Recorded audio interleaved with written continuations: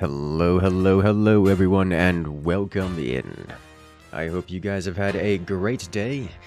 Let's go ahead and make it just a little bit better, shall we? As today we're going to be playing some Mechabellum, a game that is a good game. It's a very good game, and I'm looking forward to playing it. I'm playing a little bit off stream because, well, I can, and it has been a good time all around. As we have Jack coming in. Rejoining the incursion for 2 years on the dot. Congratulations, you've regained access to all the beautiful emotes here in the channel, as well as the special access role on Discord. But you knew that already. Welcome back, Jack. How's it going? Cheese is always legitimate? Yes. Also, getting that 2-year badge, that's the final level, as it were. At least the maximum level available. I want to say hello all. How's everything going today? How you doing today, Chad, Lord Dragon, Sean the Galaxy, Seen the Galaxy? Carbon Beaker, Crag, Alex, Dragon again, Jack, of course, and if it isn't our own Hawklight, how you doing? Got you addicted to the game? Oh no. Whatever shall I do? You took your first pun spot. Hey! Is cheese a Gouda strategy? Or is it just that no matter how you slice it, it always finds the way? Oh no. 29 hours of Mechabellum since last stream. My god. I'm almost impressed. You really should pick up this game. I mean, I'm enjoying it, for sure. Any chance of viewer battles this stream? Either 1v1 or 2v2. I'm not looking to form parties. Of course, if you manage to Q-snipe, then so be it. Well, welcome back there, man, in 007. Not your cheese pun spot. Don't be blue. Oh no, okay. Y'all gonna have a pun war if we don't move on here. So let's do exactly that and just jump right into it.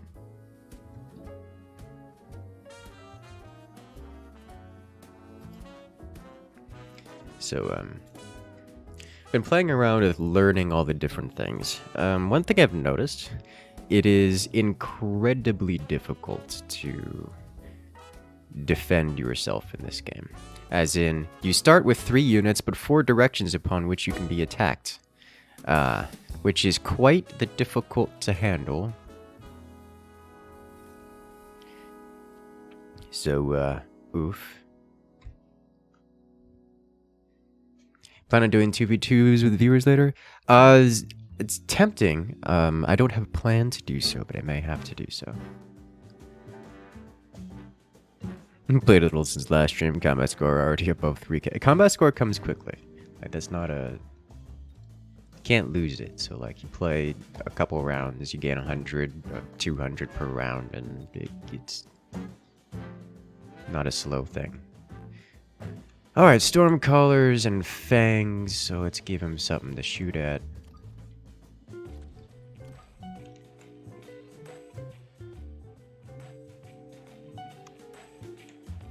I'm gonna need to do a little bit of anti-storm collar madness, I imagine. So let's do this here. Set you here. You here.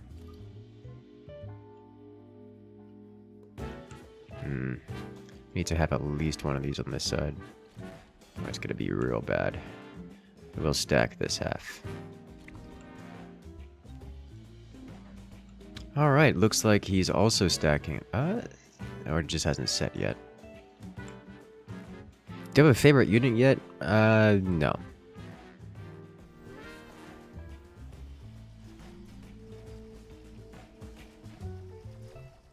Okay, so we both stacked the sides here.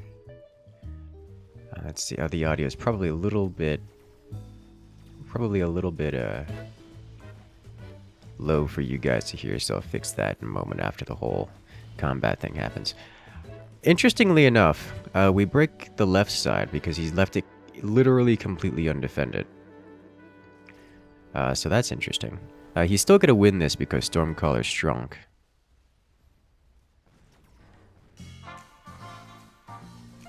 But, good to know. Actually, no. Maybe. We have crawlers managed to make it onto the Stormcallers, which means we have guaranteed destruction of those Stormcallers. And... oh wow, he's only got fangs left. And these guys are not known for being great at doing anything, especially not beating tanks. And that's what he's going to have to deal with here in a moment. Yep. Okay, great. Okay, let's go ahead and adjust the audio up a little bit higher. Let's see, shield airdrop subsidized Mustangs. Let's grab the airdrop. Okay, so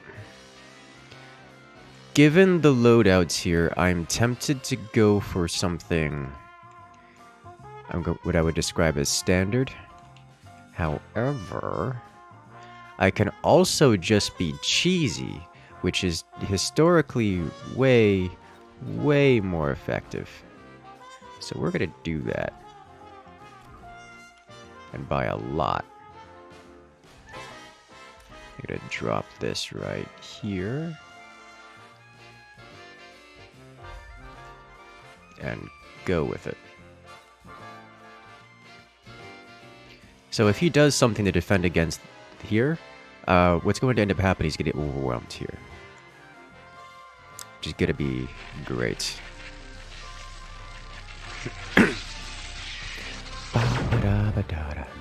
As we have JR Spike 23 coming in for 52 months. Holy smokes, that's been a long time coming in with those preemptive strikes. How you doing today, JR Spike? Junior Spike 23. Welcome in, welcome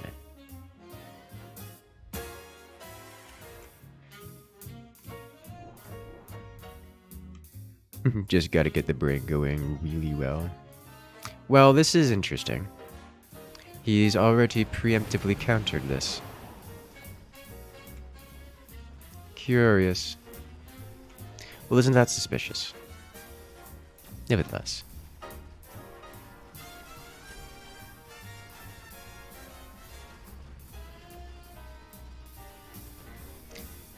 He should win this one. Does the shield drop from the sky also persist between rounds if it's not destroyed? Yes, yes it does.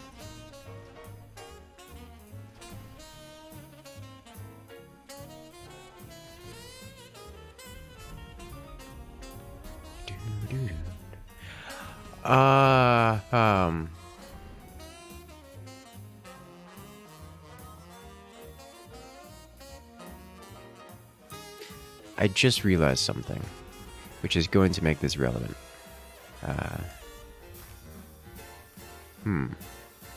It's actively showing that I'm currently live on YouTube with an in-game button that he can press to take straight here. I didn't realize that was a thing, and that's really cool. And also, I don't want to make the claim that he's stream sniping, as this is the only thing he could have done which could potentially defeat both of them.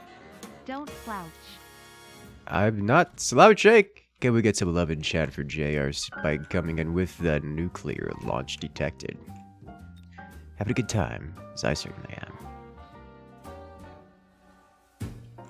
am. Let's do this. This. There we go. Okay, he's gonna missile strike this, but it's too late. The cheese strikes first. Kaboom! Anonymous coward coming in with the don't slouch. Reminding everyone to sit up straight and don't get yourself any kind of spine problems, because that could be real bad. One of my younger brothers did that, and he's going to like physical therapy for it. It's not a good experience.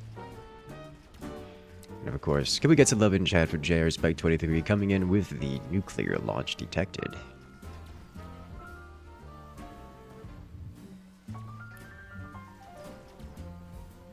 Possibility stream setup aside, it's really nice that they're building in content creator integration to the app itself. Oh yeah, no, are you kidding me? It's I love the idea. Like, it's good. It's very good. Will they make a mod where Twitch chat or YouTube chat can influence the match with votes? I certainly hope so. That would be cool. Am I drinking tonight? I'm starting off with some acai juice. Don't have much left. I went through most of my liter over the course of the day already. And then got some nice hot chamomile tea.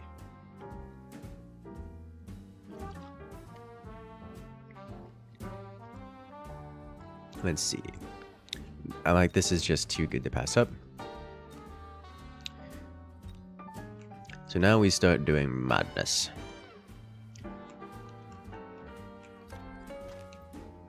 Sell those back. Definitely upgrade these because these did second place damage. And I want a pair of these to hang around for reasons.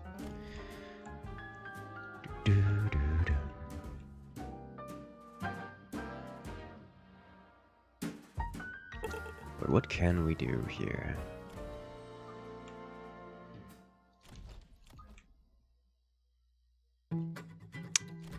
Nah, we're gonna get cheesy with it. Because I can.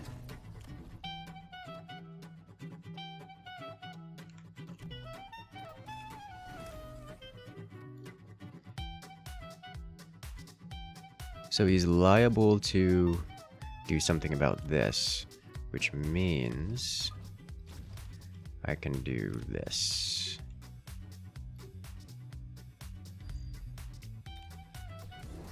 Because, good luck. Oh, he put it too close, so the rocket just targeted it directly. Oh no, it's a repeat of the last one.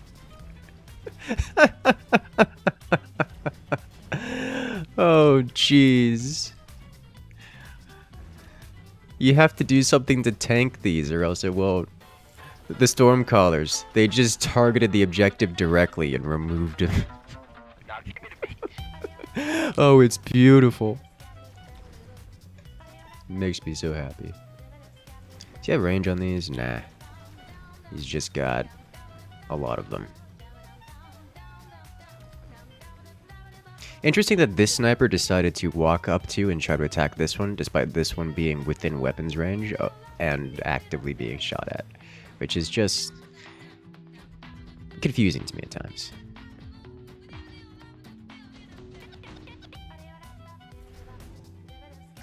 Oh no, I have to take this. I have to take it. It's too good to not have on the bench, just as an existential threat. Alright, so now what we do is... Oh, you almost got fully leveled. I don't have redeployment available. However, how do I want to handle this? Before he gets any ideas. Not going to be going double for this. So we can get some monies. The question then is... what and where?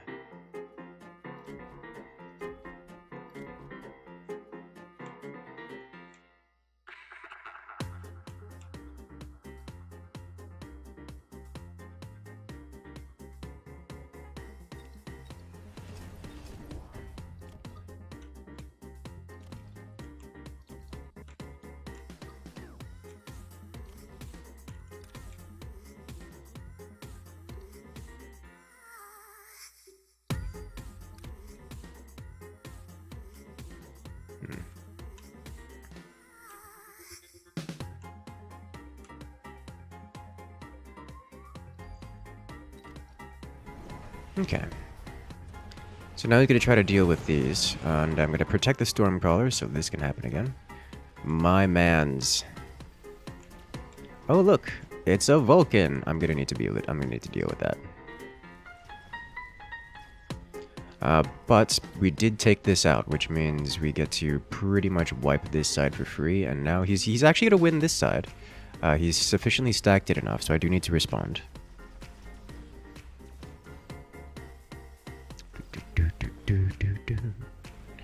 Can deploy the shield power on the enemy flanks is real nasty. Yeah, I was trying to do that. It seems to be kind of finicky as to whether it allows you to do that or not. Did you get range yet? No. Oh no, he took my building out. It's actually saddening. I'm gonna take his out in response. We should win this.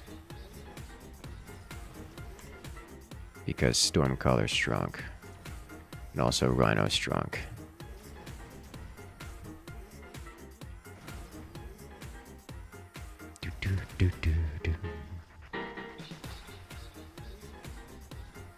Alright, I do need to react to this side though. Because this is going to be a problem for me. And by react, I mean... Please give me an HP item. It's not an HP item.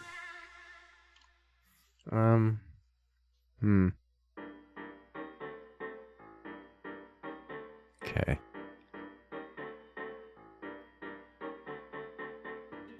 I don't want any of these. Let's see, what would be good here? How about... something big, thick, and chunky?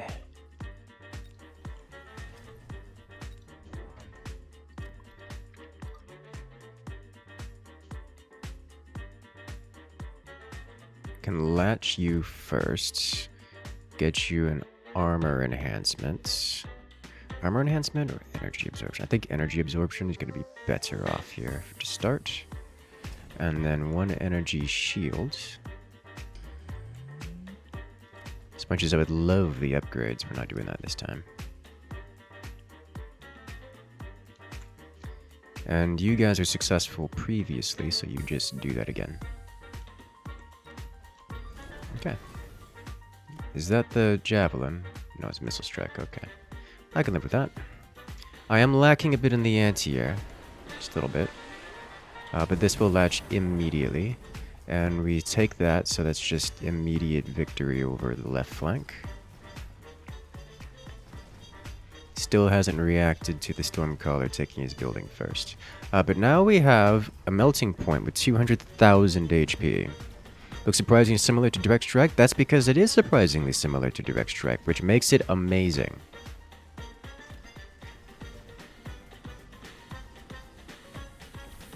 Okay.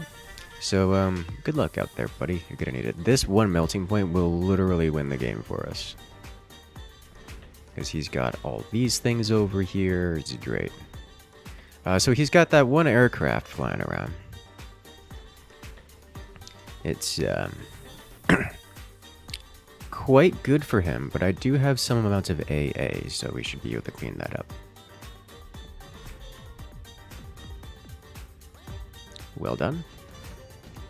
Alright, so you know it would be great here. Speed Specialist. It would also be great here. Grabbing you. Pull down 2 of these. Making his life miserable.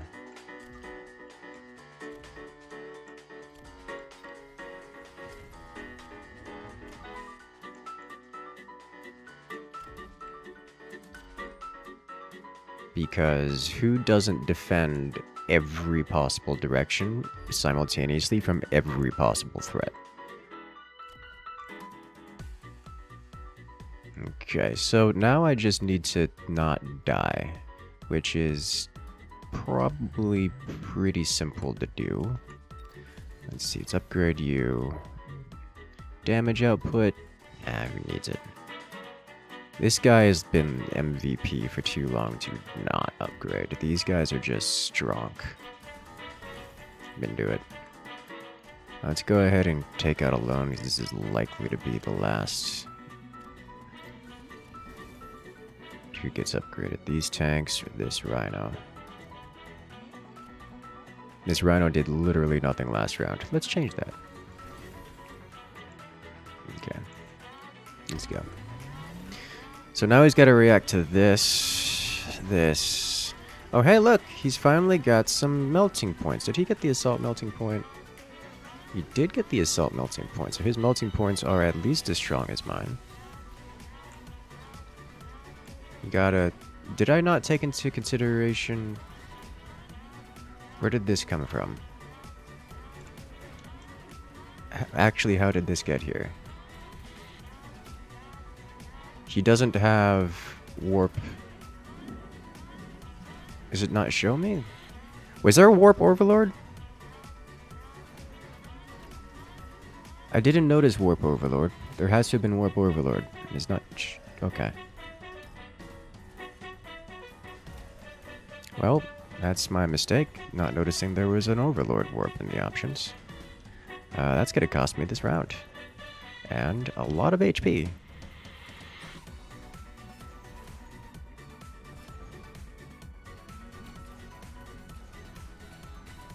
Whoops.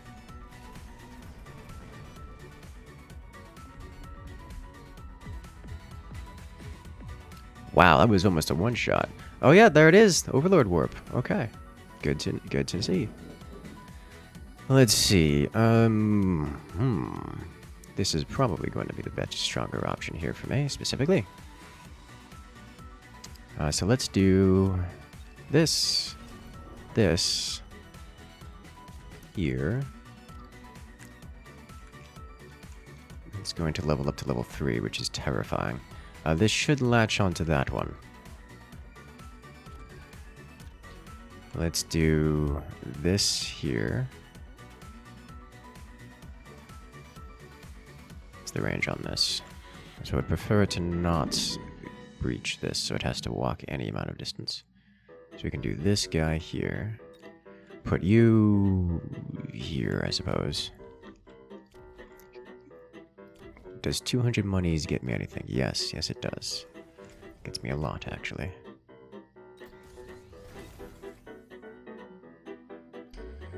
Cover you.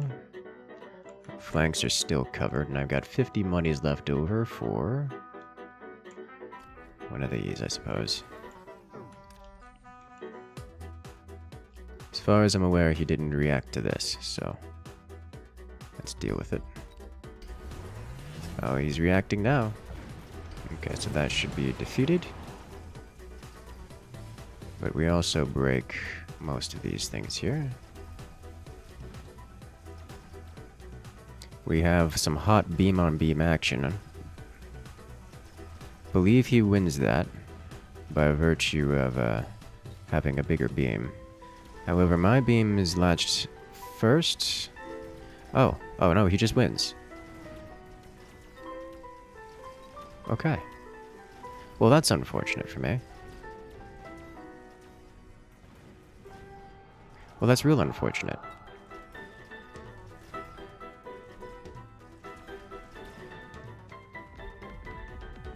Huh. Well done. Okay. Yeah, no, I did not notice I did not notice that there was that call down available. And that cost me the entire game.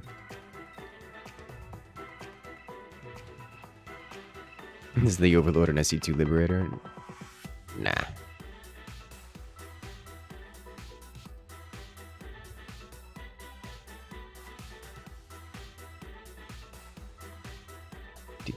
Who does guard from all directions simultaneously? Exactly.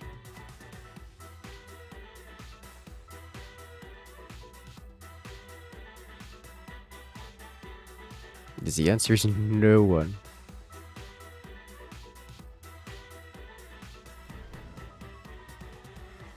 Alright then, let's do... I kinda want...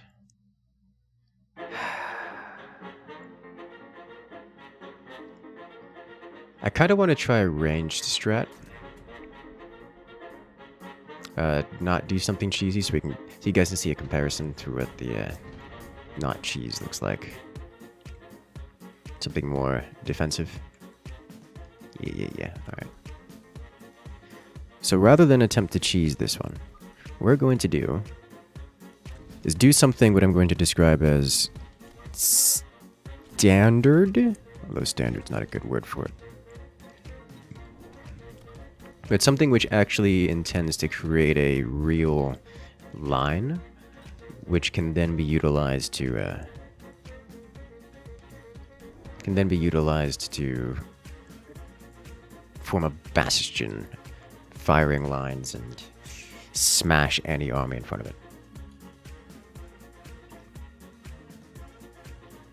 Which, in my experience, is a terrible strategy, because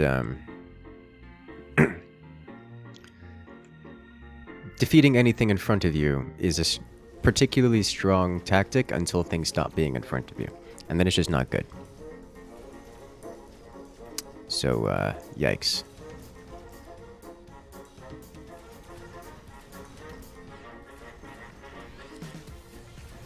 And he's got a lot of chaff here, so we're gonna have to deal with that.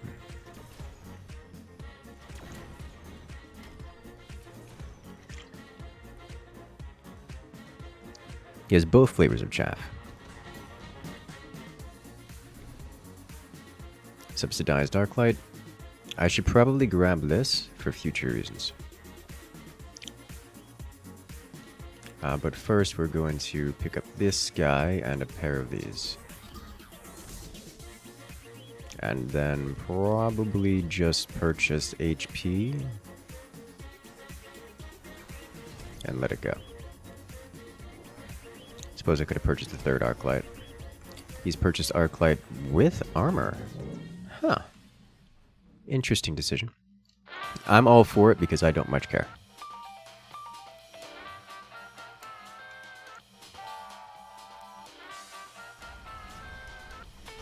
Armor reduces the damage taken per shot by a flat 60, which is substantial, but not particularly meaningful against things like heavy hitters, such as the marksman.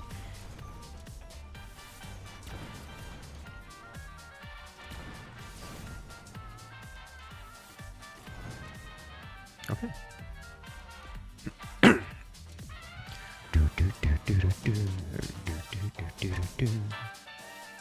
Let's see.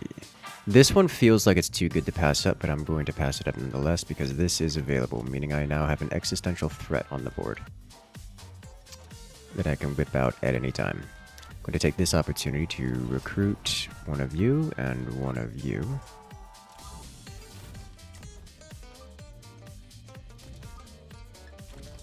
Like so.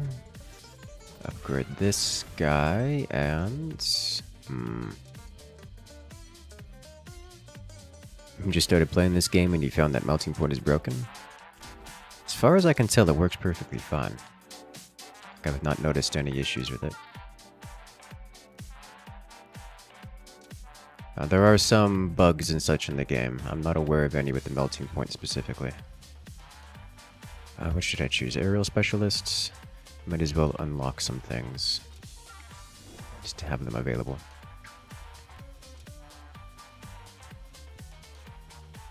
Alright, well if it isn't the Rhino coming to play.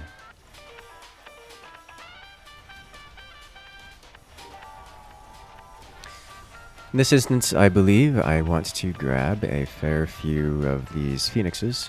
Or, no, I could try it with snipers. So,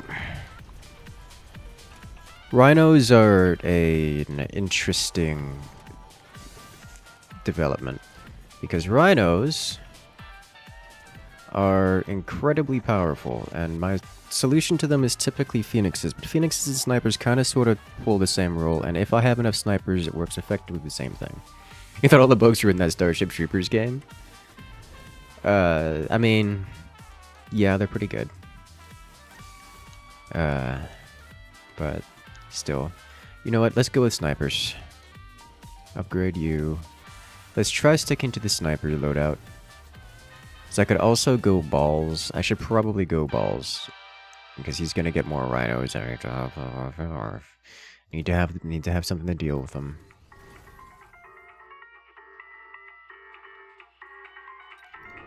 But snipers, though, I want them.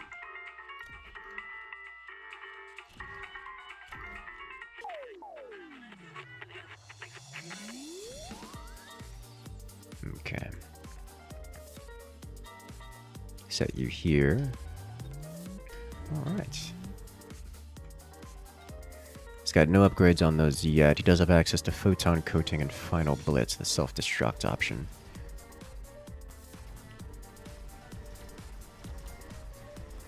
Okay, we break this Rhino. It's not getting leveled because it's not really getting kills, which is the world we do want to live in.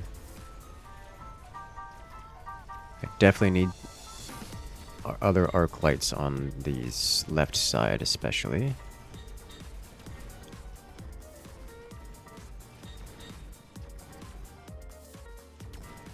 Should probably also get range. Did anyone ask you about bar yet today? Not today, at least not yet. Let's see, top supply specialist. I think this game will go on long enough for this guy to pay off, so let's grab it. We start with this because this is actually vital in this composition. Let's go ahead and do elite recruitment and 1 arc, 1 sniper. I'll need 2 more arcs. Here and here. Do damage. Permanent damage upgrade. And hold. I want some extra crawlers. I can put a crawler here, a crawler here, probably over here. I also want... This man's not getting more. What did you get?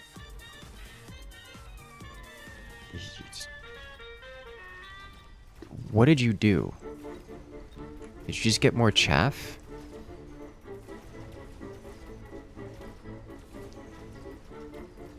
I actually don't know what he did.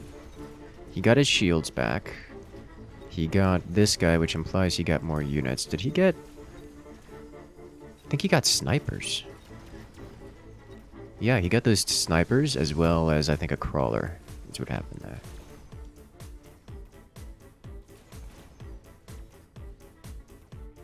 He did break that right side, which is where he put those extra units. Okay. These guys are going to sit here shooting at this energy shield. That makes me sad. Okay. Well, hello there, Stream Kills. Welcome in. Lightning Storm, Incendiary Bomb, and Junior Attack Specialist. I'll take this. For that bonus damage. Reshield you guys. It's kind of important. Let's see. I would like some chaff. We want to upgrade you for sure. Let's get a level 1 sniper on this side. And 2 chaff units. 1 and 2. And then arclight range or sniper range? I think we go arclight range. As the faster we clear the chaff, the more work we actually deal. He's got these on energy shield now. They have 152. These deal with that. Okay, we're going pure range. Okay, he's got range on his phoenixes as well.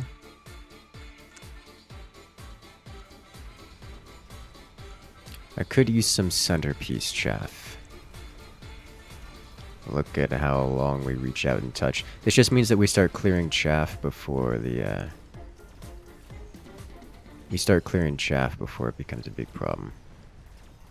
Unfortunately, he's got lots of chaff, and these are... That's where they went off to. He's like, where did my right side crawlers go? He's flanking. Okay. You know what works really well here? Am I planning on doing Cosmeteer in the future? Yes! Let me rephrase. I intend to do Cosmeteer in the future. I don't have a specific plan for it, as in I do not have a date or time. So this here, to me, screams it's time for Mustangs.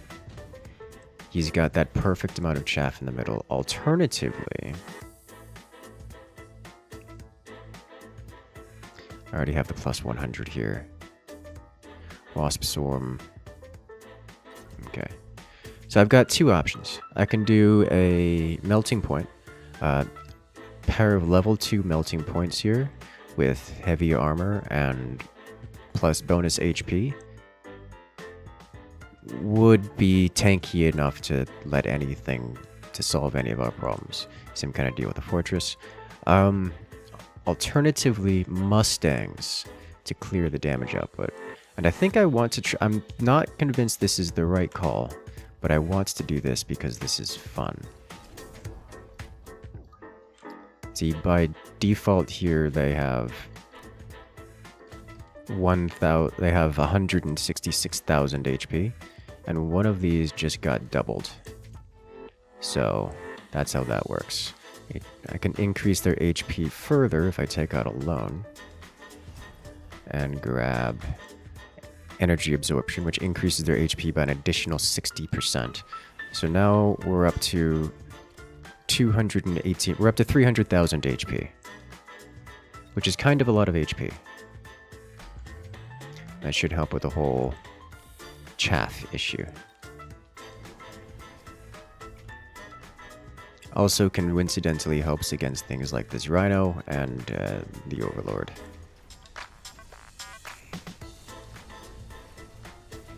So this guy will just kind of sit here for ostensibly the entire match, taking hit after hit, and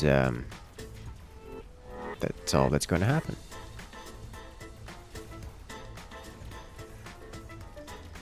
We definitely need so much more chaff clear. This is crazy.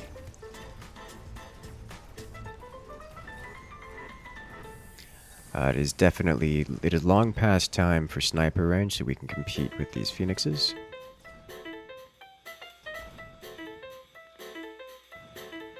One day they will add a new gun to Cosmo Tier. One day.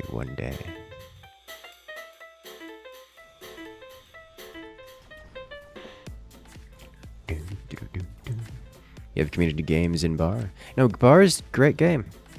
Looking forward to playing realistically, like, a lot. I like it. It's got a lot of the features that that have been sorely lacking in strategy games from more AAA titles, which is an embarrassment for most AAA studios, I would hope. Although I hesitate to believe that AAA studios these days have any semblance of... I gotta take this. Any semblance of sensibilities. Okay, long past due time for marksman range. We desire these shields online and operational once again. Upgrade you, and you, and you, and you. Those don't need to be leveled. Let's grab one of you just here. Let's see, what else do we need? Should clear all that up. We definitely could use some more chaff clear as well as additional... How much does AA look like? Sufficient. I think we need more chaff clear more than anything else. Let's grab these guys. 2 more arcs. 2 more arcs.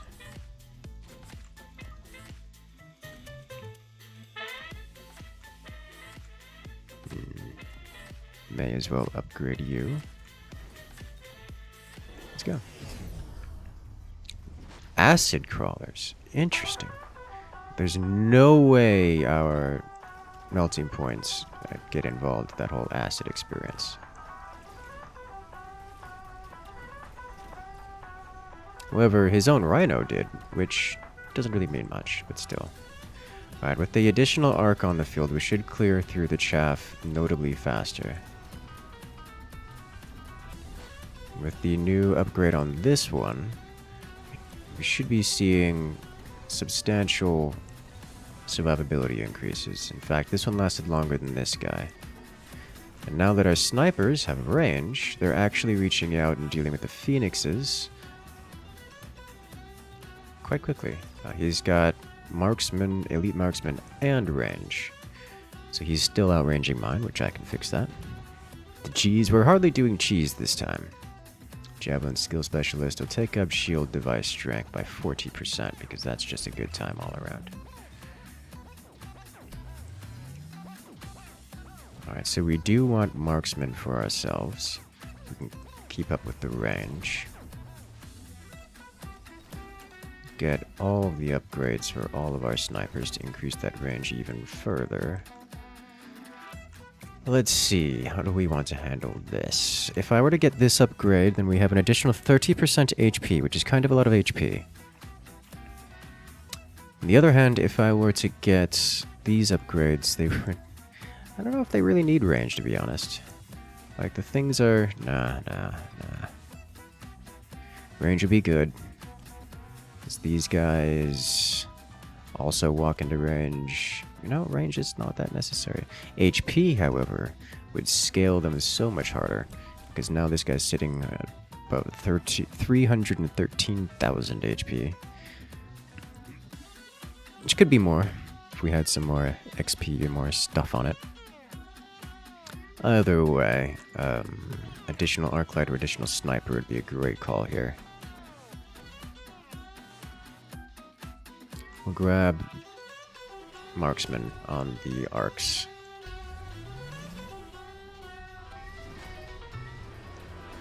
Huh. No! He orbital javelined me. Oh no. Actually, that made a big difference because that means the chaff started to make it through.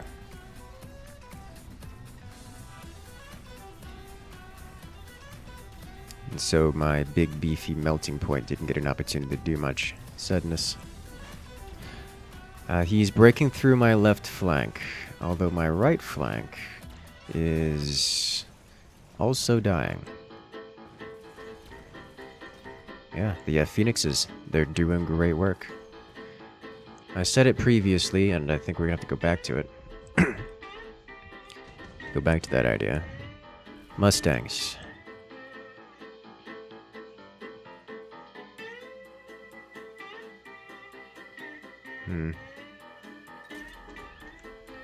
Mustangs clear up about everything here. The only question is, how many of them can I get?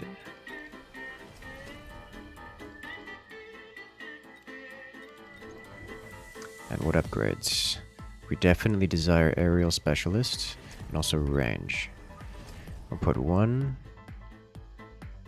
here, one here, one here. These things are gonna throw me off every time. Get another couple upgrades here. Let's do this. And this. Okay.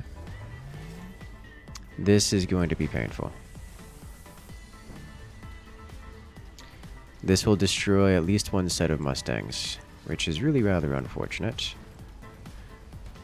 It does nothing but tickling damage to the melting point. Our melting point is not getting enough HP to make it worthwhile. It's not getting enough, well, that's true, but not getting enough levels to make it worthwhile, as those two things are inextricably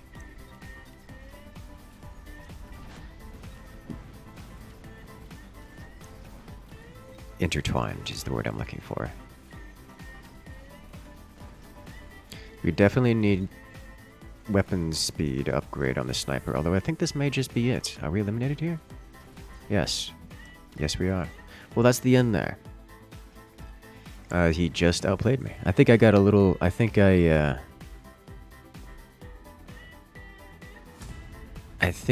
needed to be less cheeky with it. I knew the melting point was not the right call, but a fun second choice, and I think that was the difference.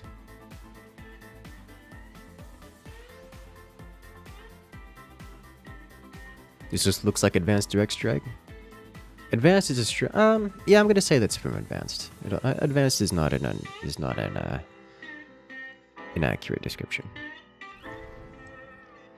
I don't want to do that again, though.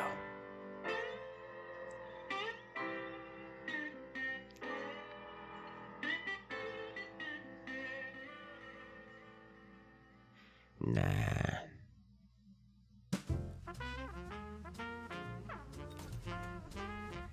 We'll get cheeky. Cheeky cheesy, that's been the strategy that's worked most consistently.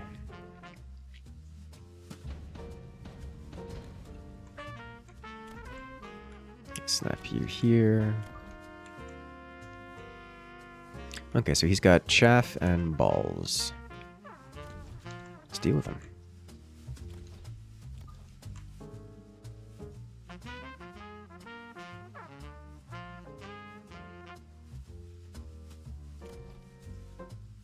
What am I doing? Stop it.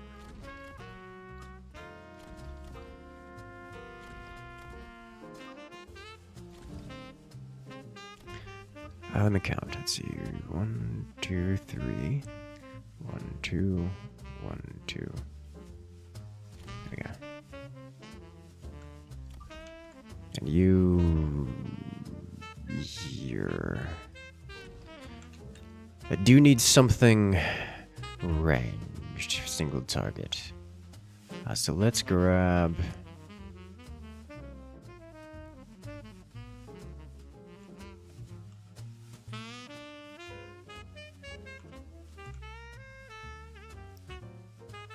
Yeah. I've taken to not liking snipers as much, as they just don't scale as hard as other things in the late game.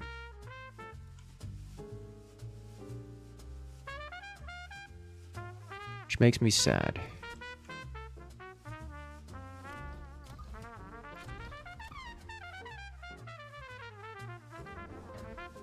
This is fine. Alright, looks like my opponent has gone for an even-handed approach, whereas I have not. So we should break through his right and lose to his left, but that's fine because I should break through his right faster than he breaks through my left. And so what ends up happening is we break the right, we get the objective, which pretty much disables his entire everything. He never makes it here because all of his units die before... because my winning wave comes over here and wipes out his before his units make it through. Basically, like, catch with the left, punch with the right. That's the strategy.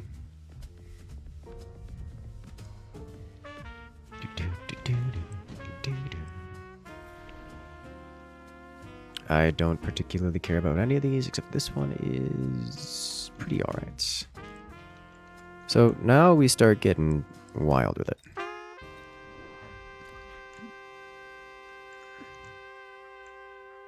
Because I should not have done this. Because this is a mistake, but still a strong unit. It's not game ending, but a mistake nonetheless. So this will likely cause him to win this round. However, this is one round, and is something that will not be repeating. Not meaningfully, at least.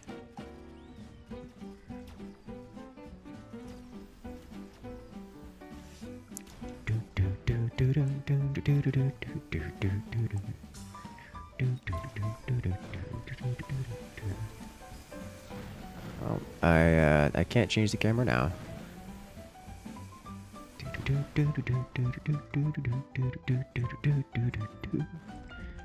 Right, so he wins this one.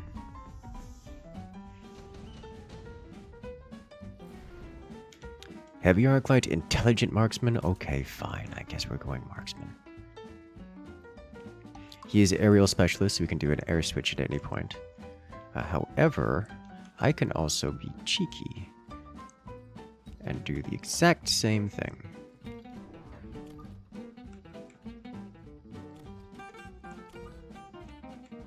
And in order to assist with the whole losing one round thing, we'll go like that. And then we wait. HP increase. Okay. Read like a book. He removes these.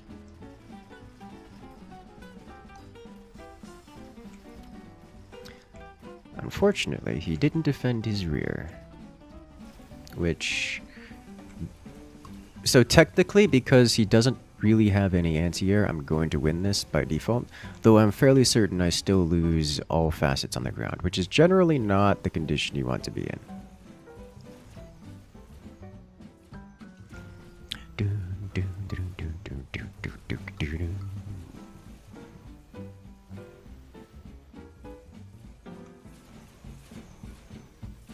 Because he only has 2 fangs, which are capable of dealing anti-air.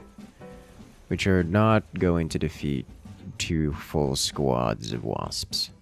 Like, I'm sorry. Even under building environment, building destruction debuff, it's not going to happen.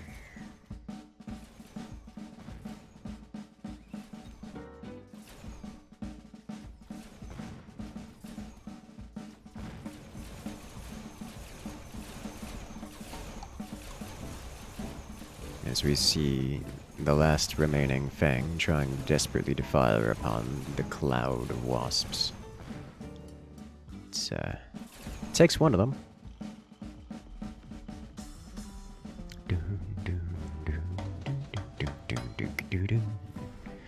Orbital bombardment. Okay, well, fine. We'll take it. Upgrade you.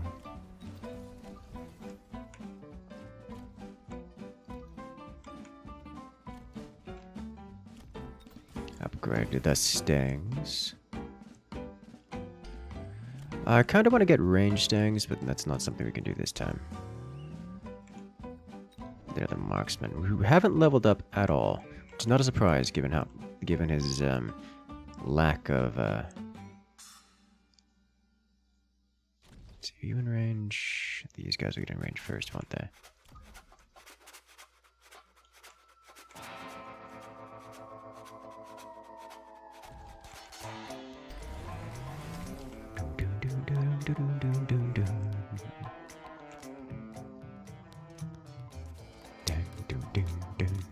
Wow, he's spending a lot on those sentry missiles. They wipe most of a squad of crawlers for it.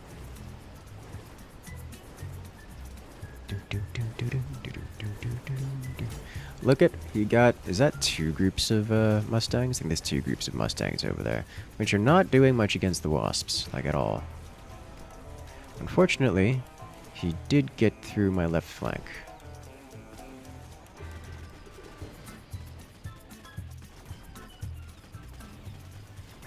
He got through quite quickly, so I need to prevent that from happening.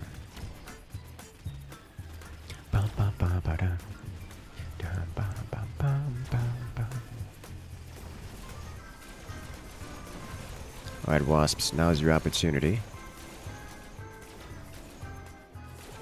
Yeah, there's no way I keep that shield. Oh well.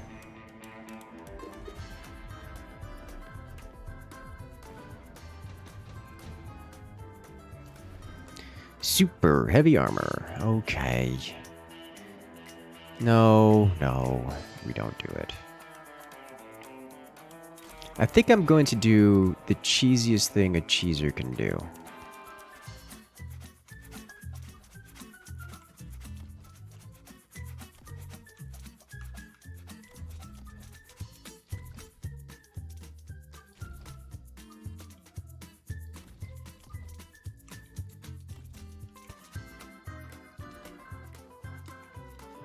I need range.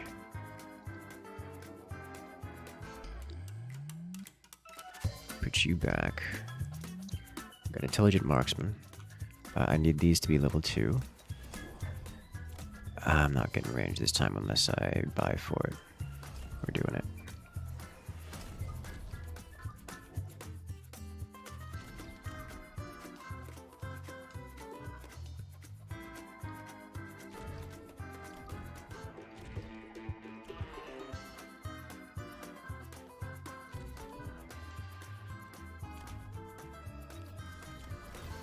There we go.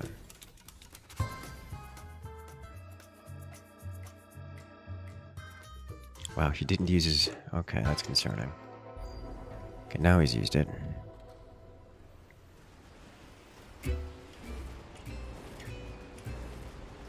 Man's spending 100 resources every attempt, every round to take out 2 level 1 crawlers. Okay, so we beat right side handily, even after having sustained an entire orbital bombardment, and we barely lose left, which is the condition we want to be in.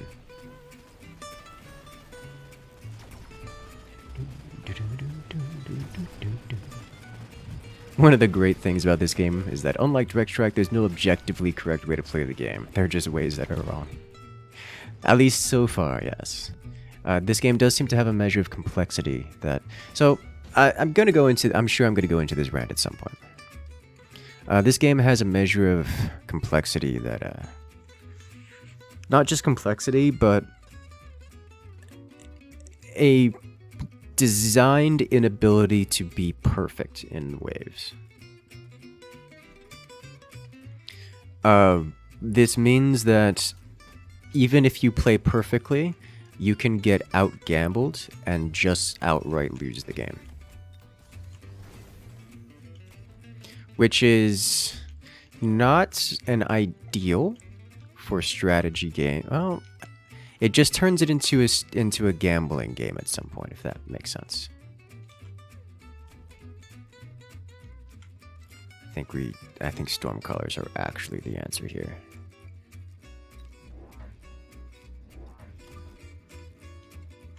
Man's just got so much. I would also like a set of crawlers, specifically here.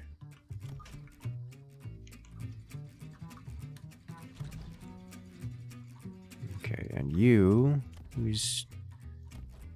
these guys are the most of everything, so we're gonna do this.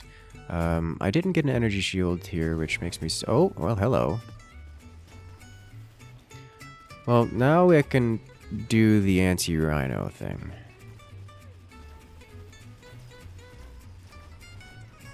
Okay, I think now we may actually want the anti-missile for the storm color, too.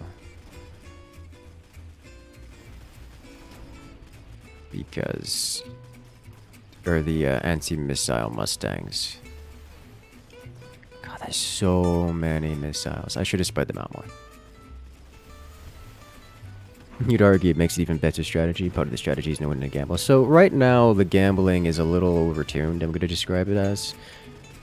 So every side has 4 different fronts which you have to fight simultaneously. And within each front, you have a rock, paper, scissors type situation. Well, you know, you have swarm units, you have chunk units, and you have units that deal with swarm, units that deal with chunk. So within each individual front, you have ostensibly separate battles happening. And then within each battle, you have what is ostensibly an RNG game of rock, paper, scissors.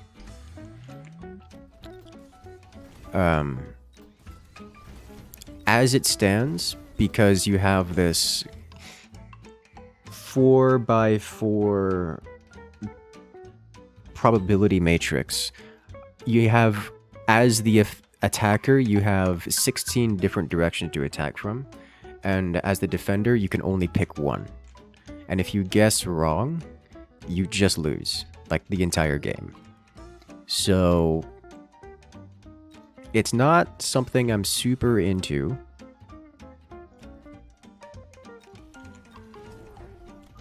But alas, that's what the game is, currently. These guys already self-destruct, so I need to deal with them quickly. And he's even got a fortress on there. This is one of the downsides of doing the close range stuff. You can get rhinoed.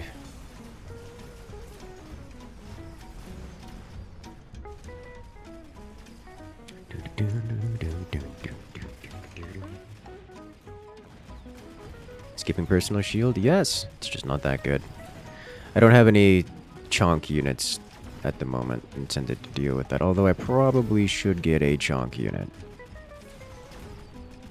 Just to pull rhino aggro.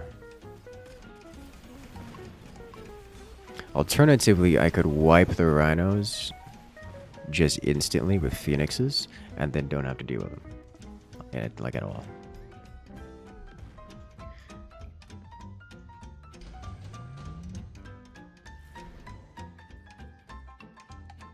I'm not doing that.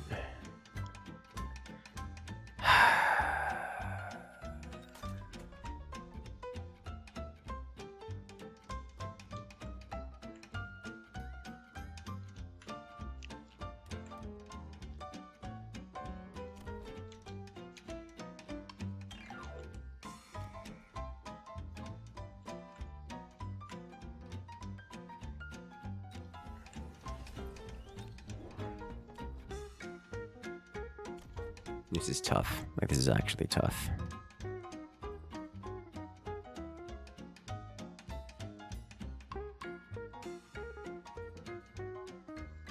Charge shot is a go here. I need one of you right here for reasons. You specifically go here. So you're immediately in range of that one. You deal 17,000 damage a shot. You only have 19,000 HP, so you're insta-dead. Get our shields here to defend these guys. Actually, let's pull these shields. Let's pull this shield. Ah, I've already made a mistake. Okay, well, I'll pull this shield back. That's fine. And your job is smash.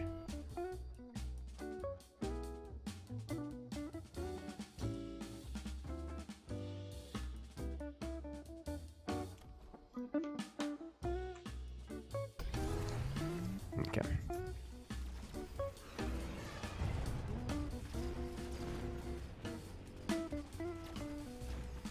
Okay, so we clean that right side up with ostensibly no casualties.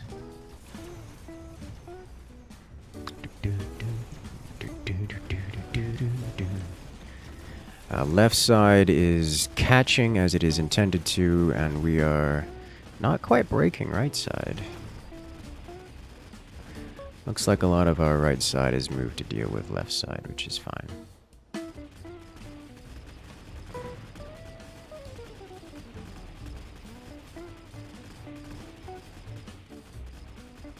Oof. They got really good hits. Incredibly good hits with their rocket launches. I, on the other hand, did not. Aiming at the building. Oh no. So close, so far away.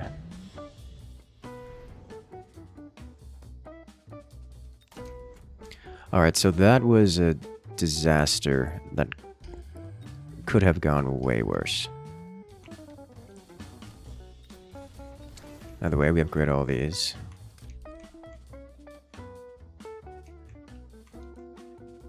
Here we go. Just cast you generally here. I still want to deal with these, and I believe this is the appropriate means of doing so.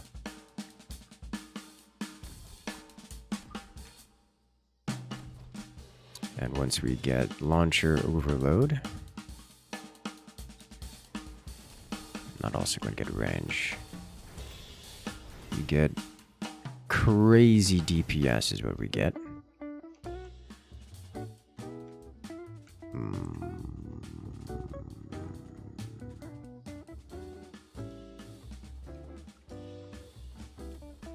Let's spend our extra money on more of these. I wouldn't mind having one of these just right here. Yeah, split 3 ways. The acid. Oh, why?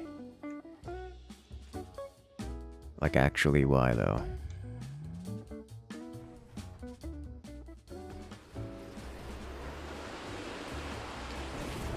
Alright, so we burned down his rhinos just instantly. I probably should have gotten the anti... God, they do so much damage. The anti-missile upgrade for the Mustangs, as that would enable my Stormcallers to last ostensibly indefinitely and deal every damage. Which is just kind of a strong strat.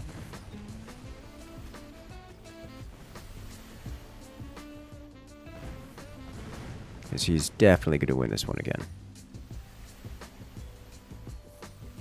Stormcaller and Stormcaller action, yeah.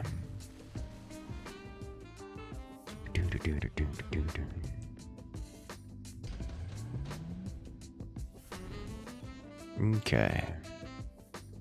Do I want any of these? Not really.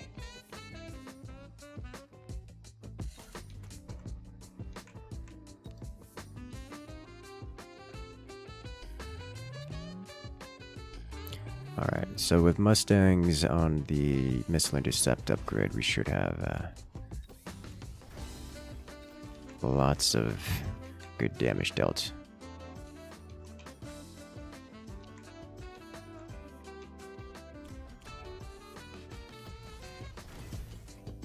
Let's grab the range upgrade on these so they can actually hit their marks. Is there anything else I want here?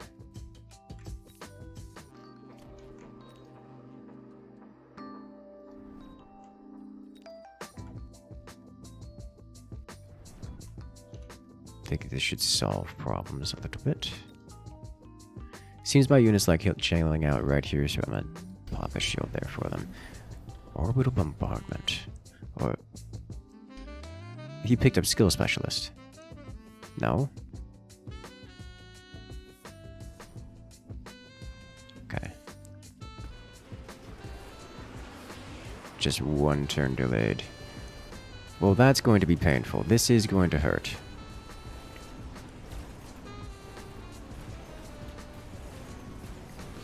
My units are so stunned and destroyed. Oh no. Missed the anti-missile, or the missile interceptors I think was okay, but I need more Mustangs, and I lost most of my Mustangs to damage output from the call down. So, oh boy. This is...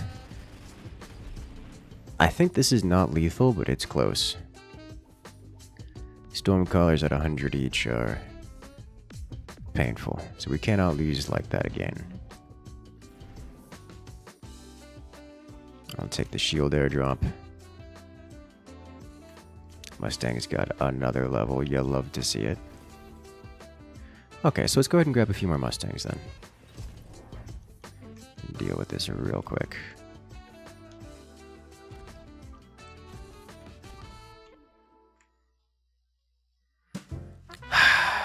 I really should have just cheesed. Cheese is not the right word. Gambled. It's a little late now. But I really should have just gambled.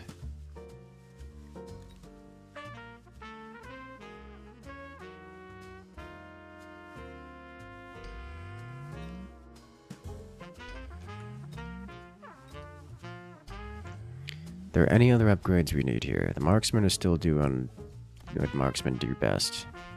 These guys... Let's do the range increase. Does he have missile intercept? He's got aerial specialization, but no missile intercept. Let's get range on the Stormcallers. Upgrade Stormcallers.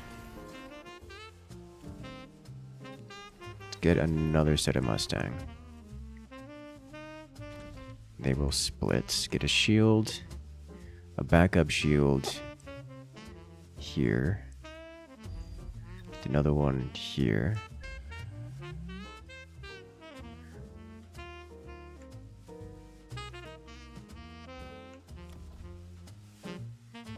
Elite marksman is so expensive. Oh, he's nuking. Big shock. Okay. As long as our shields hold into the nuke lands, we should be relatively okay. That's a... Alright, so we just face tank the nuke. We lose chunks of our Mustangs because they went out in front. I still think I'm losing here, because I don't have a good answer to the cleanup. Let's see. Arc lights would be great here. Let's see. The giant flamethrower units would also be good here, because I need a little bit more mid-range chaff clear, because this is over. Yeah, I should have cheesed. If I had cheesed even this last round, I could have done it, because he didn't have defenses against it.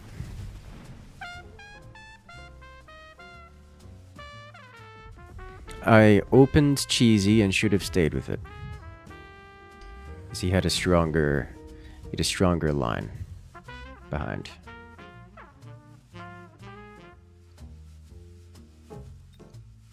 Well done. Tries not getting hackers to the rhinos. I mean, we killed the rhinos before. They're on the middle line and we still killed them before they got onto our stuff.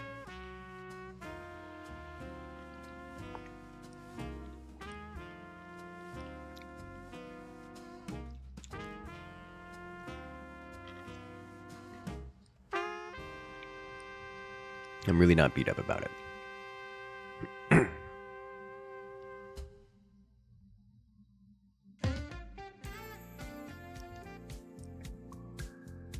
do do do do do do do do.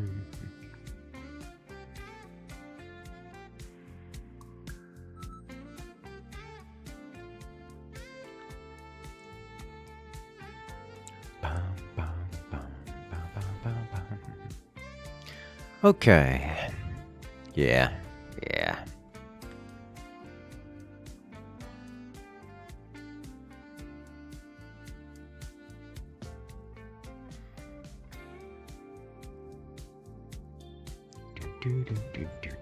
Like that comeback? I did.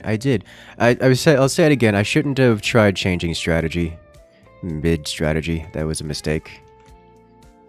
I had you on the ropes, and I should have just kept going with it. But that's on me.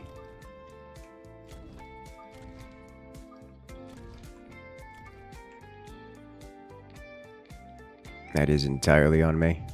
I should have just kept pushing. Coulda, shoulda, woulda. Let's see. Single target deeps. Can't do storm colors this round.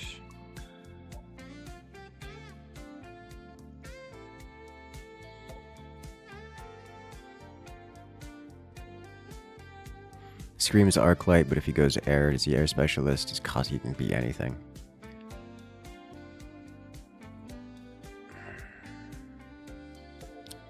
Pair of arc lights, I think, because they're going to be good.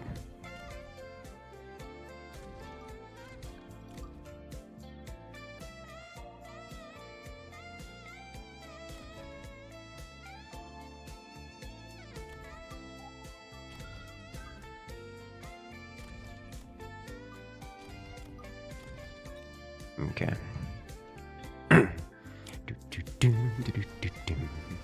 You thought it would be easy nuke to finish you? Yeah, you had a lot of shields. Nuke is not that good in my experience. The shields are quite strong versus them. Like if you noticed in your backline, you had the shields active just like for multiple rounds, because even when the rounds I won, your shields just were never in the line to be hit. If I tried to nuke you, I would have expected the shields to hold. Just like when you nuked me and didn't take out almost any of the army on my right side. I expected you to land a nuke or try something like that, which is why I double shielded it. And it works, but still. Nah. We don't need it. Okay, I'm going to upgrade these because they did work. And they're cheap. This is not a Stormcaller match for me. However... It's like I was saying, I had options to gamble you out, but like, Mass Fortresses. You were not full defended from like Rhino Rush or Rhino Swarms or Rhino Wasps. I should have just done that, and I was trying to play it safe to be different, and that was my mistake. I should have just gambled you out. So, you know, you've got like a 1 in 16 chance of getting it right.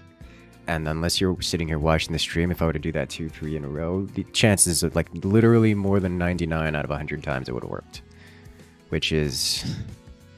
It's on me for not doing it. Do I want to start with these? Let's get one of these on the field. Put you here. One more of these guys out here.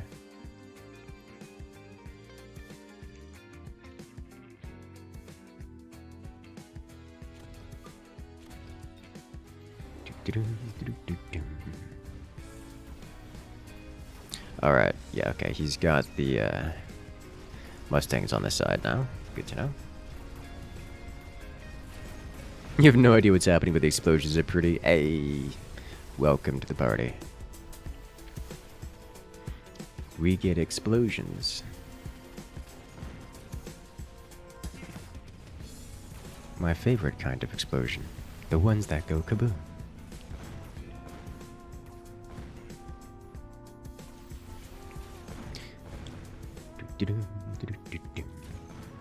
I'm gonna use anti-air. So the problem with that is if you do anti-air, so there's 4 different types, archetypes of unit. You know, air swarm, ground swarm, air chunk, ground chunk. You have to have all forms of defense against those types of unit, or else it can be broken through by that type of unit. Let's say on the sides you had two Mustangs on each side, as well as balls. So you deal with the swarm, air and ground, as well as chunk ground. Kind of sort of deal with the chunk here because Mustangs are just kind of really good. However, what you didn't have is you didn't have anything straight down the center, and your sides, the forward sides, were not defended against ground chunk. So if I were to do something like place swarm units, like 2 crawlers up here to distract your balls, and then run a rhino directly in the front, it doesn't matter what you have in the way. You don't have any anti-ground chunk, you're gonna lose your buildings and thus the game. That's the strategy there, and I could have done that like any time in the last 5 rounds ish. I chose not to because I didn't want to, and that's my mistake.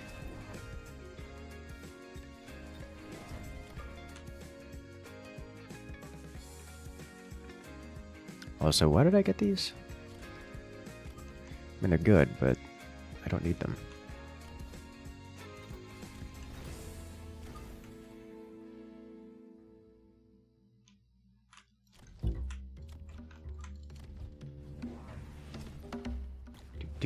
True, but it's all in hindsight. You see, yeah, it is all in hindsight, and that's the thing. Like, I knew that was originally my plan going into it, and that's oh, I was saying a mistake. Like, I made the active decision to not do that, and I shouldn't have made the decision to not do that. That's my mistake, is trying to decide to play normal instead of play standard and air quotes, as opposed to just trying to gamble holes in the defense. Like, he had Mustangs on the side. Look how well that worked for him. Yeah, have a good one, Tiger. Tiger Red. Good luck out there. I don't particularly want any of these, but this one's too good to pass up, so I'm not gonna pass it up. Then we're gonna do one of these, and go on, gimme.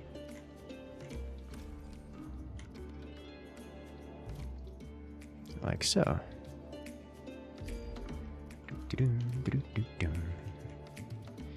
Alright, I would like to keep these alive a little longer. Let's slap this here. Upgrade you, upgrade you. How about some elite marksman on you? I think we just range on you.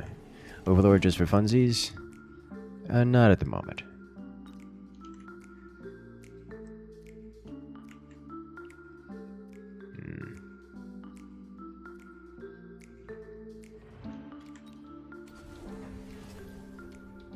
Alright, what did he get? Oh yeah, look at those balls. It's great. Can do it. As the rhino runs right past and slams. Getting some serious friendly fire with that orbital strike. Talk about danger close. I also misplaced the rhino and the what is it called?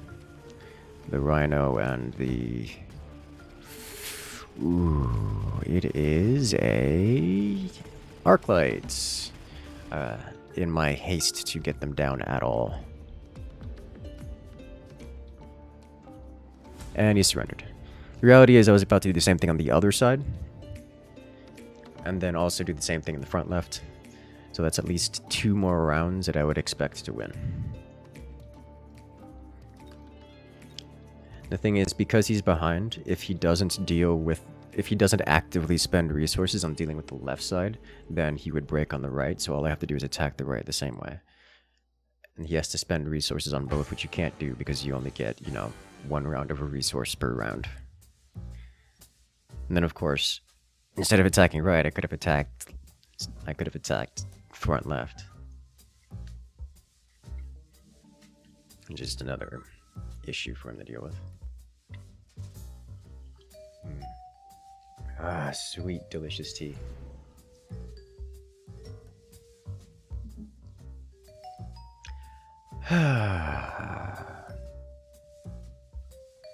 Okay, how do we want to do this one? Giant specialist with a giant swap, marksman with mustangs, can't go wrong with that.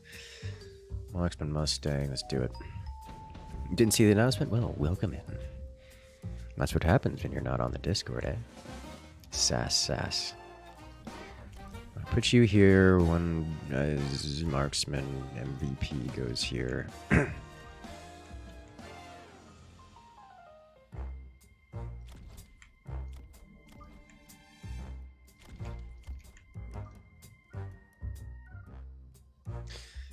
I'll slide these guys back a couple pieces. They're fast and they have long range.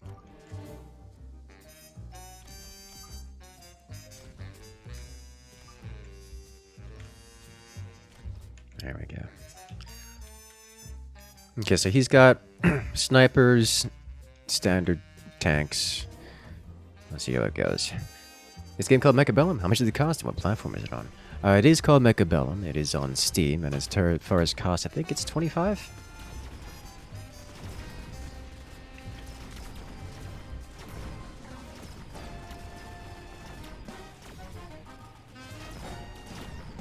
Ta-da! We actually beat left side before. We actually straight beat left and right, which is not expected.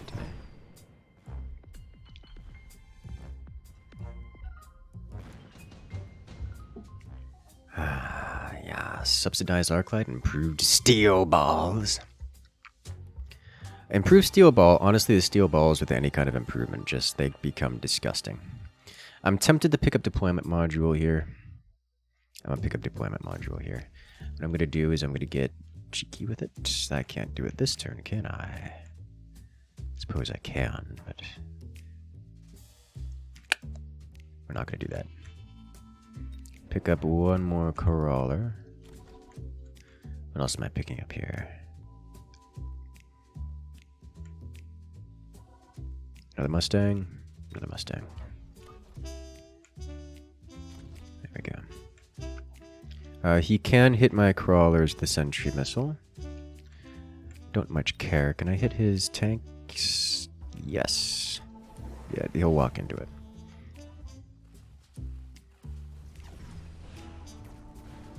Nice. Oh, I got a sniper too. So we are already broken through his left lane.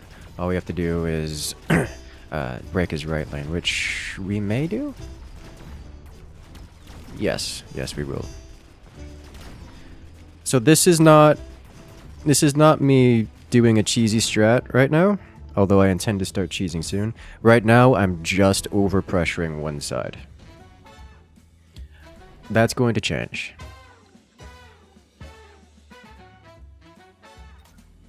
That's going to change real quick.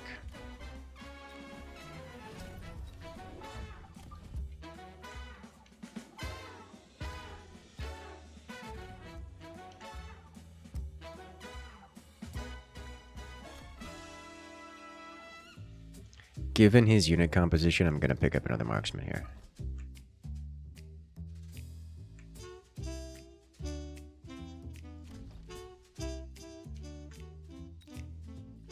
Unlock arc lights because I can. I know I have 2 upgrades available. I'm not going to do that. This is actually, that's going to wipe my right side. This is why we have energy shields. Yeah, so that is my entire right flank wiped. And he's got pretty much his entire army left over, which is pain. We will hit his structure there, and then our rhino is going to go on a rampage. Wouldn't be surprised if we went up to 20 USD on full final release. Apparently it's supposed to go free to play on final release.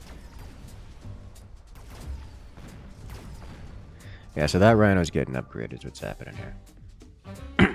That thing wiped out almost the entirety of his army all by its lonesome. Alright, so he's got another smoke grenade available, smoke bomb available, so I'd prefer not to deal with that. Slap a pair of you guys over here to prevent it. But because this has deployment module on it, it lives over here now.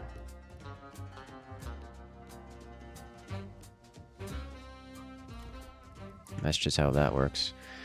Let's see. Let's start getting upgrades on you, and what else?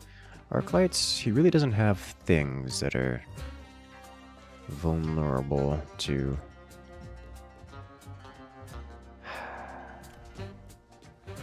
Let's get another sniper.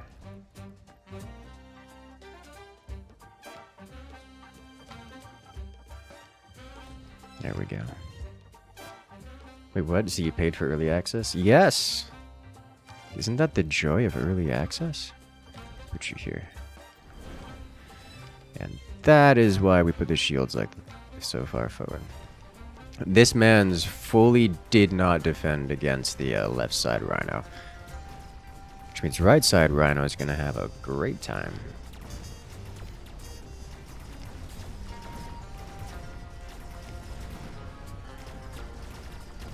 I'm definitely going to want sniper range here. Because he's gone a similar degree of mass sniper, and I'm into it. I'm happy to do a sniper fight.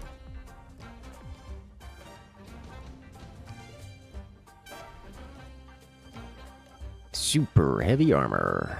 Alright, well, now we're going to take attack specialist, I guess. To help out with the snipers against those tanks. We do want sniper range more than most things. You want upgrade, please? Thank you. Let's see. Upgrades on you. Upgrade on you. Do I want another Mustang? Not really.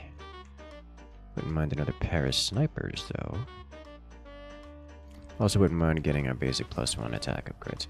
I'm going to leave this guy here, see if he reacts to it. Although I should get a second one. He didn't react to it, okay. Hey there, Evicted, welcome back. Oh no, he did react to it. He's got balls on the other side now, great. And he's got level 2 balls. Well done. This is definitely going to end well for him.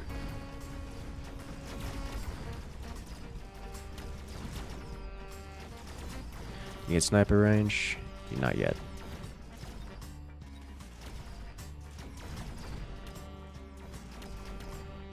I believe his balls may actually take our building. Oh, it's gonna be close.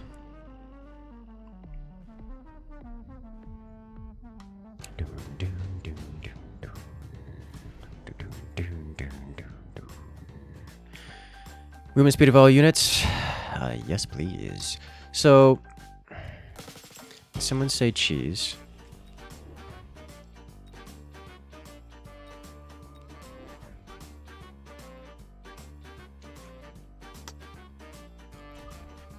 You go here.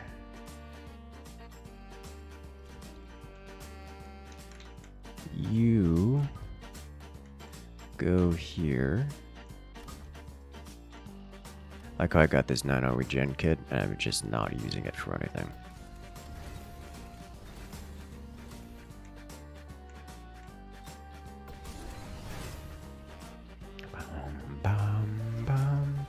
Oh, right, Rhino still walks in front. Either way, level 2 callers, you're gonna be good back there.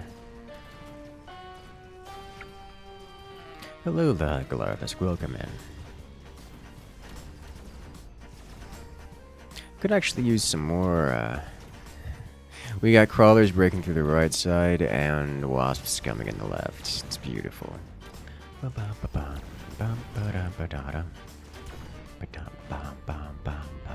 goes the Carnage today? Particularly well.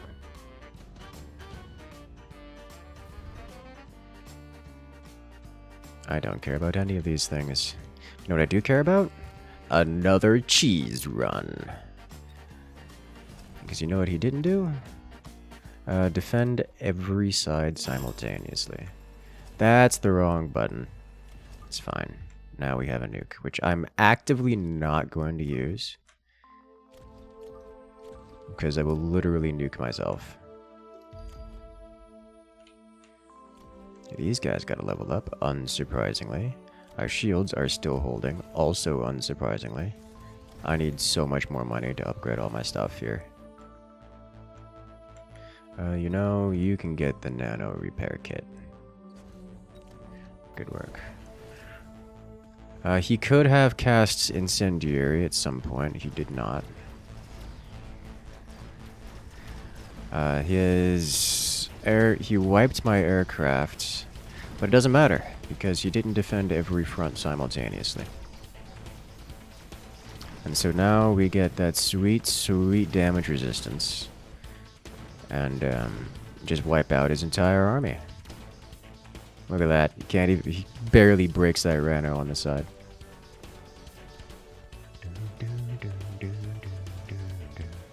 Incoming Mustangs. That's kind of the point. The point of a lot of this jumping around in attacks is not that he can't defend them so much as he can't defend them all simultaneously. Notice he spent on those Mustangs, which implies that he didn't spend on defending against the Rhino down the center. I'm perfectly okay with him getting those Mustangs, because it means I win the round. And guess what? If he doesn't get those Mustangs, he loses to the same Wasps that were there before. Like, he's put in a catch-22. That's the whole gimmick of it.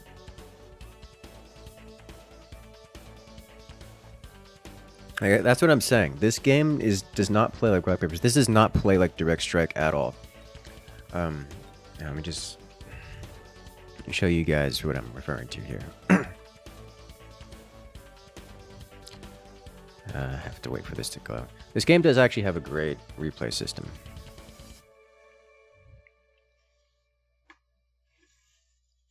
It's quite good.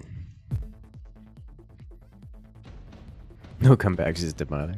I don't know if that's true.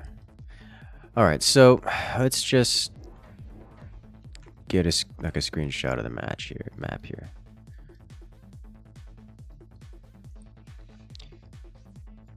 Let's go fast. There's no skipping ahead on this, as far as I'm aware.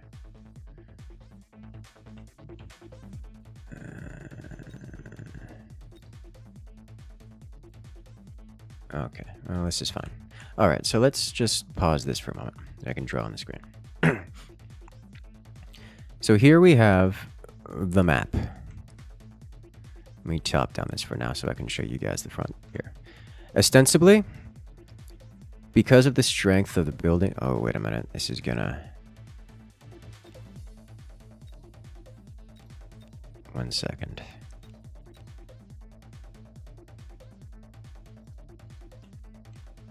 Alright, there we go. Ostensibly, because of the strength of the buildings, you can divide this world into 4 different combat zones.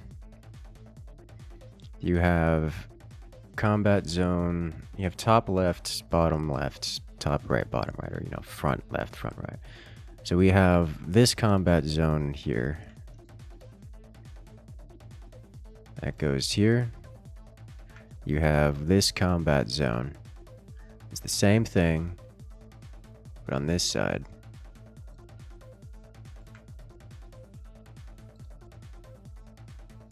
And then you have the rear flanks, which go right about to this section here. Let's just do this. So what you get is 1, 2, 3, and 4. 1, 2, 3, and 4. I usually say front left. You know what? Let's give it the actual names. Make it look nice and neat. Front left. Front right. Rear left. Rear right.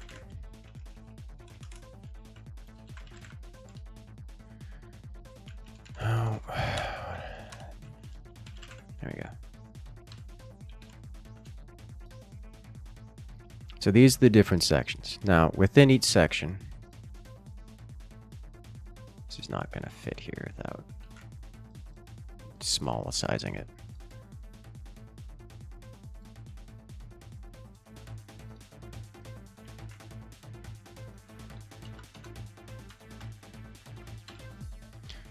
So these are the different sections. Now, ostensibly, the battles occur entirely separately in each section.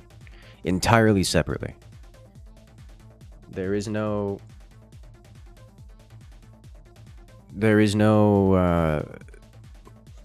interaction between them until one of the fronts falls. Let's say if front right were to break over here, if front right were to break over here, then I could send units from this breaks, I could send units from here to here.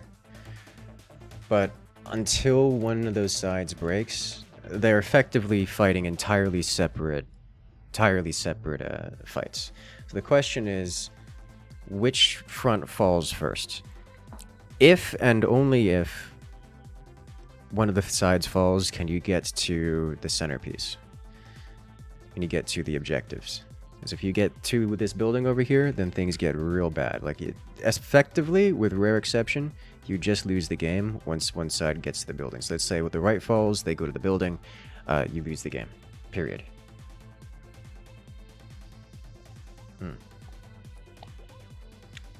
Which creates an interesting predicament, because within each individual battle, you have the rock, paper, scissors system. As I was saying before, you have a permutation of things. You have swarm, you have chunk, you have air, and you have ground. You need to be able to defeat all 4 of these things simultaneously in each front, or the front will fall.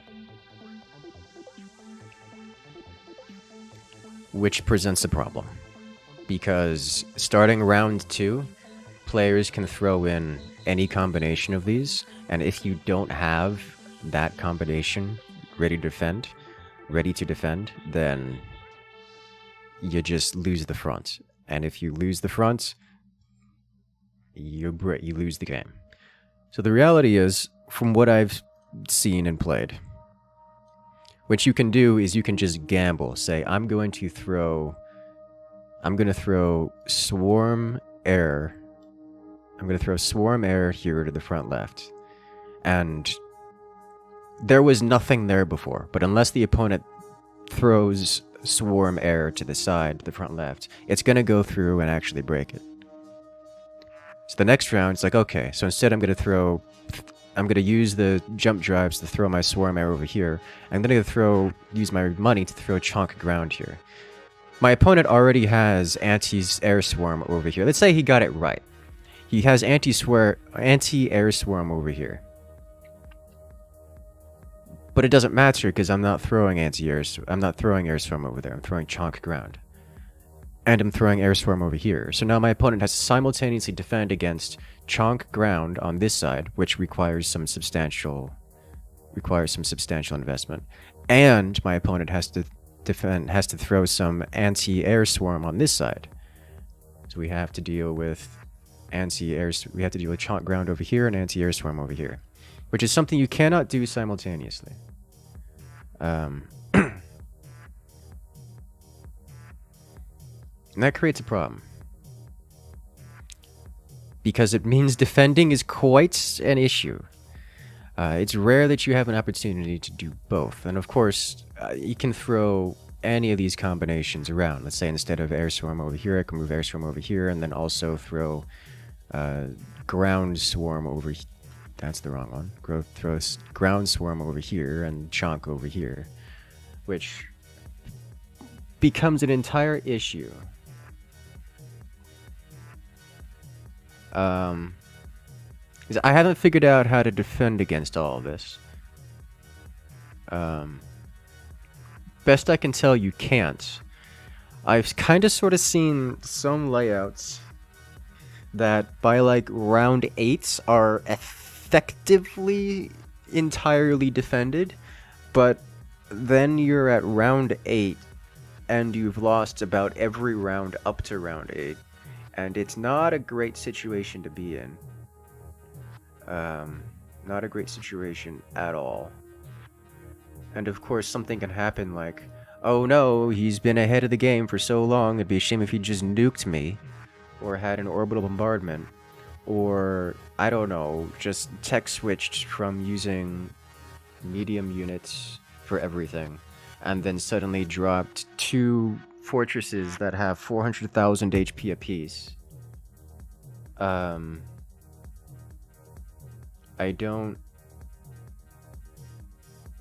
It's really rough to handle. So that's the issue that's the issue which I'm trying to figure out how to do. Like, how do you deal with this kind of jump around behavior?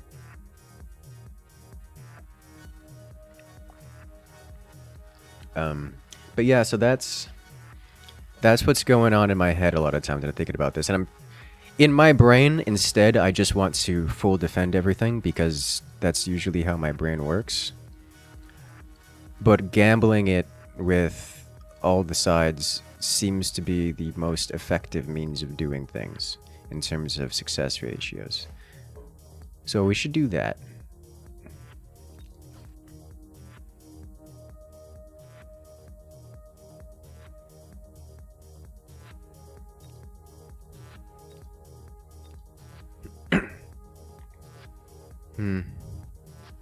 Melting point with diffraction is very good all-rounder. It is a very good all-rounder.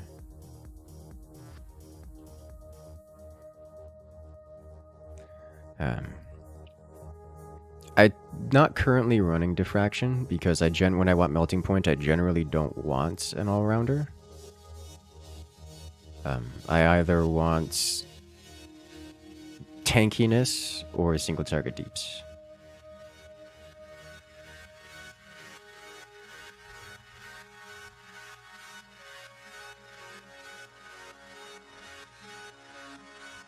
You think the solution is just to concede a side in that situation, brute force through whatever you want to stop them and make them defend? That's kind of the strategy we've gone for. If you'll notice when I'm doing these things, one side will be comical levels of open and undefended, and my entire strategy revolves around my opponent not stabbing me there. And if they do try to stab me there, then my response is not to defend it, but to instead delay it and hope that I stab them first. So that's why I do things like this, which is not meant to defend this, it's meant to delay the inevitable. He doesn't have any swarm currently out, which concerns me, so he's probably going to get swarm. I have swarm. Do I want arcs? Probably want arcs just in case he gets swarm. So let's say I do this. You know what? We'll swap at the other side here. Let's say I do this.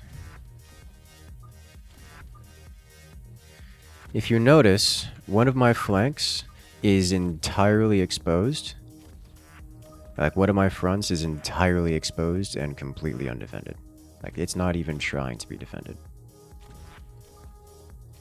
Does anyone see which flank is undefended here? This guy's got something here. Let's do this. Like, my front is going to have these guys walk up here. This kind of sort of counts as this, as defending this side down here. Not really. It'll react to this so I don't get backstabbed. So this will just exist to catch everything without actually full defending it. This is just meant to delay. It's not meant to win. It's meant to die slowly. This is meant to punch through and break this before this dies. And the reason this works is mostly due to travel time. If you notice, just the time at which we engage, we have to go from the distance between these two. They have to walk the full distance. We don't have to walk the full distance on these sides to start the engagement. Okay, so my opponent didn't go for swarm of any kind, which means he's just going to win this.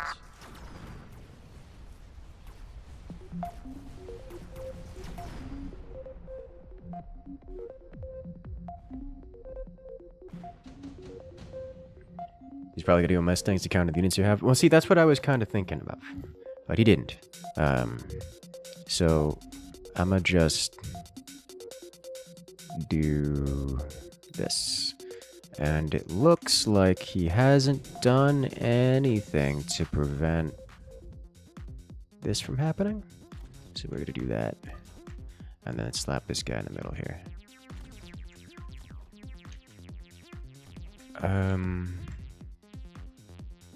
He's got anti-crawler. I could use some more single target deeps.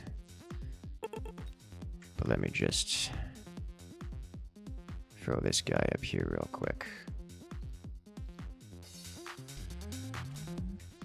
Yeah. Alright. Okay, so this will mean that we can't cheese his building directly, but that's fine. You mean the bushes in front just texture? Yeah. There is no like cover or map modifiers to units. I probably should have put these storm collars more forward. I wanted to have them a bit further behind to react to things, but nevertheless. Alright, so if you guys notice, the only AA he has is fangs and snipers.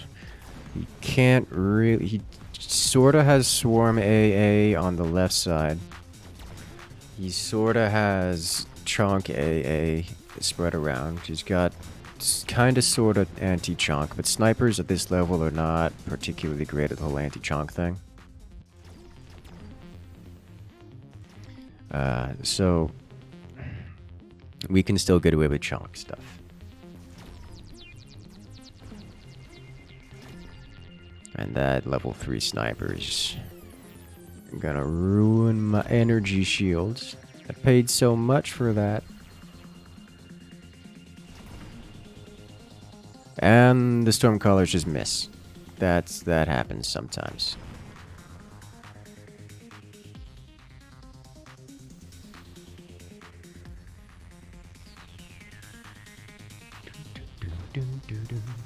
There's no cover or ambush hidey holes. You're correct, there's no cover or ambush hidey holes. Which I think is a good thing, because that would just add an extra level of complexity that's just obnoxious to deal with. Mostly because you can't control where your units realistically go. So you would get to watch your units just walk out into no cover and then suffer. Because they're dumb. Decrease cost of Mustang? Okay, fine. Okay, so from this condition, we can do things like get a chonky boy, throw you up here, and how about one of these? Throw you up here, just in case he wants to no, actually, we're not going to do that. We're going to put you over here and level you up. Because the chances that he gets this call right is this can go either here, it can go here, it can go here, or it can go here, all of which would be an existential threat for him. The chances that he gets this one right this turn is 1 out of 4, and that's assuming that I don't do something else, like say go for wasps, which again multiplies that by 2, so you know you got your 1 out of 8. And again, I could also have gone for air chonk instead, which none of this deals with. We would again put another multiplier of 2 on there. The chances that he gets this specific call correct is very low. So I'm just gonna roll with it. With these upgraded storm collars, we should see this energy shield drop right quick. Yeah, real quick is the best way to describe it.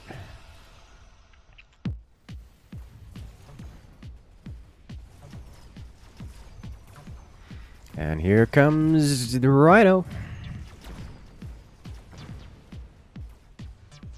And punch! And just like that, his units become effectively useless and then die to everything. Okay. Beautiful. What kind of game is this? This is an auto battler, akin to auto chess, but with more units.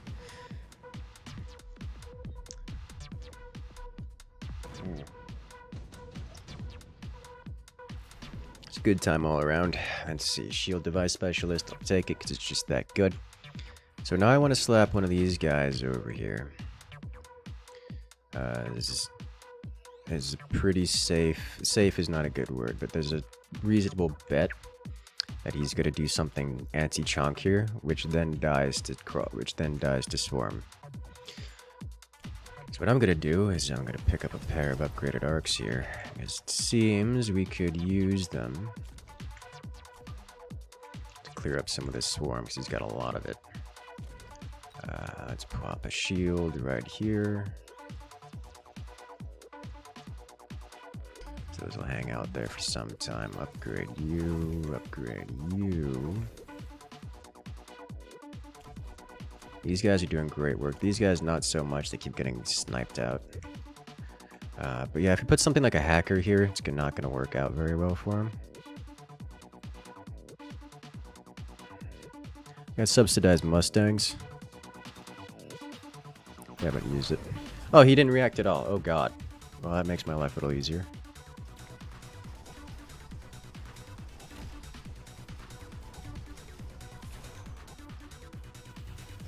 I guess that's not really true. He upgraded all of his dudes and added an extra sniper in there, which was enough to take the rhino. But it will lose next turn once the swarm actually gets in front.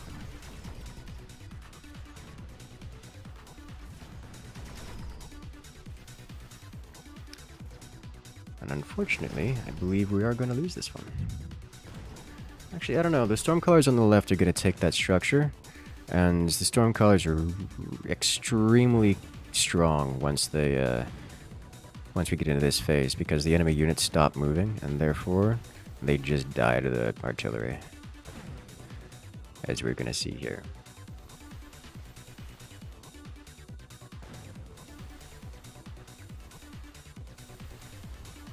This is going to come down to the RNG as to whether or not the artillery hits their marks, which so far seems like we probably will get it, but barely. Yeah, 1 unit remaining.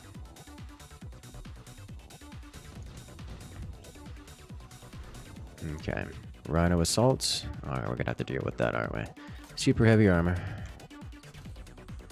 Grab you, do this. So now I'm going to have to deal with a Rhino likely dropping in from behind. So I'm gonna do this. And this. Let's put it on the outside flank. The outside flank. I'm going to grab mobile beacon. Grab you. Put you here. Like so. No one's got to level up. No one's got to level up. Alright. So because he's gone with the... he puts double shot on these guys, which is a nice DPS increase.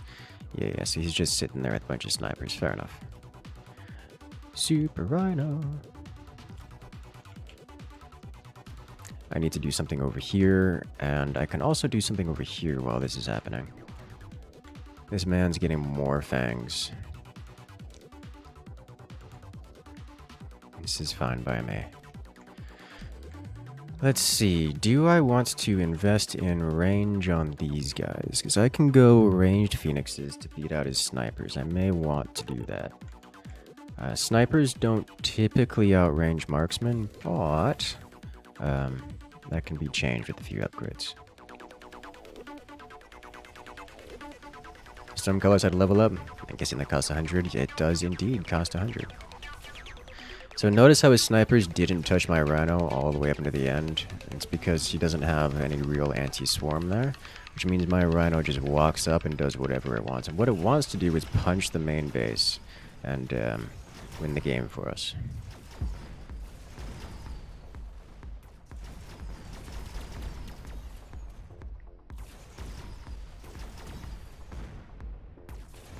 That is beautiful.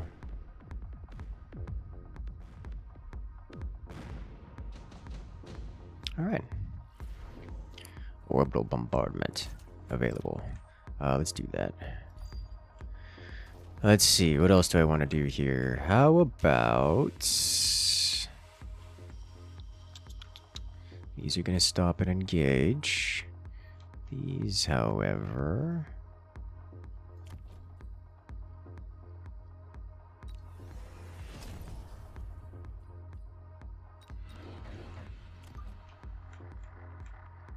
I slap you here,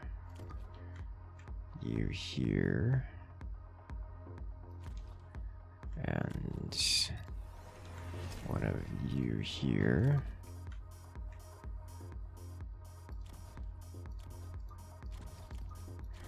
Because who in their right mind would spawn a bunch of units in the one spot where they have proper defenses? And that would not be a reasonable decision, would it? And then a small loan, $200 for the photon coating. An upgrade on you. Great.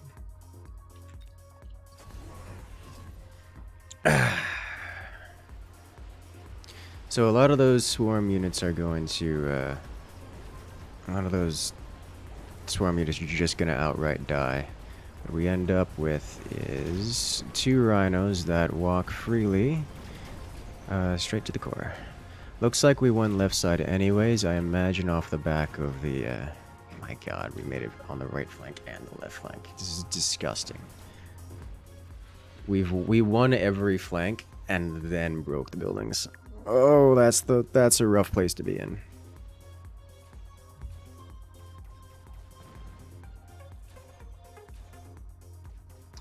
Wow. I can't damage this. Like, actually, maybe if I get enough of these... Okay, we are starting to damage it. So what he's doing, what he did here is a giant air chunk tech switch, and as it stands, I realistically don't have the ability to deal with that. So that's gonna be a problem. I don't even think nuking that's gonna work, but I want to try. 89,000 HP. This is not even gonna kill it. Okay then. Good news is it didn't level up, so... let's hit this here, which should miss this guy, which is fine, because it'll full regenerate. But instead, what I'm going to do is grab this, get 2 more of these, just kind of have these guys hang around. This is going to be an issue for him to deal with. While he's dealing with that, I'm going to punch him in the face really hard. And if that doesn't work, I'm gonna do a cheese a different direction.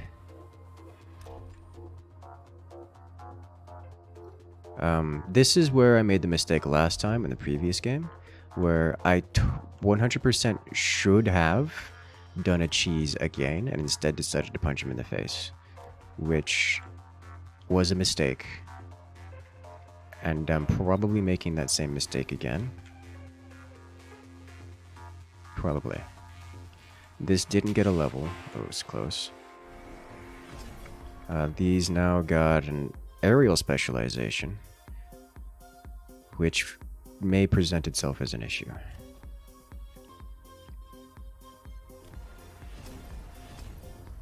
Okay. Although to deal with the Rhino, didn't even deal with the Rhino. Exactly. The Overlord... It's got reasonable DPS, but it's not a real Rhino killer. Yeah. This is not the condition you want to be living in. We break everything. We break everything super hard.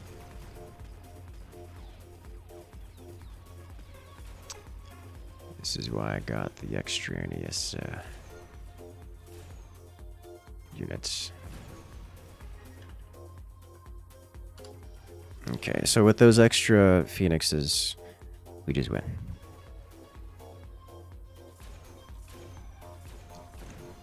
This guy should get a level up, right? Yeah, he's gonna get a level up out of this. It shouldn't matter because Tempests are great versus battle cruisers. Very good versus battle cruisers. Does the Rhino just go for the tower, ignoring units? Not usually, however, there is an upgrade I can get which makes them ignore units and go straight for the tower. Which is one of the things that makes them so very powerful. Because they just walk in and punch.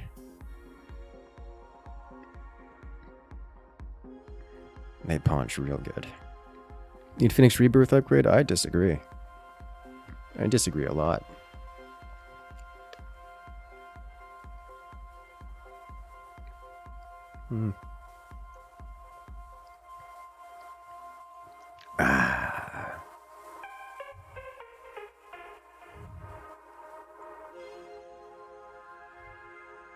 Alas, here we are.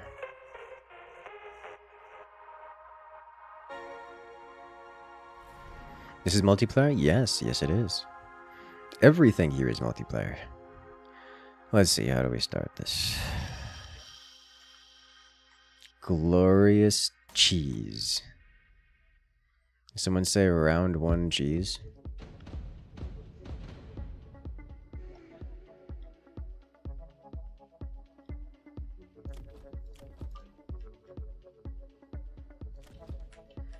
Alright, looks like he's got the option for the same thing. To be careful about that.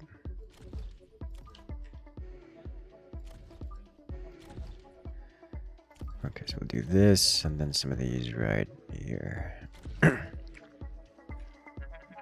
good. Love to see it. What's my second unit going to be? Snipers?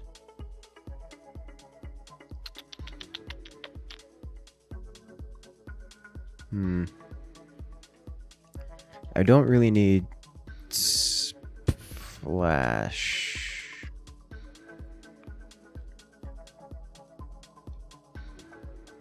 I could do turn 1 rhinos. I could do something better.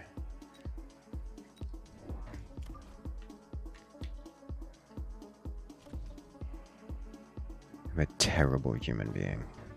There's no way this man opens anti-air swarm. Yeah, he didn't. There's no way this man opens anti-air swarm.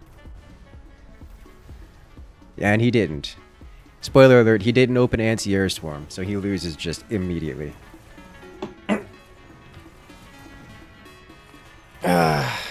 So that's a win by default.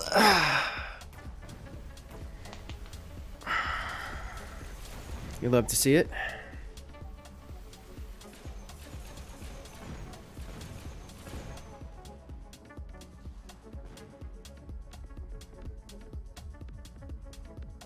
Probably expect Mustangs next round. Yes, yes, I can expect Mustangs next round. It would be a shame if we knew exactly what he was gonna get next round. Shield device specialist. All right, so let's do. How do we want to handle this one? If he's gonna do Mustangs, I can't do these this turn. I mean, I guess I could. He's gonna do Mustangs. We could go Vulcans to deal with Mustangs. Rhinos also deal with Mustangs. So in terms of units that we can do Vulcan, we can do Rhino, we can do Arclights. We're going to go Mustangs because Wasps, and also he could use some more. He needs anti-air and AA and crawlers. He's got it. I think we don't go Vulcans. I think we go Rhinos here. And we get one chunk Rhino with mobility beacon. We throw you over here. We punch. And we go straight toward the front a little harder. We punch.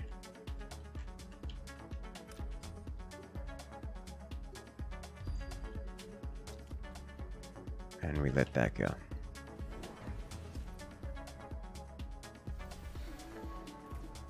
Yeah, he got AA arcs. All right. Good for him. He's missing single target AA is what he's missing. He's also missing his main objective building, which is going to cost him a lot of pain. And the round.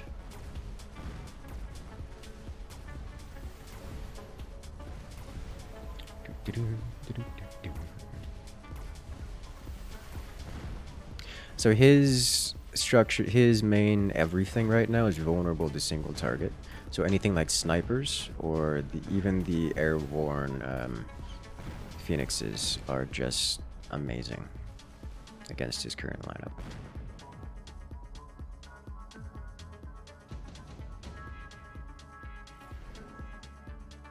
Assault melting point?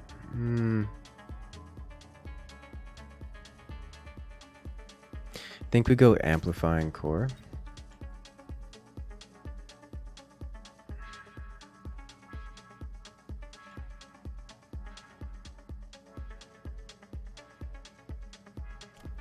Things are dealing 300 damage apiece. If I sell the Rhino, I still don't get enough for level 2. Not gonna do it. However, I can do this. That was a mistake. I needed it to be level 2.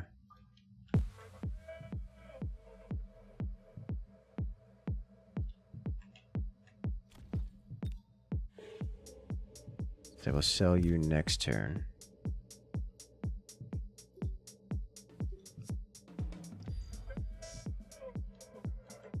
Okay, so now I have units to deal with here.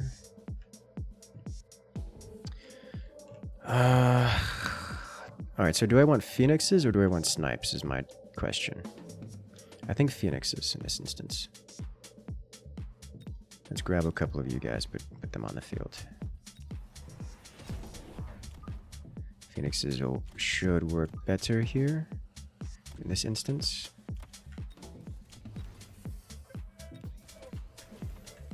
Alright.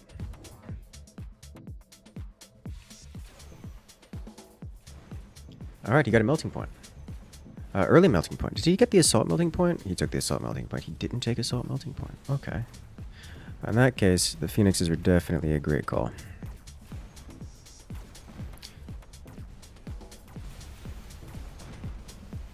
And punch.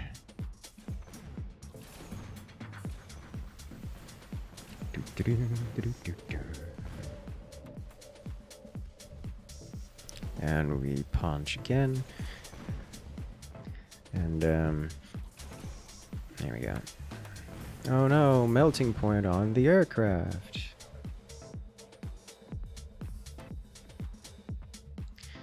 So because he's opened melting point, I either need to match him on melting point or just assume that I'm never going giant units for the rest of the game. Which is fine.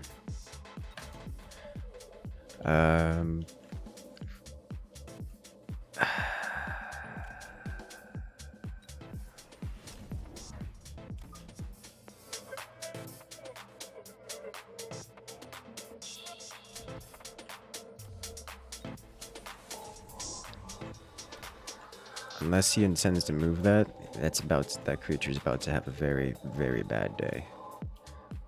I'm going to do the same thing here. Make him react to this. And then that's it, really. I need to start getting upgrades on my dudes. He got the HP upgrade. Okay. Oh, hey, look, he built another melting point back there. Okay, so he does react to that by getting melting point, and it's only a level. These are both level 1 units.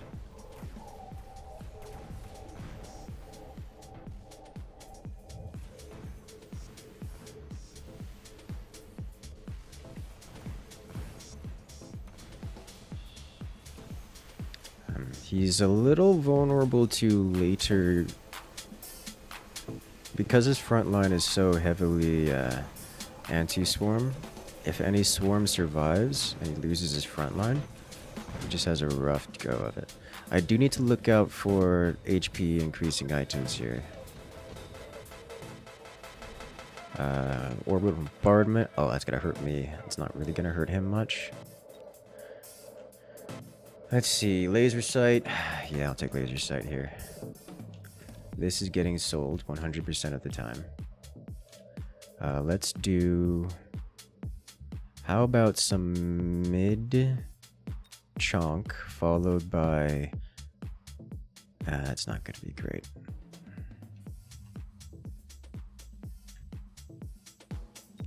Yes.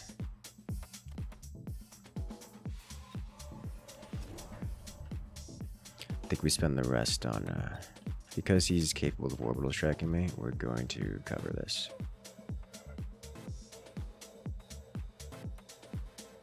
Come on. Thank you.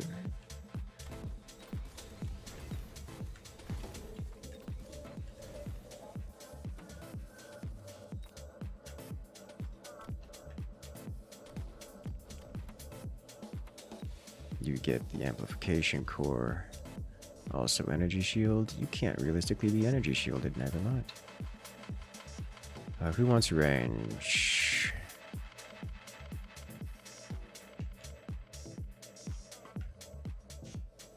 There you go, your range. Okay, so you live here.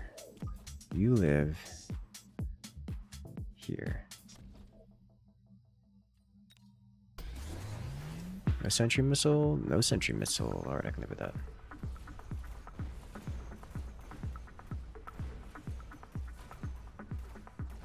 Alright, here comes Zibel Zadoom. That energy shield is annoying. His crawlers are getting through. I definitely need a little bit more reliable anti-swarm. We take out his right side entirely. And every ounce of anti-air he has, with the exception of the melting point. But I suspect that won't be a big deal. Because we broke his right and his left.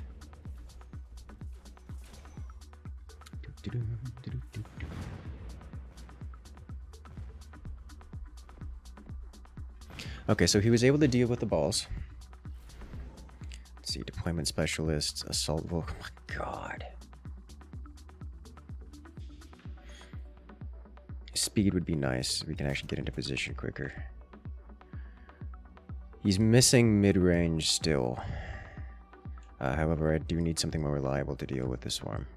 So let's get a pair of arc lights on the field.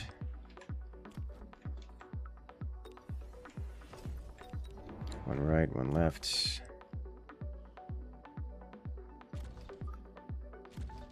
There you go, you're in range. You're also in range. My question is, do I want to sell these off for a reason? I think the answer is instead I want to add more? Question mark?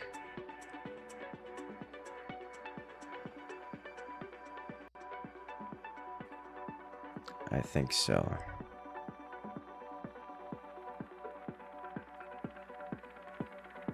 Fangs would be good here, wouldn't they? Fangs would be amazing here.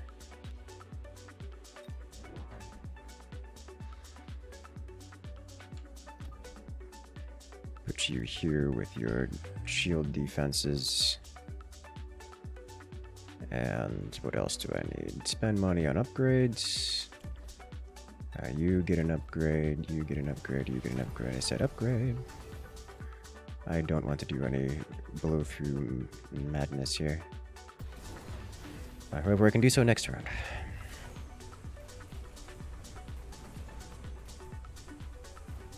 Okay.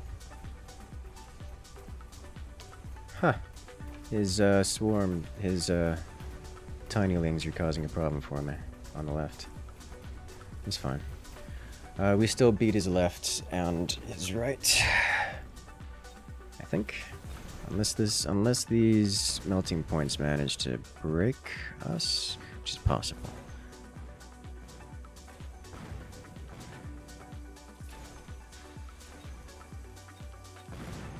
It's healing so much off of the energy shield. So this is the problem that we're going to start reaching as we get to the later game. The raw thickness of his units, for those who start going giants, becomes an issue.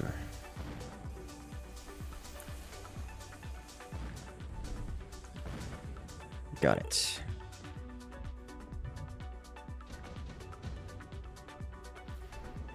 Oh, that's a problem.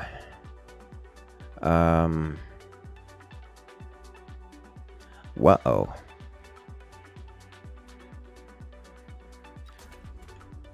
Okay, so the crawlers are here. I cannot break that. This thing's gonna have 500,000 HP. I may lose this off of the basis of I don't have a way of breaking them anymore. Okay. Alright. We only need to win one more round. Let's do it.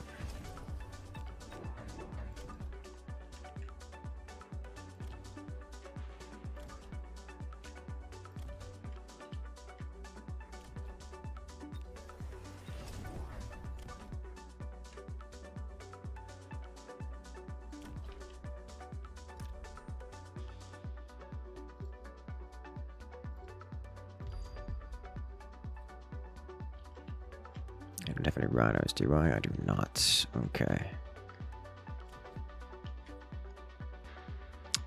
We definitely need this.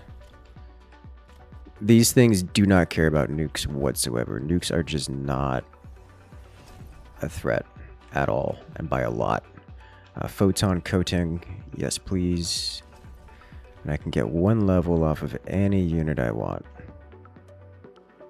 I can sell you, aren't doing anything. We'll upgrade you. Upgrade. Okay, well that's it.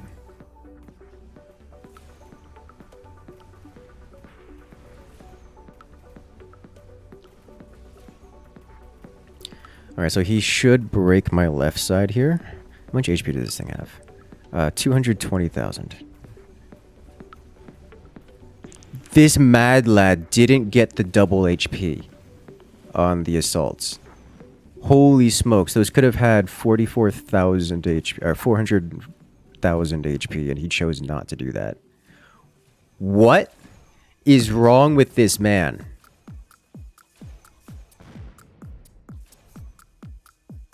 Like, as is, I can't even kill them. Well, he just broke my building, which means he's going to win this.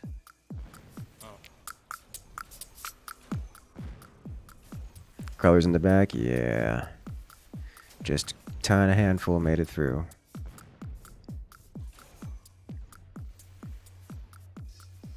That's all it takes. Like, I'm pretty certain I physically cannot kill them without the building debuff, and there are no more building debuffs to be had. So... yikes.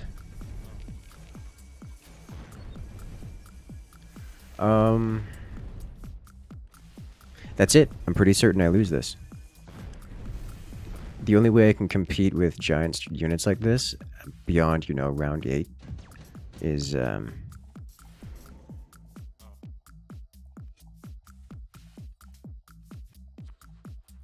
take this for the range. Beyond, like, round 8, is having giant units myself, and he's so far ahead in the giant unit game.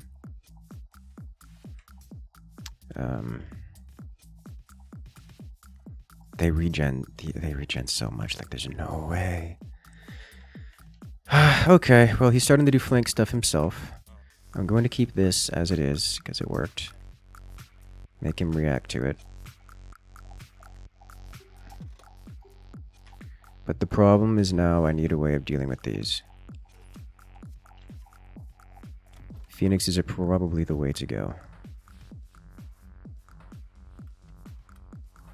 Do charge shot.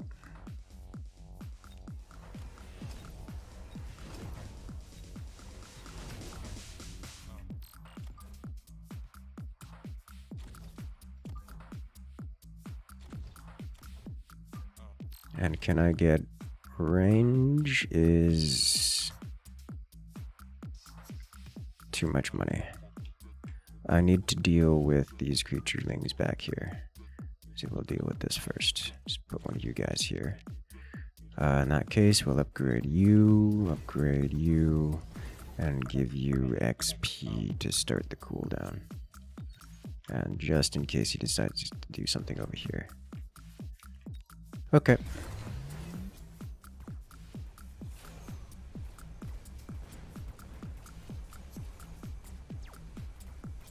He's gonna get the building again. I needed something different. Oh, he put the melting point in. He put another melting point in the way. Okay, no, he's gonna wipe me super hard here. Yeah, I needed a, what is it called back there? Okay.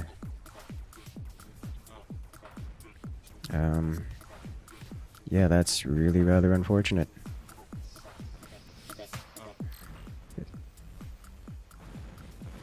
Alright, so I need to be able to deal with his crawlers before being even having an opportunity to deal with his melting points. Arcs could work. Just to have them. So around I'll get Overlord. I do not see how Overlord is going to be useful in this instance.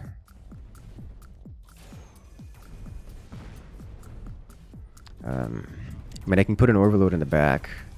It counts as anti-swarm. It's probably better than an arc light. But at this point, his army just beats mine. Period.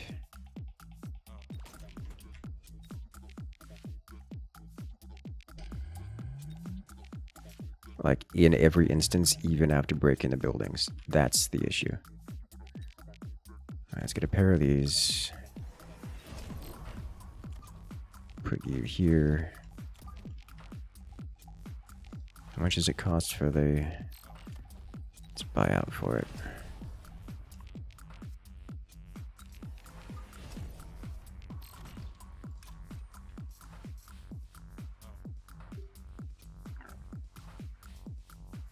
I think that's the line they walk.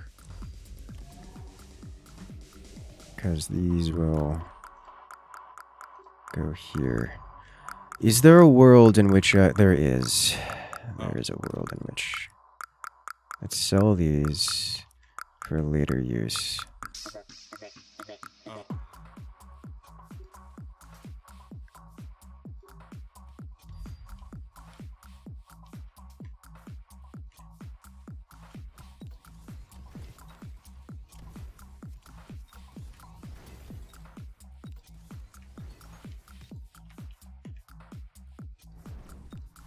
Okay. Let's go. Did he not take the orbital call down?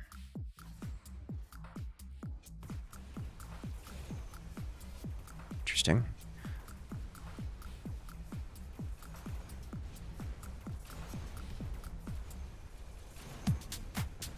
So close, but he's gonna burn me to death anyways. Hey, we broke through his left. God, the Overlord just dies so quickly. Let's see. With the buildings down, breaking through, we punched through the front of his left, so we were able to get his buildings, and the building debuff broke his right. I'm not convinced we can break this unit with our leftover units. It's healing so fast. Okay. Oh!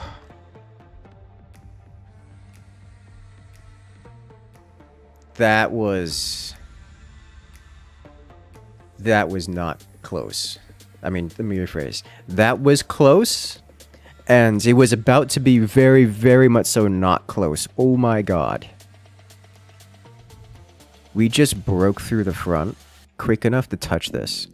I'm betting what happened is after a sentry missiled this guy, so this hits one of these things. It's going to hit this one specifically.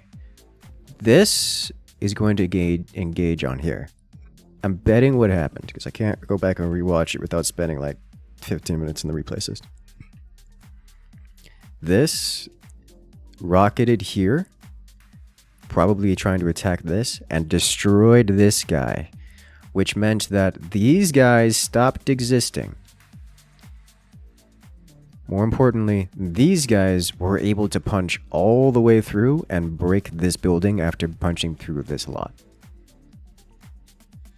Which just meant that we could then use the debuff from here to finish cleaning this up.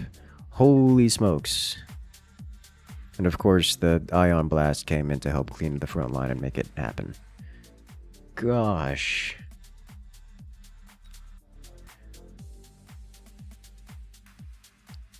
I do want to actually see what's going on there. A little bit later. 'Cause that's what happens when you high roll into giant units. Kidding, like that man could have had double HP on those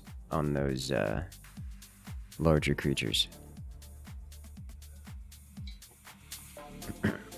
I am convinced not picking that double HP on those melting points was a mistake. Like, just a mistake.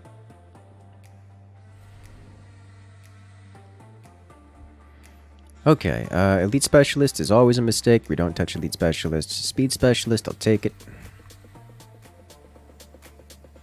If he had gotten those Assault Melting Points, would have been hopeless. Yes! Oh, yes. What's wrong with Elite Specialist? So remember that whole grid I did earlier? Where you have 4 different fronts and 4 different options to attack from each front? Imagine playing that game, but you can only choose one front at a time, or half of a front at a time, more accurately. That's what's wrong with Elite Specialist.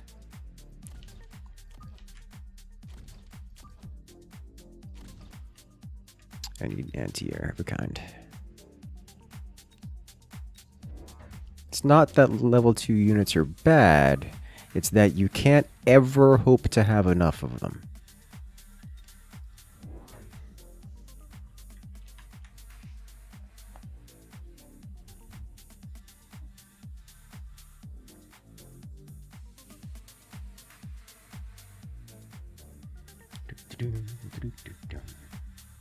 Alright, you have a golden rise. Good luck out there.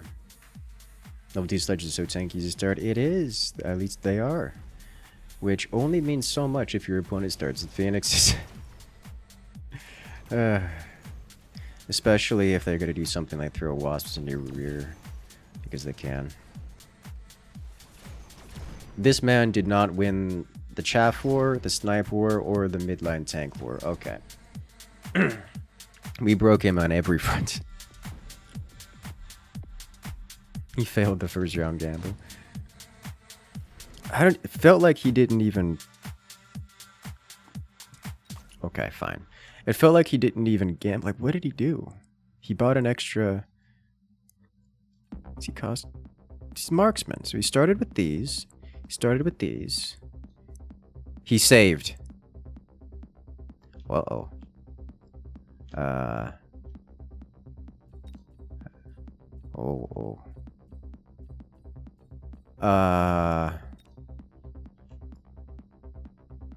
Okay.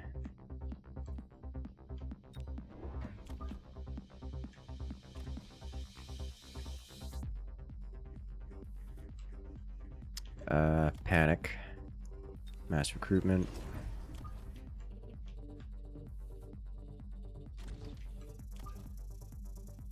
Let's just do this here real quick.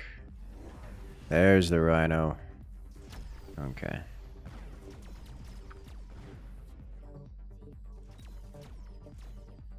Did he take mass recruitment rhino? He didn't. Alright, so he's got thick chunky rhinos.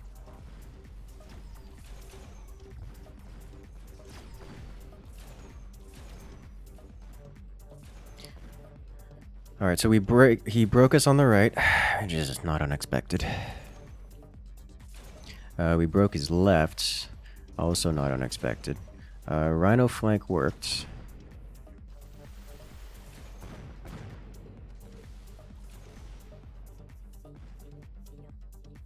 And we're going to win overall.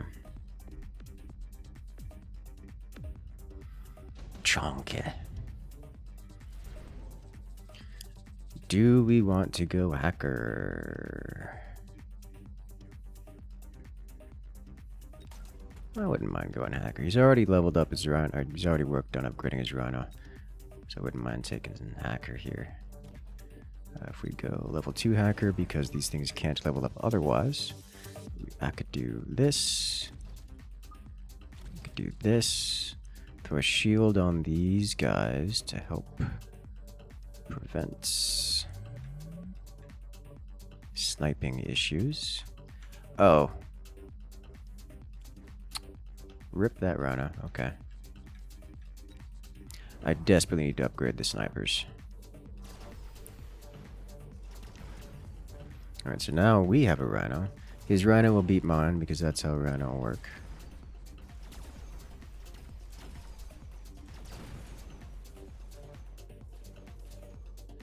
It's hacking the building to death. Oh, that's hilarious. I've never seen that before.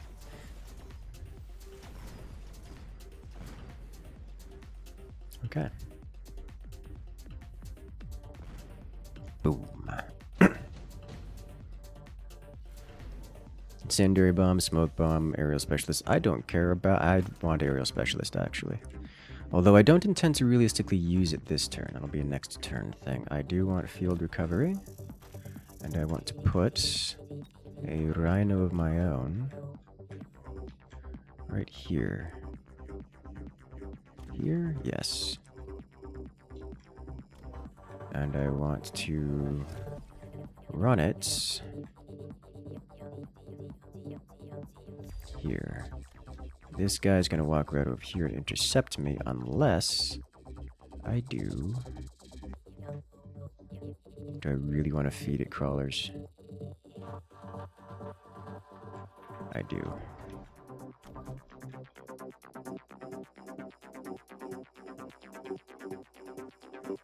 There we go. Alright, so I need these guys upgraded. This is like priority 1 here for me. Range.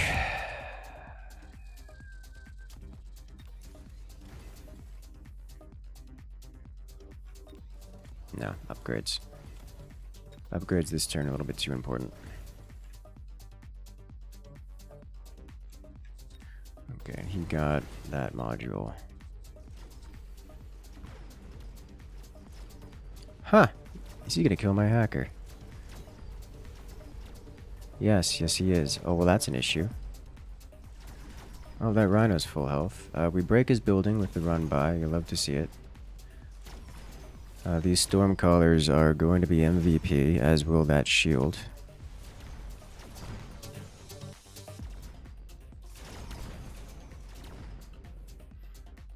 Okay, so we need to do a little bit more damage to the front line,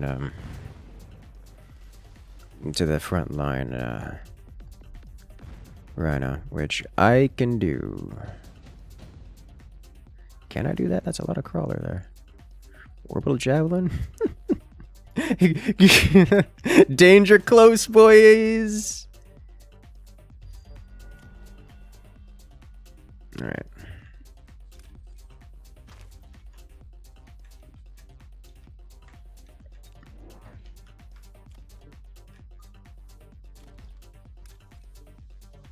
Oh, there's no way that's gonna work.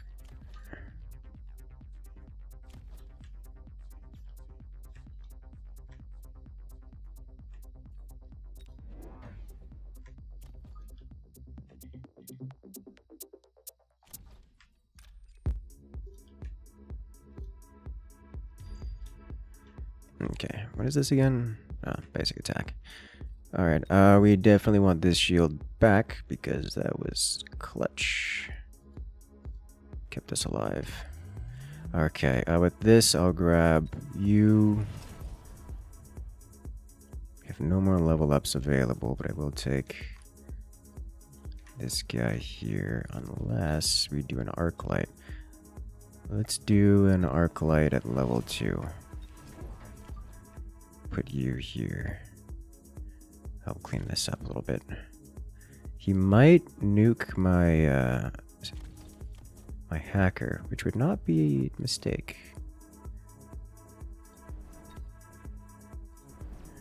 Let's blow through this.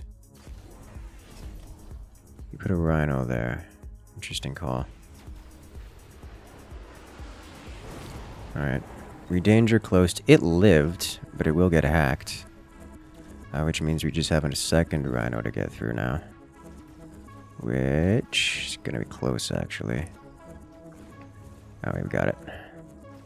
We also got the building with the run-by rhino, which means he's doing the rear rhino madness too. Good thing I've got the catcher's mitt back there, because this is victory.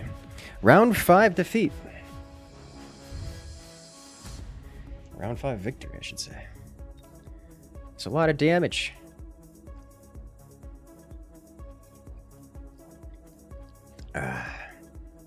Hacked a sniper too. You don't all... It's hackers, rare sight to see. Overlord easy win. Overlord is such a comically low percent play unit that I find it hilarious that even Twitch chat, or even chat general, is willing to even utter the name.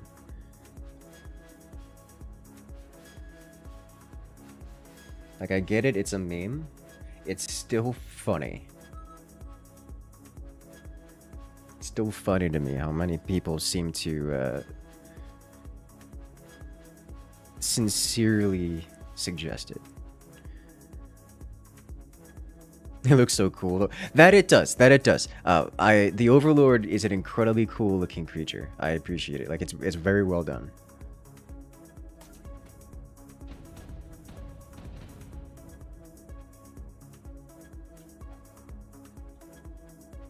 Using hacker to win is still funny as. Yeah, if he didn't put it directly in front like that, I'd have been less concerned about it.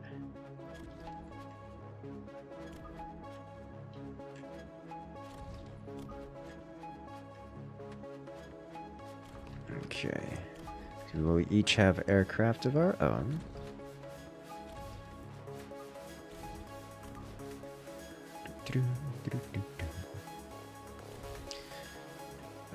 Question is, how do handle?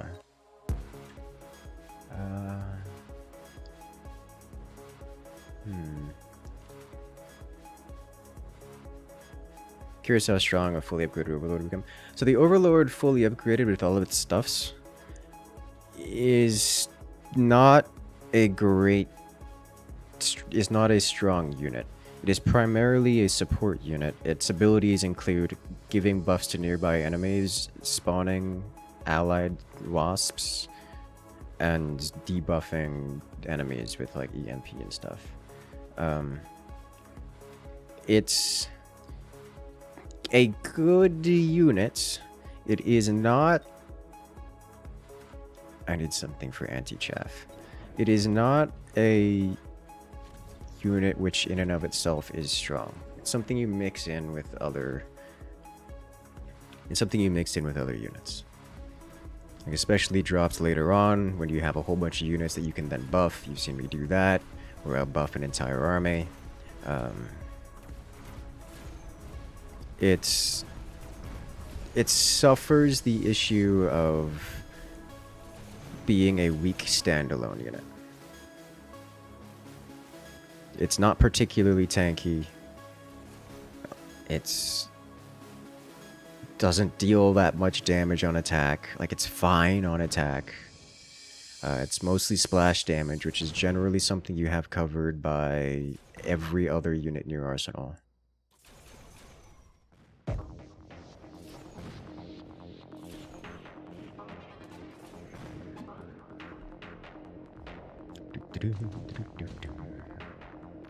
It's like, it's generally countered by the most common units in the game. So, like, it is super mediocre. I'm tempted to take extended range sledgehammers here.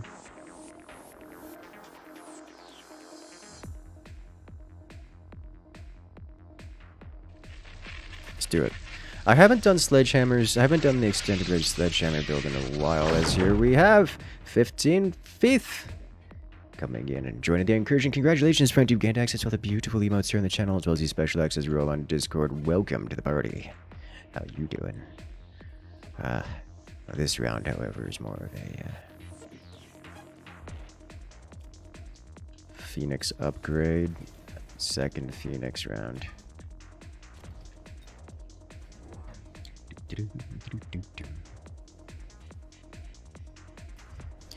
So despite my aggressive posturing here, I'm going to be transitioning to something else, which may come back to haunt me. Because I'm probably going to be losing a fair few rounds up until I can get the ranged unit comp going.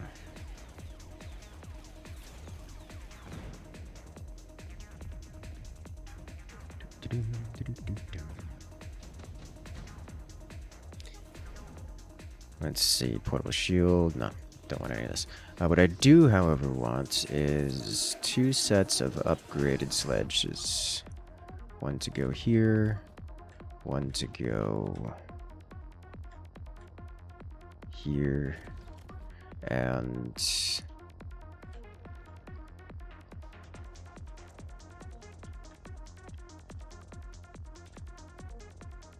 here we go.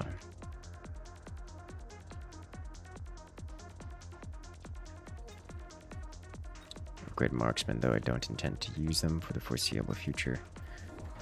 What's he gonna hit me with? He's not hitting me with anything cheeky. I'm going to not go cheeky stuff this time.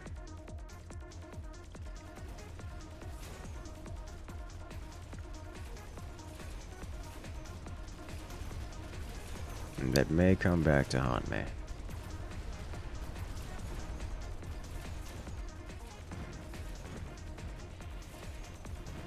Yeah.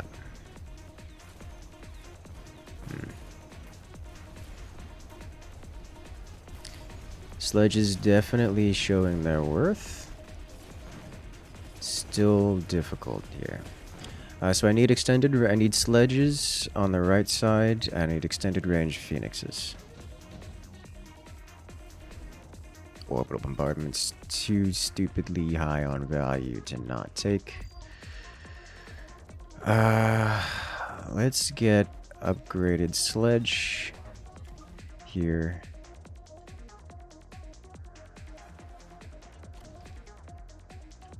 Could probably just get more sledges. Like, man's got a lot of Mustang.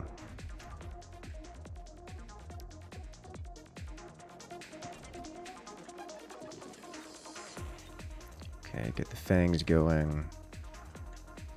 Okay, next round I believe we get extended range phoenixes. He's dealing with these. He is, of course, orbital striking, which is not a big surprise.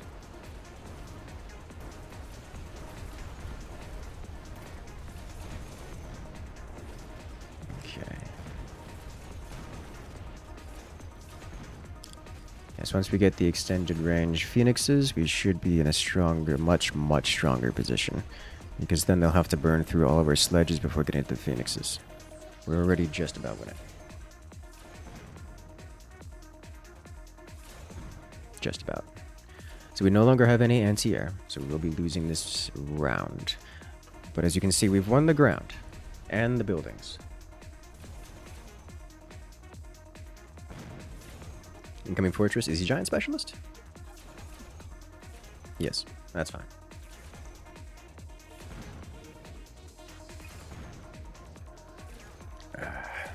Unfortunately, this does mean that his phoenixes are going to level up again.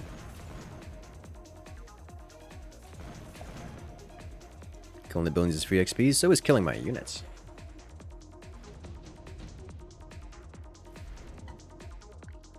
Heavy arc. I wouldn't mind that. I do have arcs. That will give them tankiness that we want. Alright. So first off, we get extended range on these guys, which, let's see, 120 meters, 125. Could actually go elite we don't need that. Extended range is fine. Second, we upgrade you to third.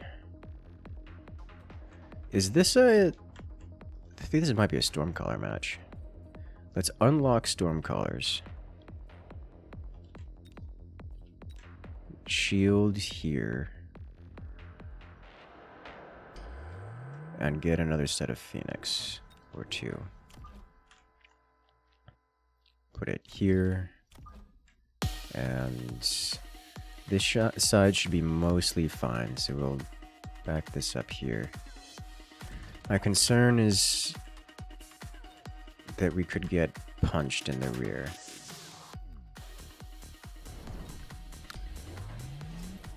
Because I don't have any meaningful defenses on this side there.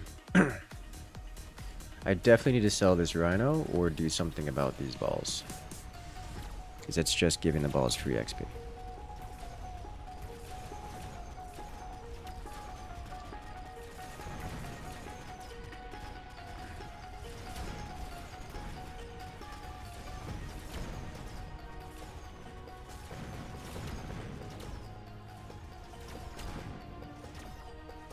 Does he have extended range marksman? He does.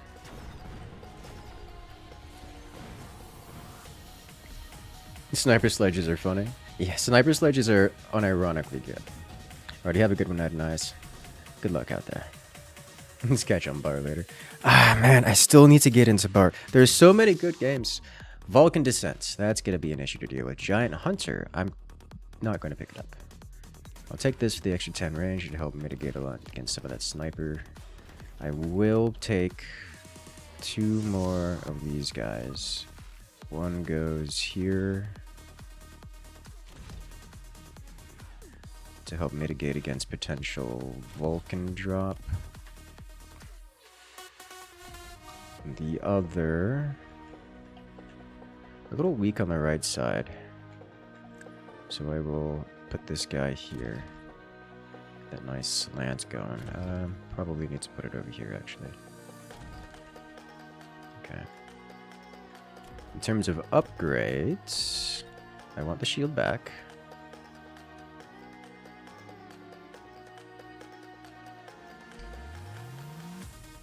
And I want to sell this guy, because he's just dying and not doing anything.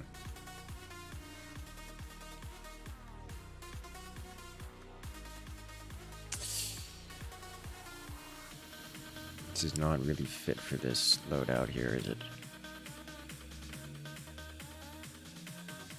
I believe you want elite marks over most anything else. We'll take range on these guys.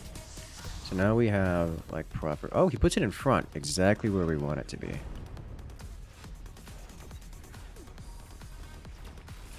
Okay, so 165 meters on the tanks, 170 on the Phoenix. The Phoenixes will be technically just behind these sledges. The sledges should take the hits first.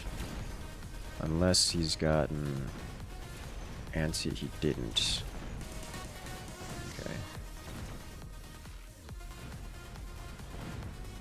There we go.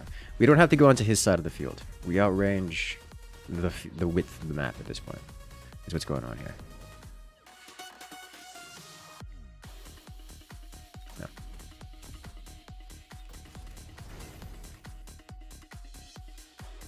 Reduces attack interval by 1.5 seconds.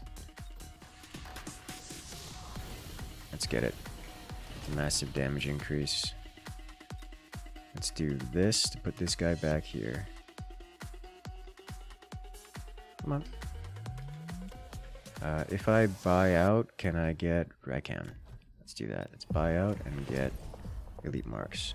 That way we properly outrange the tanks, our own tanks, so the Phoenixes will sit in the back line. Excellent. Alright, 2 fortresses. If only we didn't have a whole heap ton of units specifically designed for single target damage. You'll love to see it. Alright, he's got the AA on them. I'm gonna have to deal with that.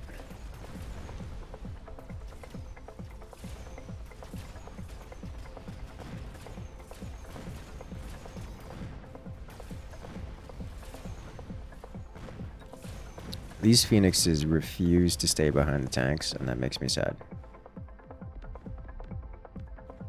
Hello there, Justin. Welcome in. Ta-da! That's something that you don't see every day. So there's this idea that I've seen, that I've floated around a little bit, and it seems to... I only have one of them available.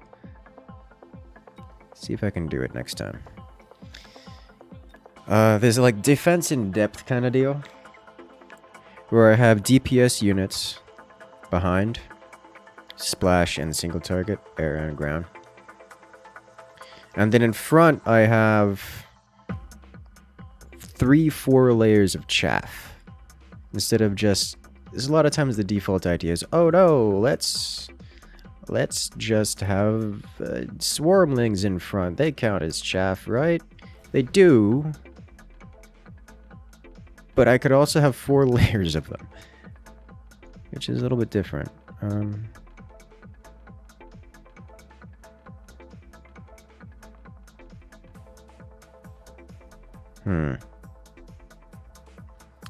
I could do this And then get snipers. Which...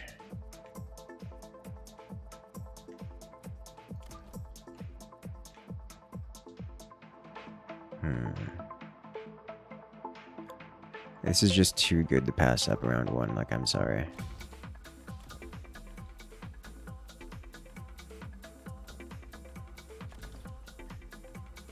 Quick specialists, marksman reinforcements. So he is going to have sniper option.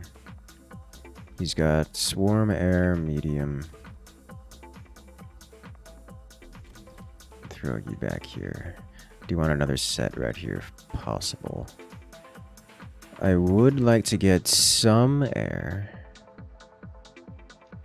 But I think we open with this.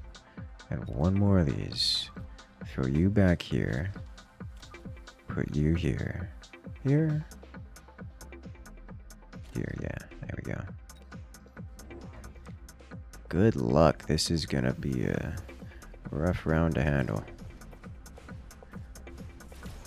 Unless the sniper takes the... Oh my god, the sniper didn't take them out. Oh, that's really unpleasant. Okay.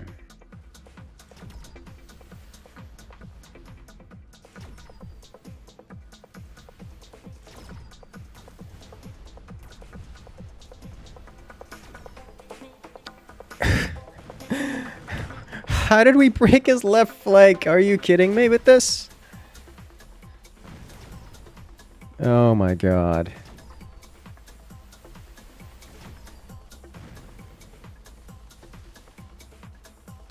He's got one crawler eating my dude. We took the building before killing the crawler, which means extra XP for us. Oh my god.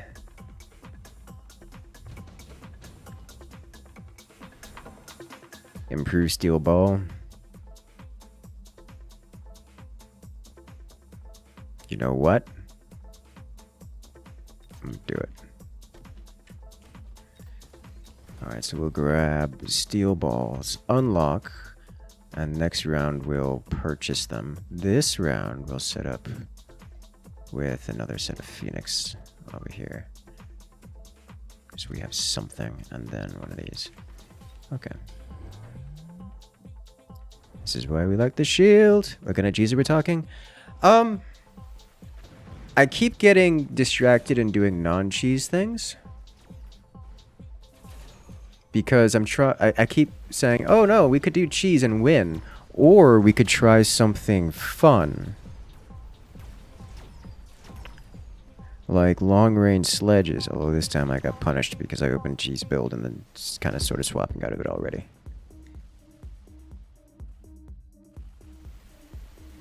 Hello there, Digital Dave coming in with the everything is on fire. Everything is on fire. Not even a message, just coming in to show support. Thank you, thank you.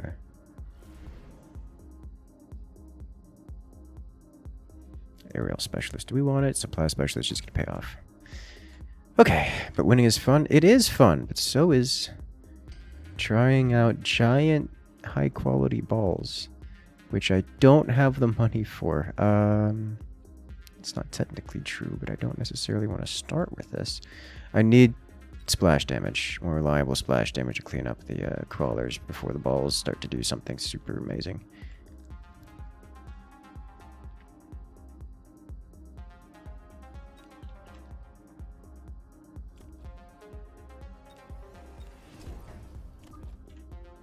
Let's do that.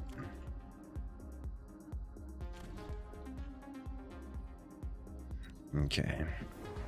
You've seen tags help in getting videos seen visible on YouTube? No. Tags are, for lack of a better description, very outdated. They're a system that is no longer in use in a great many places. Some more simple places, you'll see them used in like Instagram, Snapchat to some degree. But outside of that, not really. And YouTube, especially not on YouTube. Man's fully got anti-missile Mustangs this early.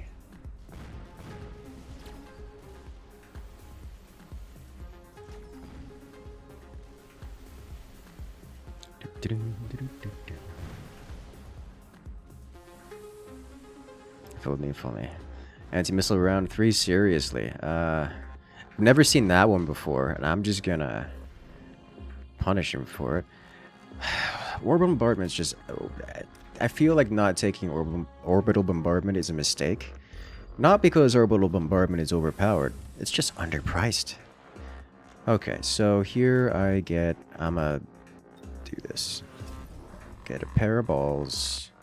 We're gonna take a loan for it. Upgrade you. So these are improved balls. So they have twice the range of normal balls. And are generally a walking existential threat to life.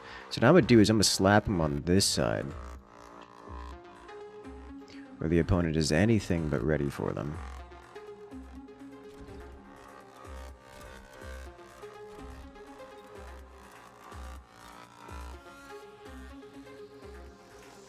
Quick supply and supply. Supply, shield device, special. Okay. Let's go.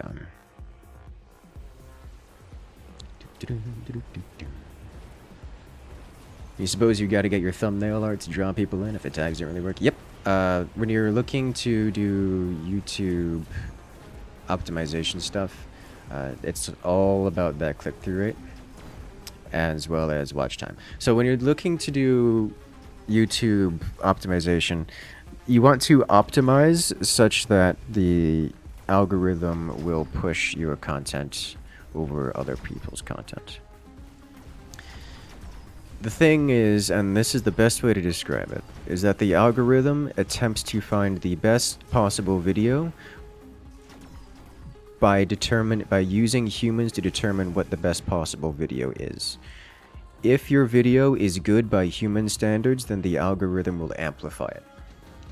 So what you want to do is make a video that is both by content and by, well, the hook, line, and sinker, a good video. That is the only standard. And you can determine what is a good video by looking at watch time, like average view duration, click-through rate. That's it. That's really all there is to it. It isn't more complicated than that. Well, I mean, it is more complicated than that, but not by much.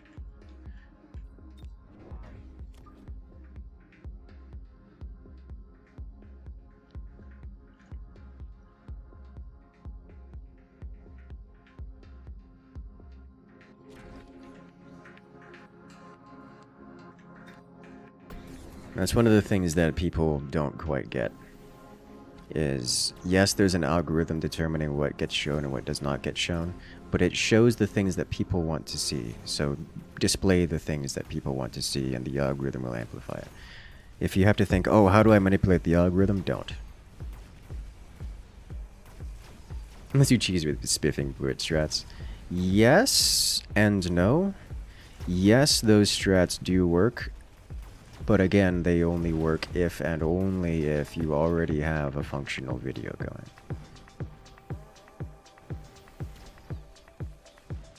going. Noted to draw them in with some big art, and then keep them there with at least an interesting enough minute or two to draw them in for the remainder of the video. Yes, that is the general idea. That will serve you better than anything else you can do.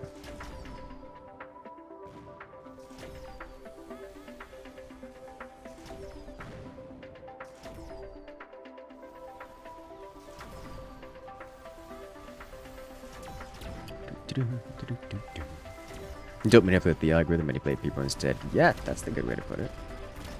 There's one as well, space screens of fangs. I think it's just crawlers. It would be worse if it was crawlers and fangs.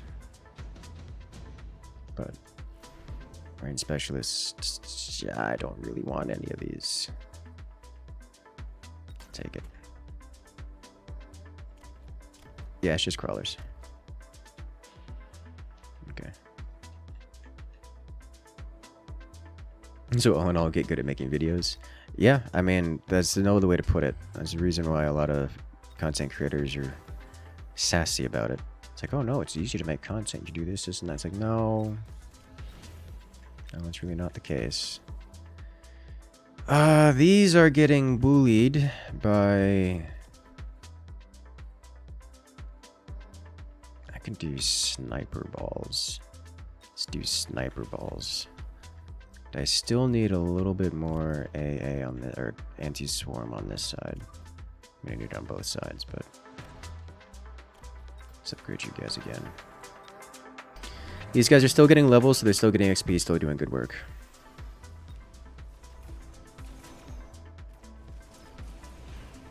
I should put a shield here to defend against at least one of these. Like, look at the range. These things have 127 range. For comparison, the snipers have 140. Like, they almost have the range of a sniper, which is kind of intense. Have I been enjoying Mechabellum? Very well, very well. Hello, Nagia. Yes, I have been enjoying this game. I've been enjoying it greatly. Should I get the... I should get the HP steal on this, guys. Just because they're going around a long time and stealing HP. Our right flank is definitely falling, and I think I know exactly the solution for that. Sniper balls, best balls.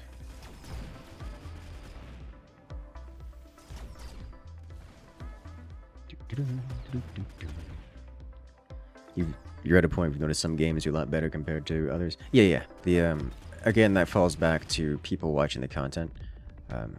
If people are not interested in watching the specific video game, there's really nothing you can do to make them want to watch. That's not true. It's just very difficult to make them want to watch it.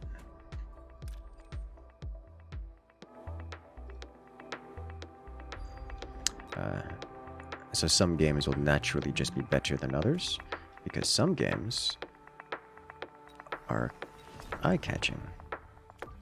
Alright, so now we should have... I don't need the phoenixes for this if we're going balls. I've transitioned too many times. Like, if I have balls, I don't need phoenixes. Like, it's fine. It's fine. Alright, so for 700, I cannot get bigger, better balls. So we don't get bigger, better balls. Instead, we put an energy shield right here and right here and stop at least some of those sentries from hitting. Hey, nailed it! It's a polite way of saying there's a lot of rubbish games about. Well, no, it's not. It's not about rubbishness of the game. A lot of games just aren't appealing to most people. Like, if I were to play MechWarrior Online, I can list a bunch of people who are interested in it. You know, all 200 of them. The reality is, the people who are willing to sit down and watch anything, video content about MechWarrior Online, it's just not in the same league as the amount of people interested in watching a game like Fortnite. It is what it is. There's no two ways about it. So if you make a video about MechWarrior Online, you're just not going to be pulling the same amount of watch time for the game for something that's otherwise popular.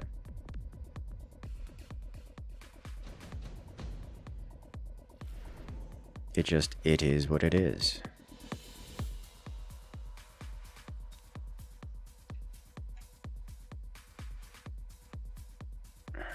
This man does have some leveled snipers.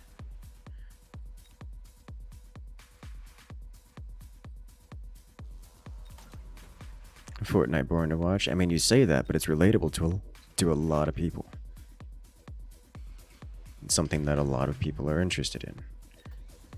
You feel attacked? Oh no. But it's true though. It's also why a lot of content creators will come and say, oh no, this game is just hilariously fun and we will never get to play it. Because it doesn't matter if it's fun or not if people aren't super into it. This man is nuking. How much HP do I have? Oh, I'm super dead. Oh no, it was a great call on his part. Please, shields, no drop. Oh, the shields are gonna drop. At the last second. Well, that was well played on his part. So we lose. I should have seen that one coming. I did not think about the nuke. Finish your Vulcan. The Vulcan's not a real threat here. And, like, he's not even gonna win. Like, even the Vulcan is going to die despite the structure going down on the right side. Like, we were going to break the left side even with the Vulcan there. It was not a real threat.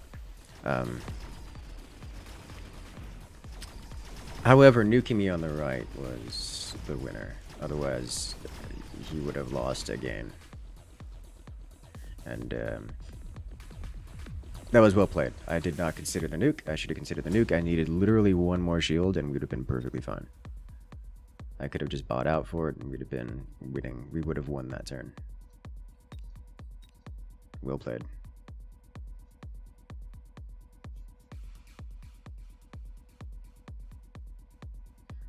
It's a little upsetting sometimes where you see some channels that have like 1 minute videos, no structure, the dumbest idea is editing, but they have 1 million views. So 1 minute videos go into the category of shorts, which is an entirely different market. Remember that shorts are generally viewed multiple times. So the average watch view duration for something on a short is not the entire short. It's something like half of the short, if not less. Because people will watch half of it and go to the next one. So over the course of 5 minutes, people will watch 10 different shorts and give 10 views to, 10 different people. And that content gets recycled time and time again. Well, this is a disgusting start. I gotta play the Tornate? Is not interested in the reoccurring Tornate stuffs at the moment. I'm still learning. So I want to try off the bat going for this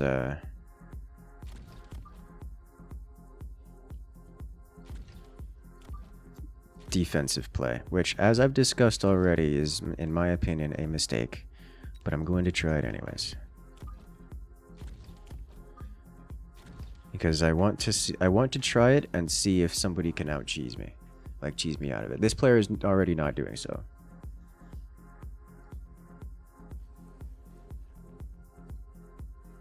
So we're going to just be playing a game of who has the better defensive positioning.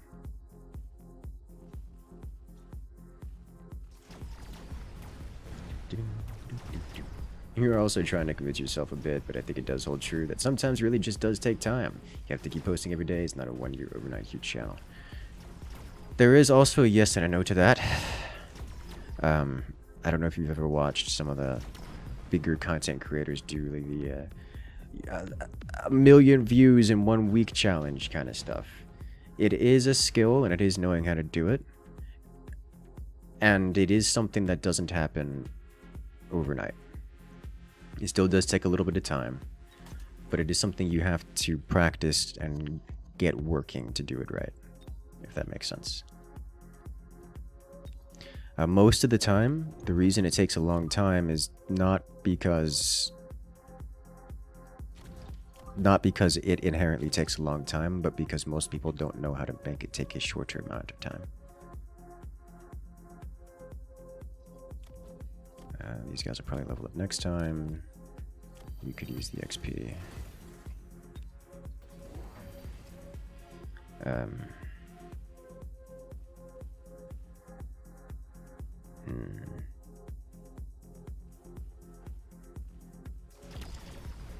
On that same topic,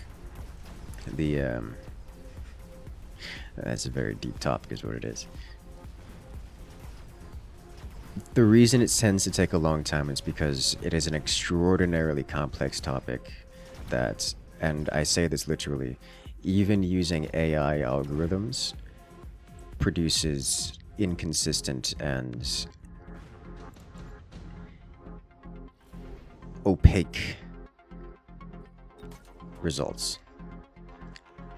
The idea that anyone can pick it up quickly is just insane. And yet once you've picked it up, it is something that can be relatively consistently repeated once you've learned it. That's when the colors started Does that make sense?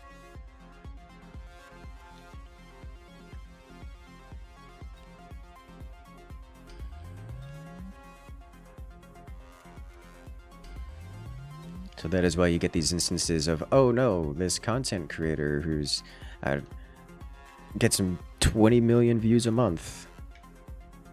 They just made a new channel, and 1 week later, without using any overflow, they created a brand new 20 million a month view channel. Alright, so this man's trying to cheese me here. Defensive positioning is such that I am able to defend it this time, but I want to know how to deal with it.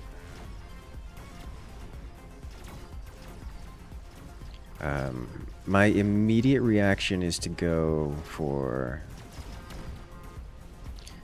phoenixes. I want to try doing it without phoenixes. And I think I'm going to be able to, only because this player seems to not be particularly good at the whole cheesing thing.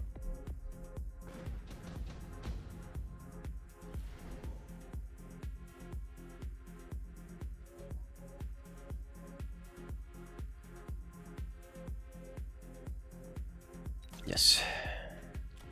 So we do range on you. Upgrades on everyone. We're going to rely pretty substantially on upgrades. We're going to need to focus on these. Let's see. Let's get you more upgrade here and just hold out. Alright, that's it. Next. He's gonna do this again. Okay. We'll see if he changes direction. He may get me here. Oh god, he's level 3 already. Oh, it's because he's using the bow. Uh-oh.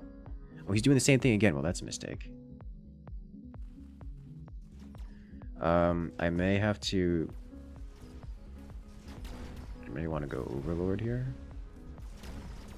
It's an Overlord situation. Oh god. This is gonna be rough. This might be a ball situation.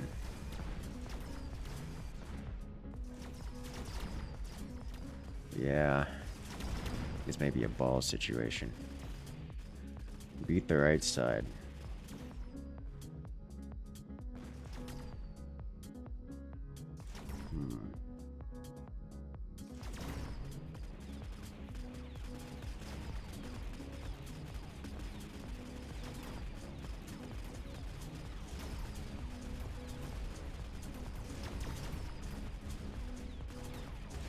Are we actually still gonna win this? Oh my god. We're still gonna win this. Perhaps invest in sentinel missiles.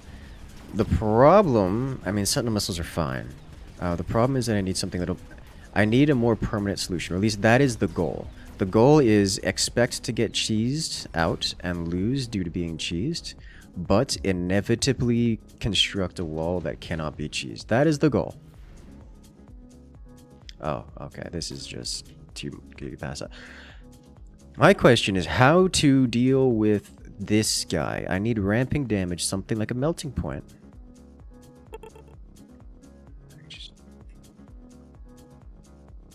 Or balls.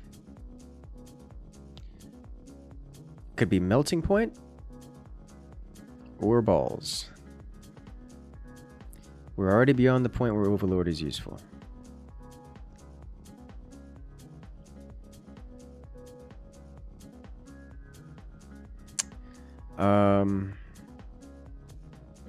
I think we go melting points and level 2 it immediately. And just... you live here now. Prepare you to go to level 3. Yeah. He's doing the same thing again, but now he's also on the other side. But this one's only level 2, so we should probably be able to handle this one. Hacker? No, Hacker is not a response to Rhino. Why are you healing? Oh god, he's got the wreckage recycling. Okay, so he's probably gonna break through right side this time.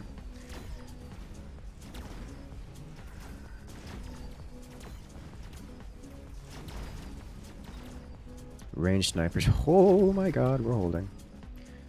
This energy shield has been gross value, and we're gonna lose it, and it just means I have to spend on getting it back.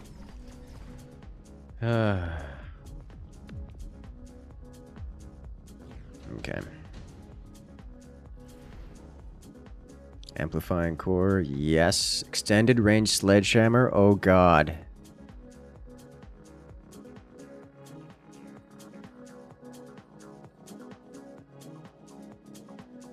Amplifying core.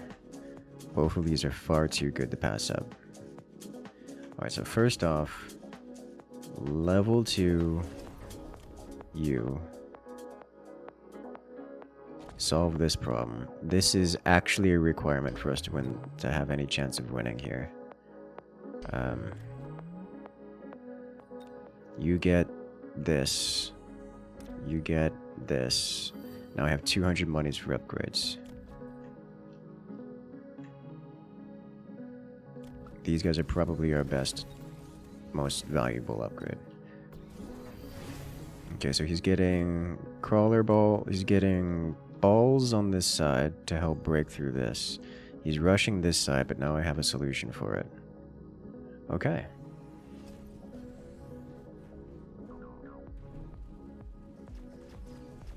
So this is what I would describe as an extremely poorly done cheese, but a cheese attempt nonetheless. He's still learning.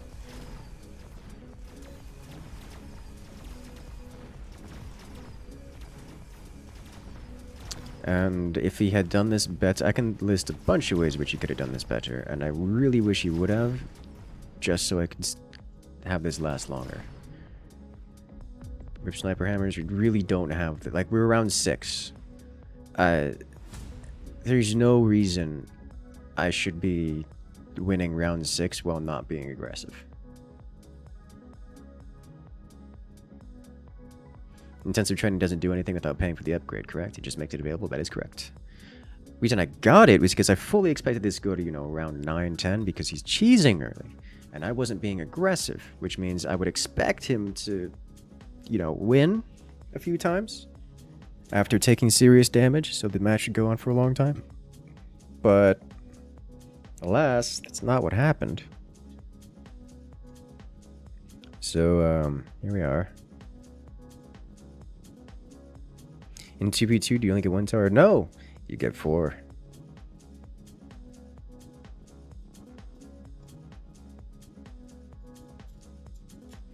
Which is extraordinarily difficult to defend. I'm out of tea. I'm disappointed. Need more tea. I'm actually out of drink entirely, so I'm gonna have to fix that. Let's see. Rhino Reinforcement, Mustang, Marksman, Sledge, Arclight, Marksman. We'll take it. Try the defensive madness again.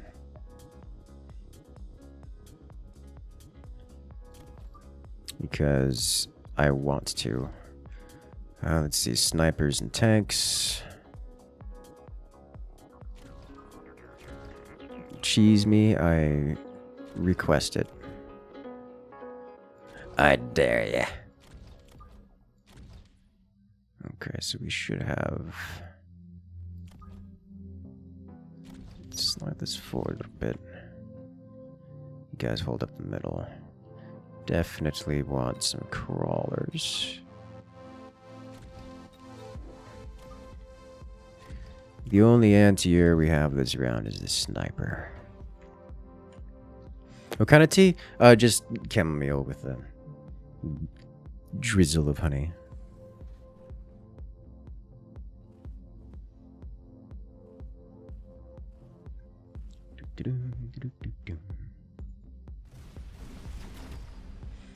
Strong defense against weak offense means big victories. His attack units arrived in waves, so you could deal with each piecemeal. Yes, and that's why I was disappointed. Why did he have such a weak offense? Mans was clearly trying to be aggressive and offensive. I want to get hit. Break my defenses so I can learn where they're weak. And you didn't even... you hardly scratched me at all.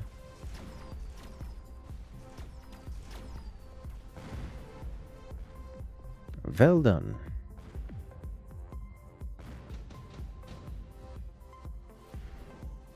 Alright, subsidized Mustang, extended range, Phoenix, improved melting point.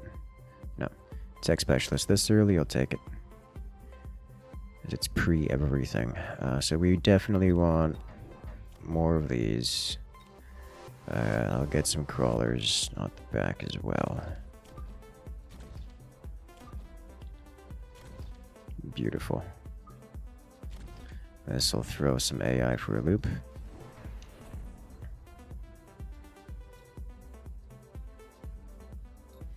Okay, so he's got fangs in front. Great, you'll love to see it.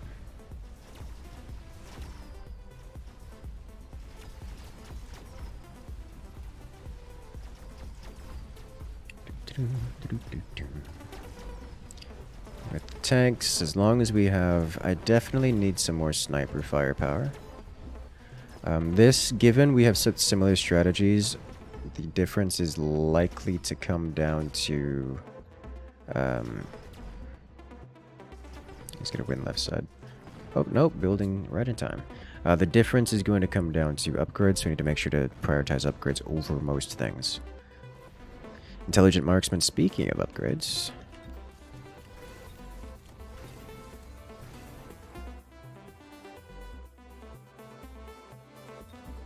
Get 2 more marksmen here. And here.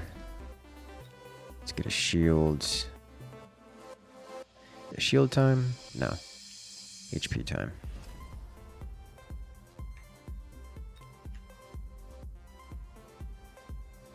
Tanks are slightly faster than fangs, so they will close the gap if I give them an opportunity to do so.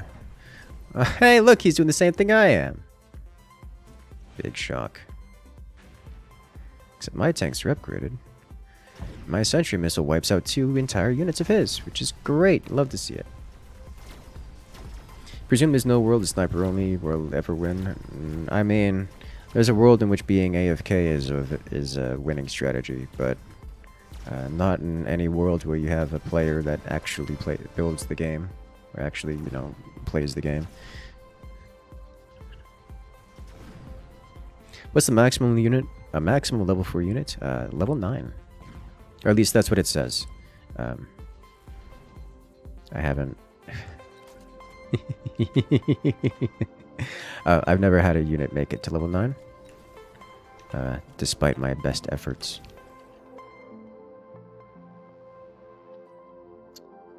Okay, so 300 apiece.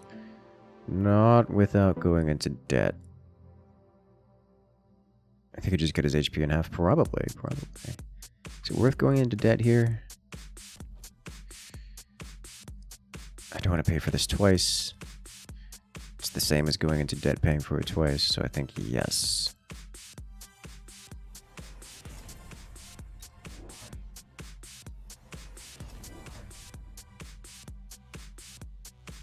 Okay.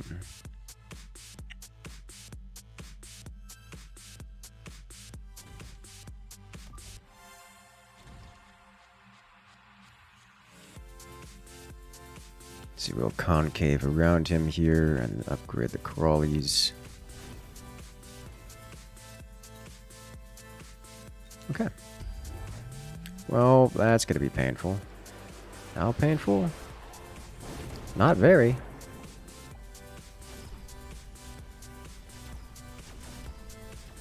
What do I think about jump drive overlords? They're fine. They actually do pretty well for a lot of cheese options. You guys have seen me do the Rhino Madness a bunch. Overlords do effectively the same thing, but they're air instead of ground. The reason I tend to not do I tend to do Rhinos over Overlords is that they're more cost efficient if my goal is to do... send chunk. But there are instances like the ball steel balls, where I can do Overlord instead of Rhino and have the same effect. Except they're immune to balls, which is just gross. Okay, so in this instance, we're absolutely going attack range increase for... Is it time for... I think we get 2 more arcs. So we are actually hurting a little bit for that splash damage. It's comical, given we have sledgehammers now. We'll have to upgrade our snipers next round, and then we'll get all the upgrades for things. Man's got no sentry missiles yet. Take advantage of it. Did he get extended range? He didn't. Okay. Also, I really need to upgrade my marksman.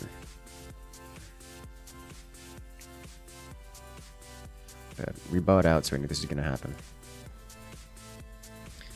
Is that new arc light going to die? Nope. I mean, it might. Took the sniper. That's disappointing. Okay. You feel like there's something to be said for the repositioning factor of gem drives? I mean, yeah. That's what I was just saying. Is you can hit from one side or the other or any of the front sides or whatnot. The opponent can't defend all 4 of his flanks simultaneously. So up until the time comes when he builds Overlord defense on all 4 of his flanks, you can literally just jump around and win an entire round per jump, which is just seems to be the high percent play. Period.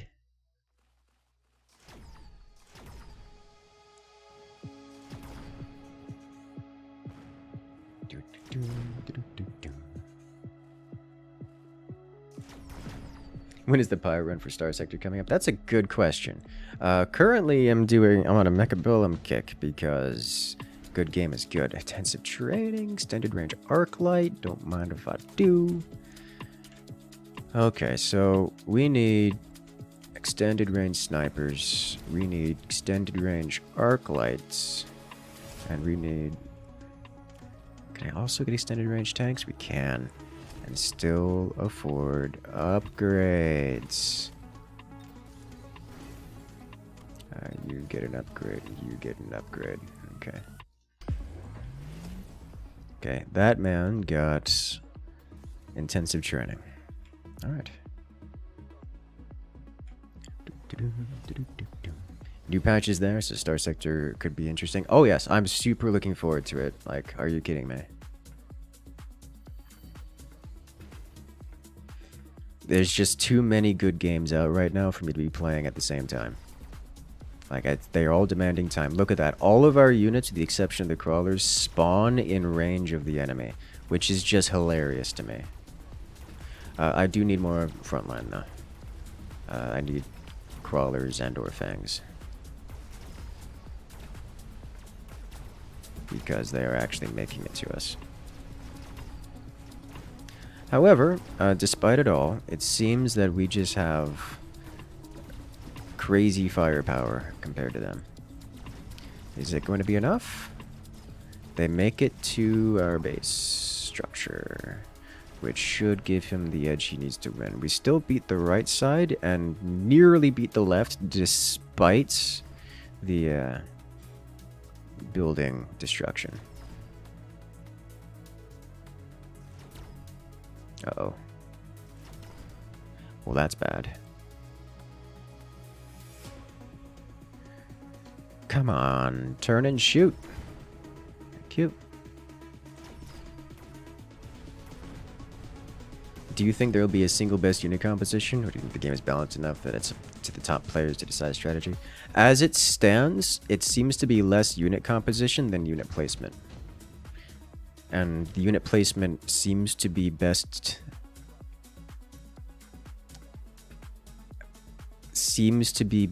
described as pure randomization. Okay, I need these shields here. These are too important to pass up.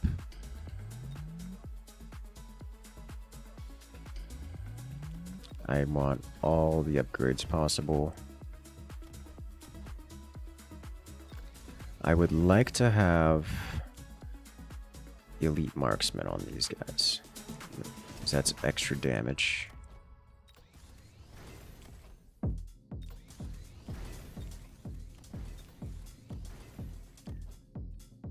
I would like this extra damage. Okay. Missile. Oh, well. Good news is my important units survive. Bad news is the crawlers, which are also important, don't. He's got storm crawlers, which I think is a great call on his part. I was super tempted to go for them this time myself. I believe I want to try to defeat those storm crawlers by having incredible amounts of reconnaissance in force.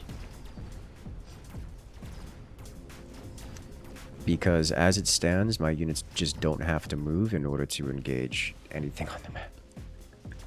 Which is funny to me. I mean, look at the range on this guy. We're hitting 240 meters. And that's it.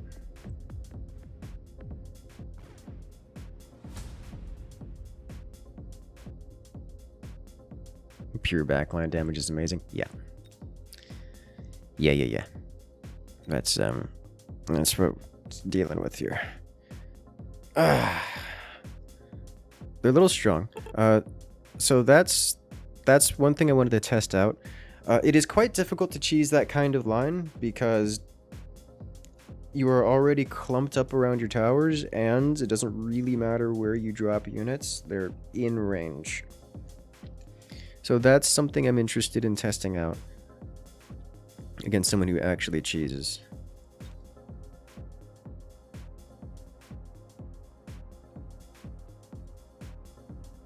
Let's see, let's do this real quick.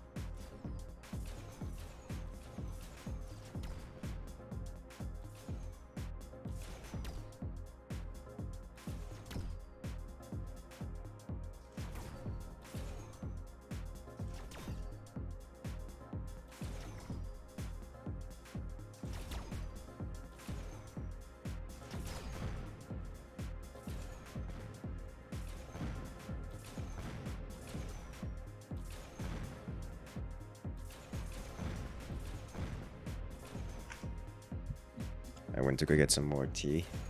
Realized I didn't have any tea. So I went to go get some more juice. Realized I didn't have any juice. It's because yesterday was supposed to be my shopping day. And I put it off because I didn't need it.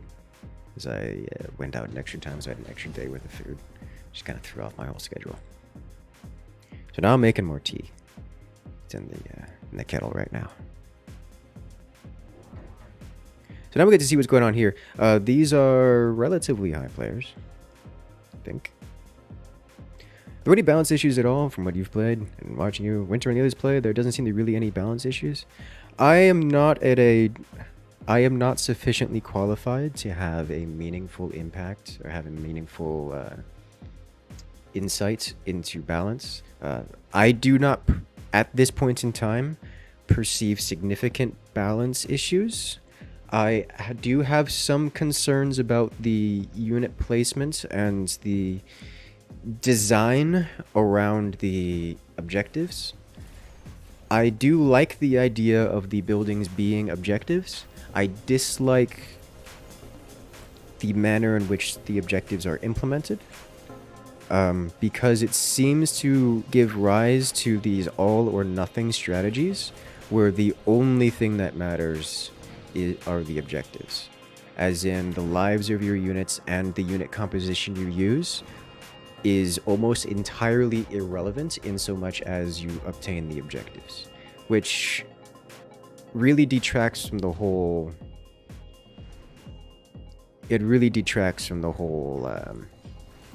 experience of an auto battler.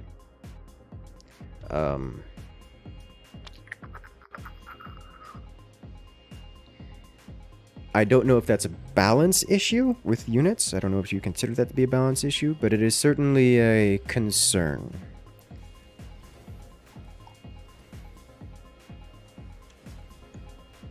Now, let's see here.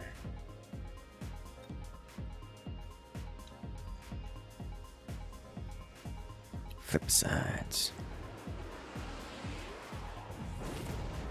They're both doing like the exact same thing. Oh. Tea kettle. Yell at it.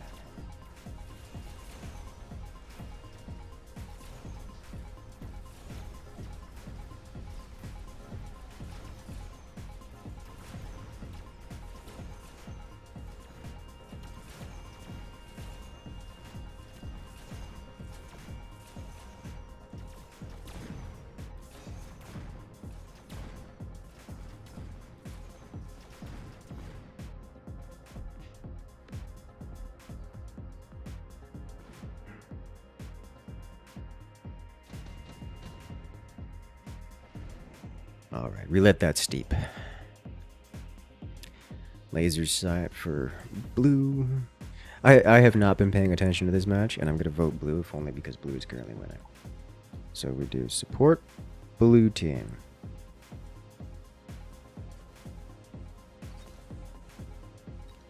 There we go. Sometimes it's hard to come back, since the winning team gets more XP than the losing team. Generally, yeah. But again, unit composition. If you're doing unit on unit violence, then unit composition does matter.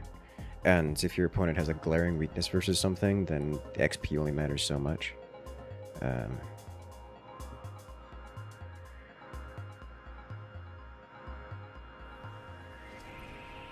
So like, the XP is fine. I haven't noticed any serious issues with the current implementation of the XP, but it is something to keep an eye on. It is certainly something to keep an eye on.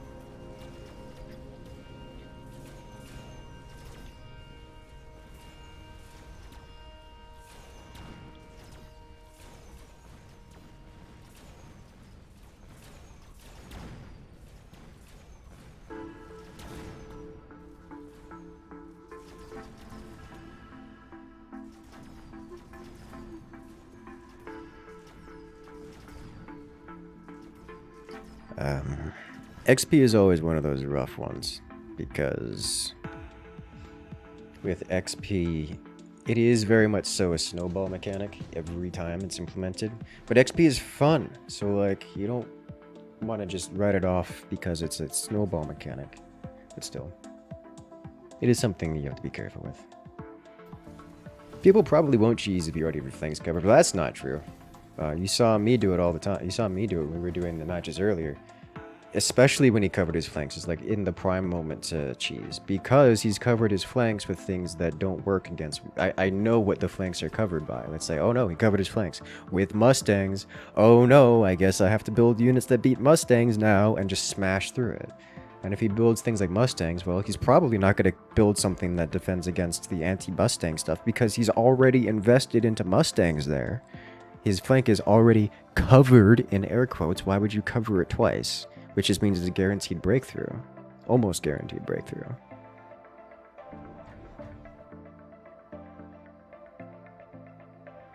I mean, yeah, sure, I won't drop wasps there. Unless I drop a rhino and wasps.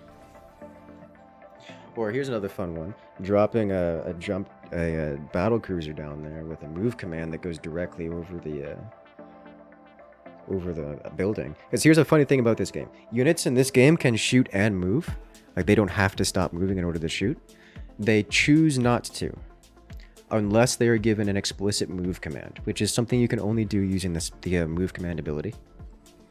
So if you were to do something like have a giant battle cruiser move command over the enemy base, you physically cannot stop the battle cruiser from walking up and over the enemy base and then bombarding it. Because it's a flying unit and it's not stopped by, you know, the mass of smaller ground units. You can't body block the thing.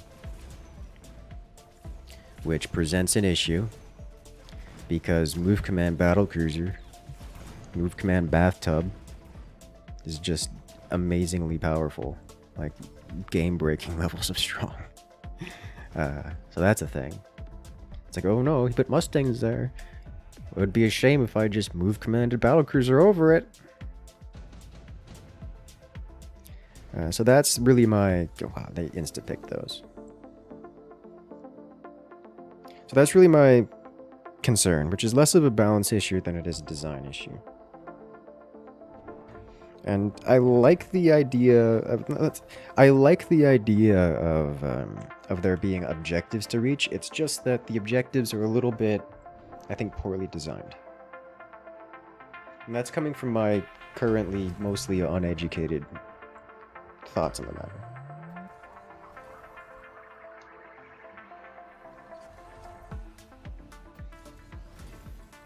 Just first impressions.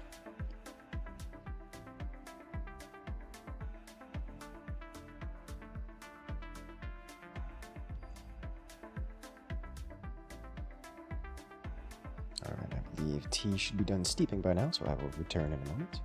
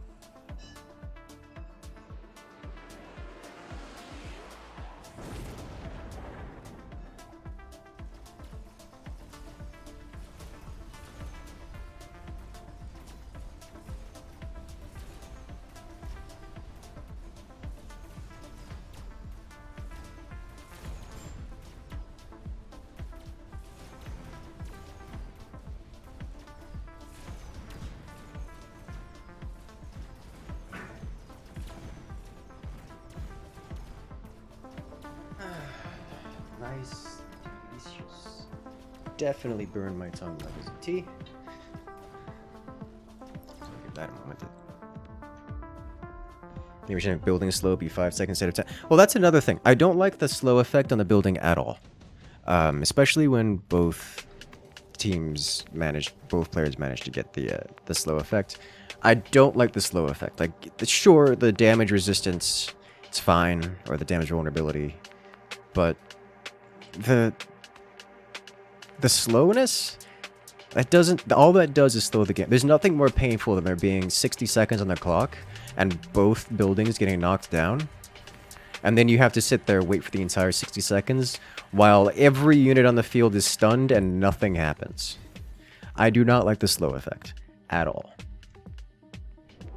Like, in my opinion, that slow effect just needs to go.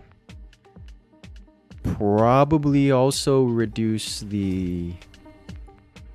I don't know about the...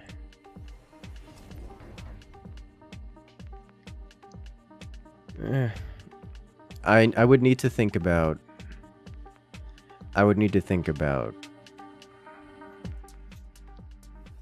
other things to change the buildings to make them less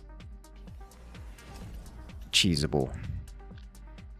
But as I don't want to just say, oh yeah, reduce the attack and defense debuffs. I don't mind the buildings being strong. I like them being strong. They just suffer from being too easy to cheese, which makes unit composition so much less important to the point where it is nearly irrelevant. Thoughts of doing games with viewers? So I'm going to interpret that as games with you. And while I like the idea, this isn't exactly a games with viewers kind of game. I wouldn't mind doing 2v2s with like Crag just because I like 2v2s with Crag. But I'm not gonna pretend that's 2v2s with viewers. We did it! 2v2s with viewers just sounds like a logistical nightmare. And unless I want to deal with that, it's a lot easier to just do 1v1s. Also, 1v1s are the best way to learn in my brain.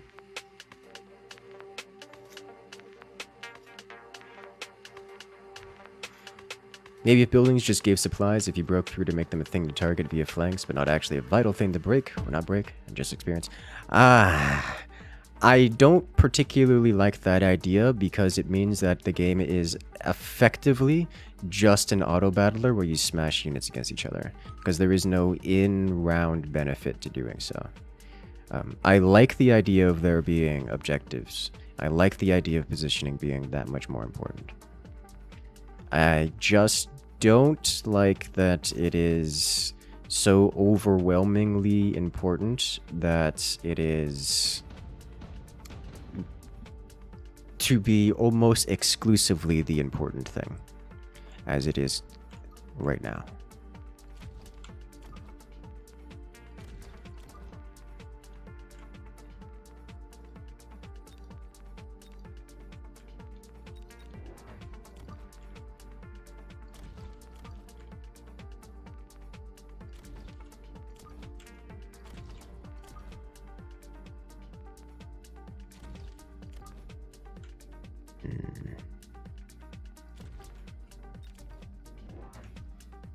Oh, we're doing one of these.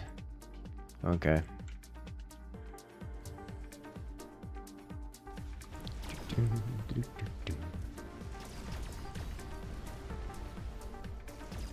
We're definitely going to need some more chaff and single target deeps. Which flavor of single target DPS do we want to do today? Let's see, you're a supply specialist. I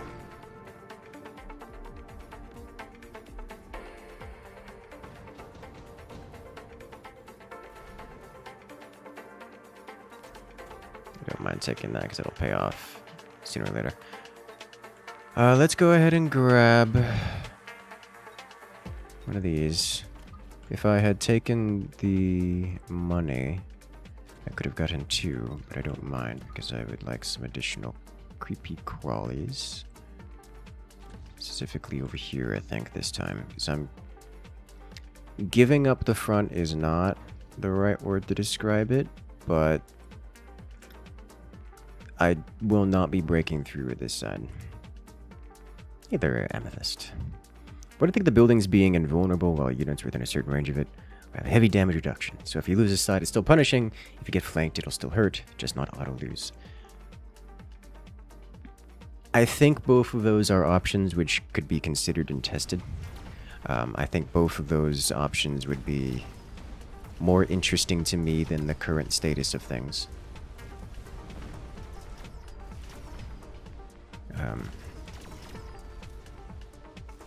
That would hark to situations like in Keystone and StarCraft, where the structures are effectively immune for so long as there are units nearby because of how unit threat and targeting priority works. Oh, it's pretty good RNG on those rockets to this follow-up. Equally good RNG. Good RNG, yes. Equally not so much, because that previous one was a high roll. Swing and a miss. Alright.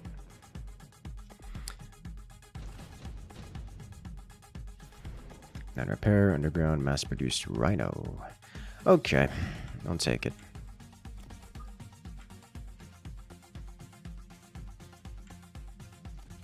Put you here. And that's going to be free money coming soon.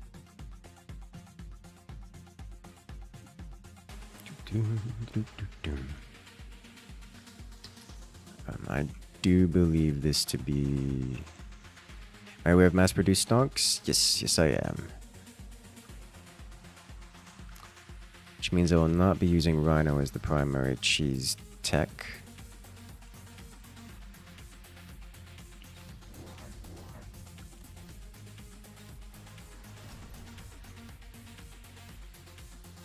can't get level 2 here.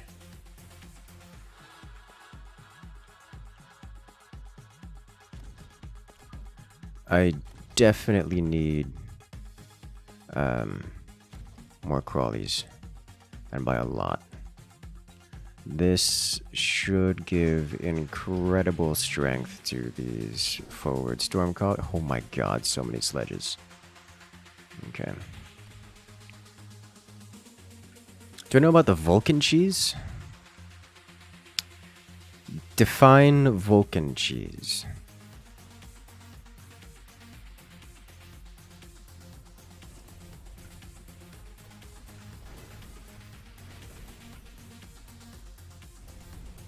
He's gonna get my structure, because I did not consider the crawlies coming from behind. Yeah, that's rough. That's gonna be real rough. And the worst part is, we broke through right side too. Like, we broke right, left, and flank.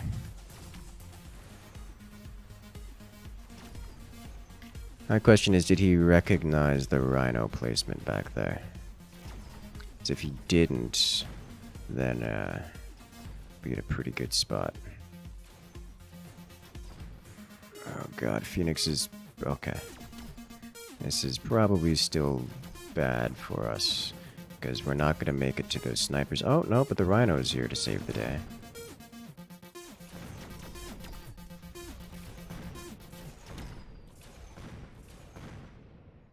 Okay.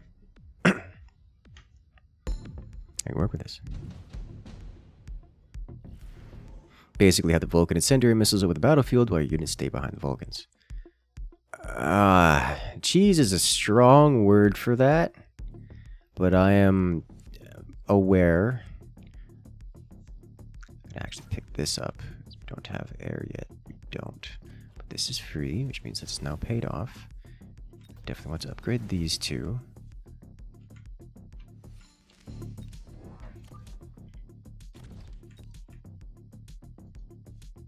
The shield is mandatory, although it will probably go down every, if not next to every round. That's poorly placed. Okay.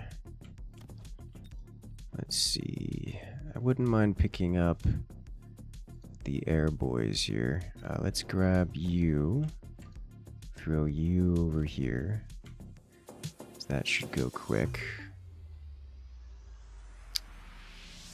And how about... range? Range on you. Give me space for this upgrade. Alright. Yeah, alright. Could have seen that one coming. So that's what I wanted to do, except this round's a little expensive to do it. So I didn't do it this round. Man's actually put crawlers back there. Alright. I was correct. He did not react to Rhino.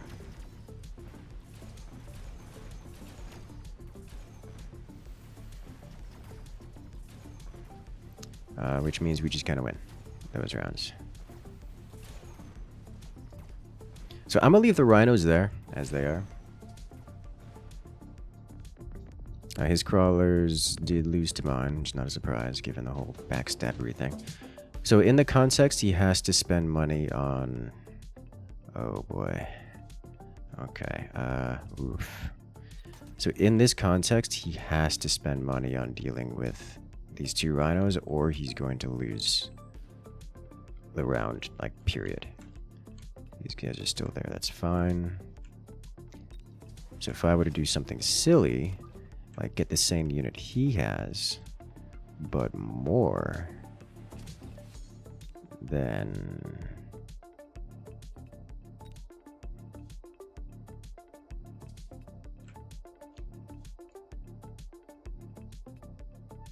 we should beat this side again. This man can fully just put this anywhere he wants. And I don't have the ability to deal with it.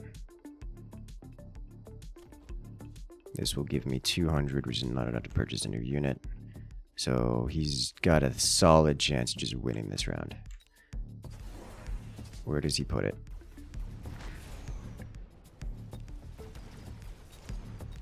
Man's got 3 overlords with wasp.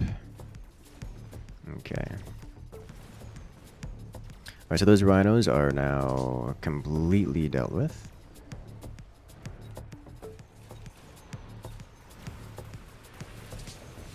Uh-oh, he's gonna take my building, but not before I take his. Don't you love how that works? My overlord's stronger than his, although his do repair. What did he take last round? Nothing?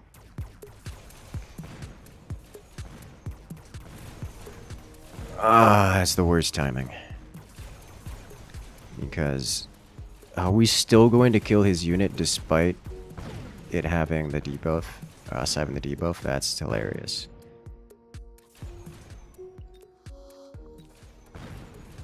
Okay. Run is dealt with, but also keep the overlords out of the initial fighting. Yes. Finish is still so good while debuffed. They are. They hit really hard. Enhancement module. Nope. Nope. There's a whole lot of nope here. Okay. So he's not going for ground chunk, so I'm not super into dealing with that.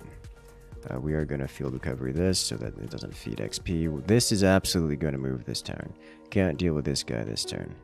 I do have the option to run this, but I'm not going to do that right now. Instead, we're going to grab this. Do 1, 2, 3 of these. And I probably want Elite Marksman over anything else. I could redeploy the Rhino. I could, but I would prefer to have a... So I don't particularly want to do redeploy Overlord. Although, these suckers have reasonable HP.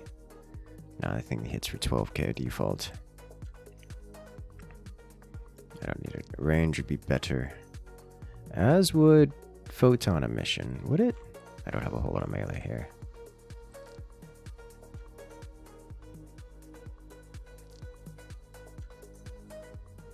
Photon Emission is just kind of too good to pass up. So we'll slap this here. What I do need is more crawlies. Throw this guy over here. Throw this guy over here. This guy here. Here. Okay, well that's fine. And we covered in Photon, which means the EMP knocks the shield, but doesn't wipe out the rest of our stuff. Good. Photon breaks a lot of mechanics. Yes, yes it does, which is kind of by design. Interesting that he didn't send his ships around to anywhere else.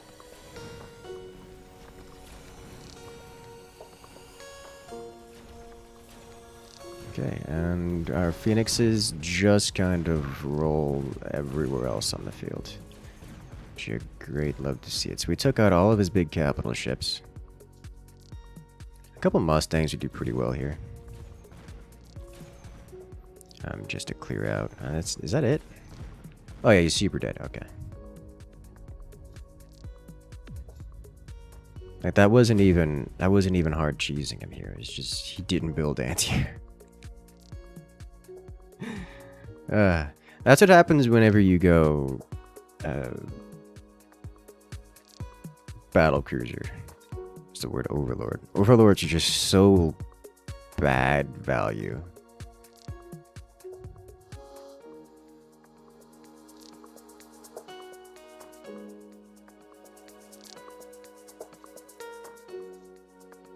Like Rhino nuke won't go off if they stand in fire with Photon.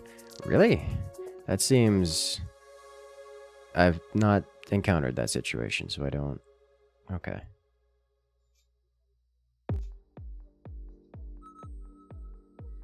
You think your solution for base destruction having undesirable influence on gameplay would be to re-implement them as minor positive buffs? I don't mind the idea, but I do like that they are incredibly pivotal moments in the game. A minor buff is not a pivotal. Why? English language, please. A pivotal moment in the game. Hello there, Miss Raider. Welcome in. Alright, so, we need force reconnaissance here. My opponent is already managing expectations by claiming that they intend to do something silly. I have no idea what that's going to mean. Do this. We see a Stormcallers already. So we take this into consideration. I'll do this. Like so.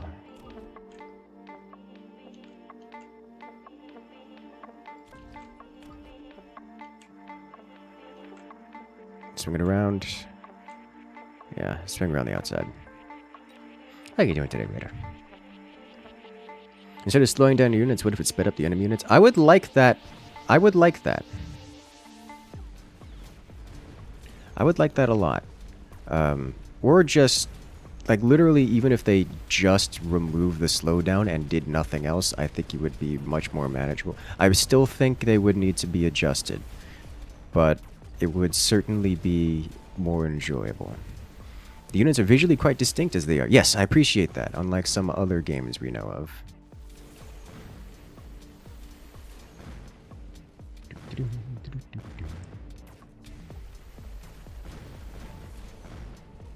He's like, I owe you for a nuke the other day. Oh no.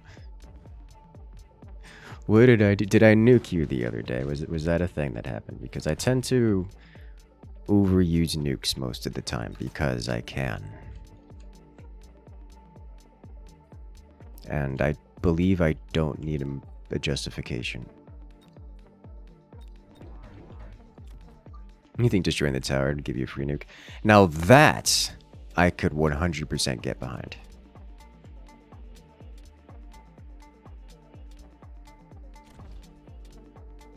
Yes, yes, I did. Okay, that tracks.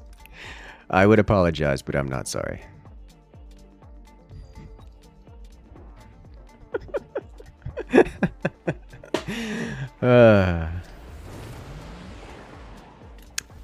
Cheese! Smile for the camera. That's what we call pro strats right there. You're good. I'm doing well. I ran out of tea, so I made some more tea.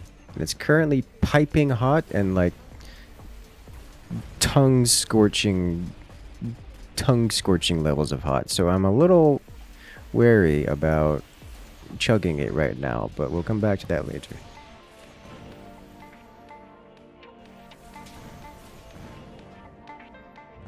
Imagine it's payback time for the tower snipes in StarCraft. Oh no.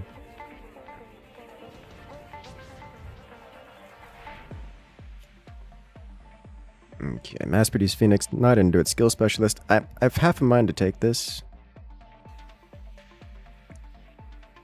Intensive training is more important right now. Higher value. Alright, so how do I want to handle this? In terms of, I could use some more arcs. So give me enough money to save for things. Let's get some more crawlies in here. Throw these back here. Put this kind of in the middle front.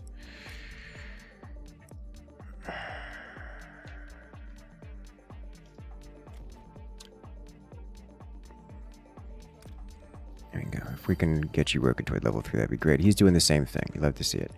I definitely need to focus on upgrades a little more. He's got Sniper off in that corner, which is a brand new unit. He's getting another set of Mustangs as well. Okay. Even when there's vague design through lines like Fortress Vulcan similarities, great work done to make them visually distinct. Oh, yeah. No, I am impressed with this game.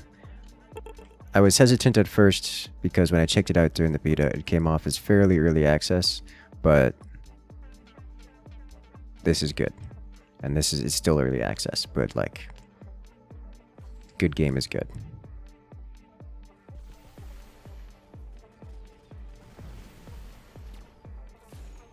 See, there's that energy shield being MVP again.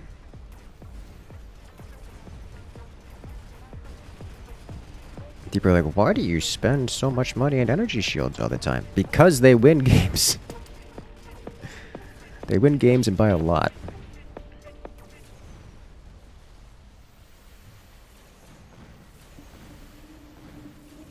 God, Stormcallers deal so much damage. He's crazy. I like the explosions. I think that's one of the things that makes this game so satisfying. You get explosions everywhere, especially when you start throwing nukes out. Lightning Storm, Photon Emission, Amp Core.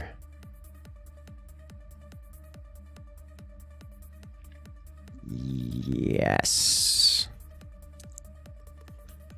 So you know what this man could use? Some dirty, filthy cheese. Alright, am I gonna spend on doing... How am I gonna do the cheese? Is that a this turn thing? This may not be a this turn thing. Holy smokes, this has got to be like pixel perfect. Alright, so this guy's still coming in second place for damage. You did poorly. Did okay. This guy's coming in first place. Upgrades are kind of important to have. Let's unlock you for next turn. Question is, what am I getting this turn? And I think the answer to that is...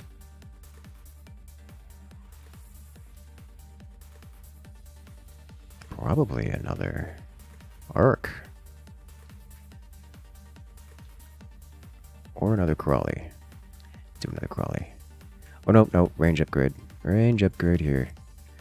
That's a little important. Okay. Yeah. There we go. Indeed. Me gusta kabooms. Yes. Is nice. Should you overcharge your tower? Presumably in the final 2 rounds, 400 money over 2 rounds, only 300 lost. I mean, yeah, that would be good. This man is seriously trying to flank with a marksman. I mean, it's pulling my crawlies away, so that... Excuse me, sir. There were so many other things in front of you. Why did you arbitrarily decide to shoot and ignore all the things that were actively stabbing you in order to shoot the building? Are you kidding me with this? Also, I'm still going to win, which is just hilarious to me.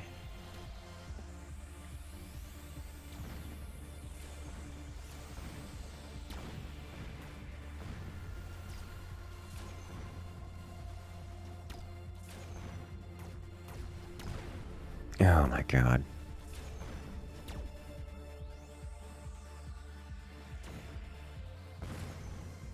Okay. Well, I've learned a lesson today. I don't want any of these things.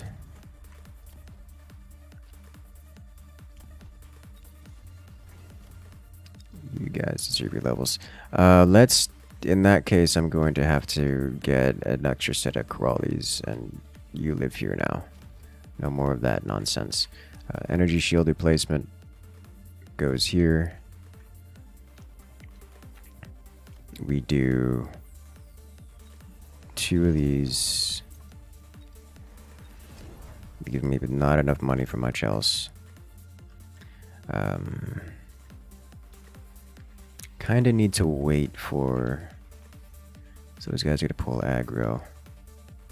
Do I need to wait? No, I don't need to wait. Oh, there's no way. He's actually got this reasonably well protected from things. However, if I were to do...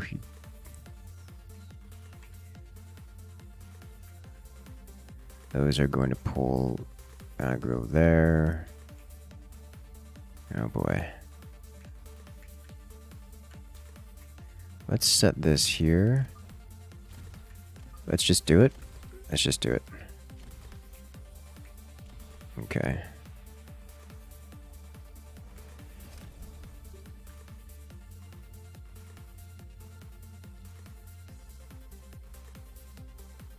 Go on, click. Thank you. Didn't get the click off. Sadness. This man put a hacker over there? What you doing? That's a decision.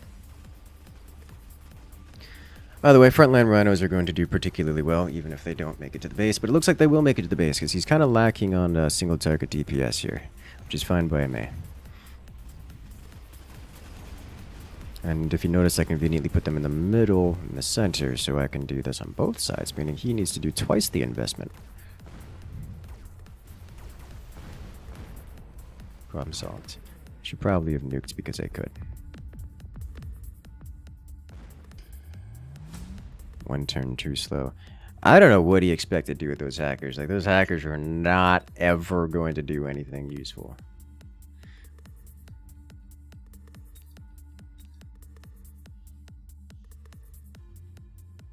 Already have a good one, Gigas.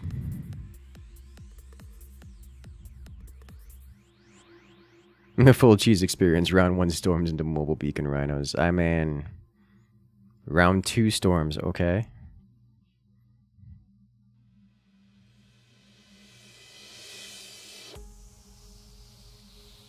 You wanted to use multi-hack? I don't think that was what he wanted. I don't think multi-hack would have done anything either. But, alas, here we are. Giant Specialist, Arclight Phoenix, Supply Specialist, Crawler Phoenix. Take it. Curious how the 2v2 changes it up? Painfully. It's doable, but painfully. Alright, so we're opening air, so he's going to need air, anti-air. He's got Mustangs, he's got snipes, he's got all his ground covered. The exception of anti-swarm.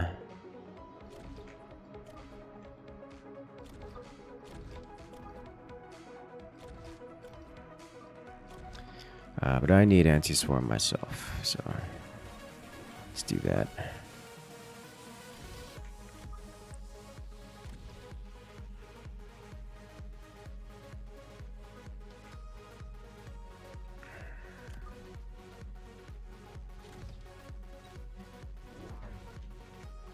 I keep checking the flanks, like as if you can put things on the flank. No, it would not have, but it makes more sense than the shields. There's quite a long list of things that would make more sense than the hacker, or shield, or. But yes, yes, it does make more sense to do the multi-hack than it does the shield. Also, we breached his left flank before he breached my right flank, although he was absolutely going to breach my right flank. So this is how this goes. It looks like he did place things in front of the core, so he did mass-produced Rhino extender it. Honestly, I'm not super into it right now. Grab this guy. Unlock you.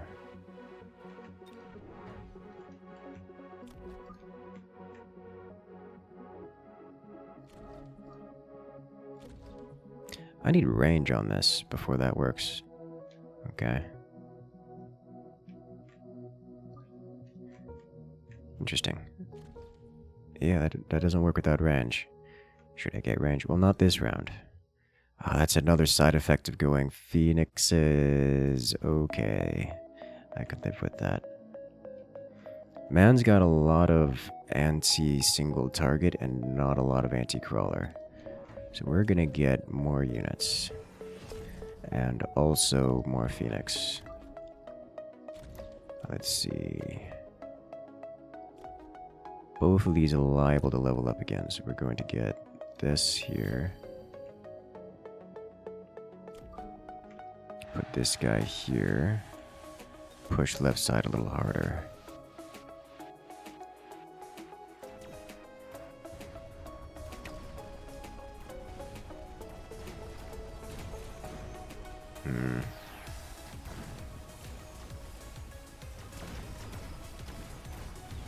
No, my arc. Okay, so my arcs are not getting to the... They're walking forward and dying to the snipers. Did this man already get range on his snipers? Nope. Oh gosh, that was painfully close. So he should win this because the arc has shorter range than the sniper by 20 meters, and this thing does not move that fast. Oh, but they trade. Okay. Tech specialist this early? Yes. Yes, I will take tech specialist. Let's get our upgrades going. I do need some more creepy crawlies. He's got a rhino now. That's going to be a concern. More crawlies just right up the center, as it were. Rhino can come from literally anywhere. So I'm going to put this guy here to help defend against this side. This will probably aggro if he puts anything there. Let's see. These are locked in, so if I were to put this straight in the center, we should have them splitting both sides, which is what we want. Pick up this for free and go. He put it on the right side, which means we have a pair of phoenixes there to help with it. Good, good.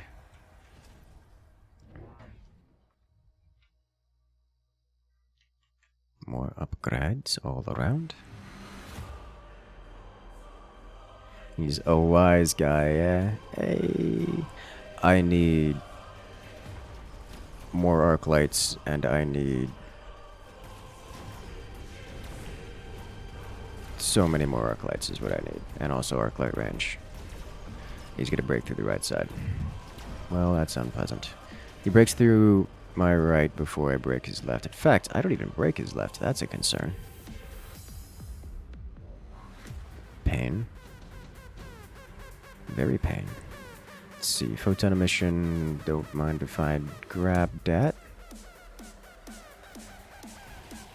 Okay, so we need a couple things. More of these here.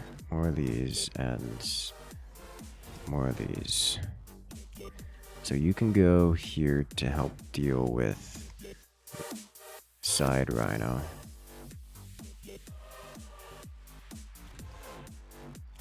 We need this here to help deal with Mustang. And I definitely need more of these here.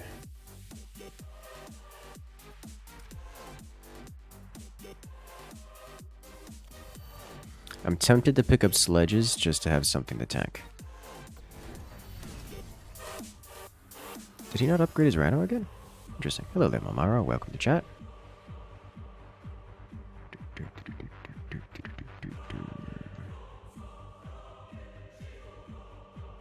He got explosive ammo on these, which will make them better versus crawlers, less good versus everything else.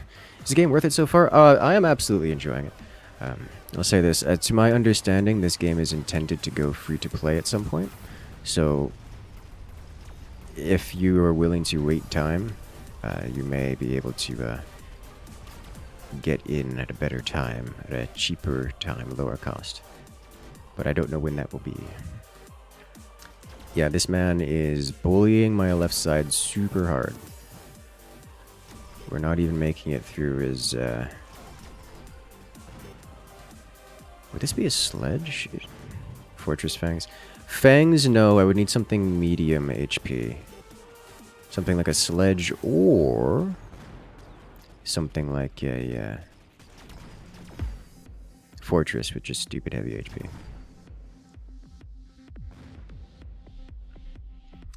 Which I could do. But probably Vortex, Vulcan would probably be a better option. I don't have any items. I'm not going to go with big units because I don't have any items that makes it worthwhile. He's got... I think if I were to get range enhancement on these and add just a couple more of them over here, then we would be much better off. So if I do this like so, we do this, then we shouldn't have a lot of these issues. I'll add a shield here to help with the arcs. Thank you.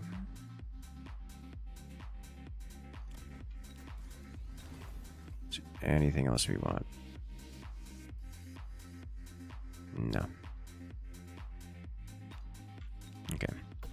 fortress now, the Fangs for ups and Fangs someone for late game. I'm not convinced on that one. Okay, I definitely need arc range. Yeah, arc range is going to be a big deal for me. Did he get sniper range? Not yet, my god, he hasn't even gotten sniper range yet. It's already this bad.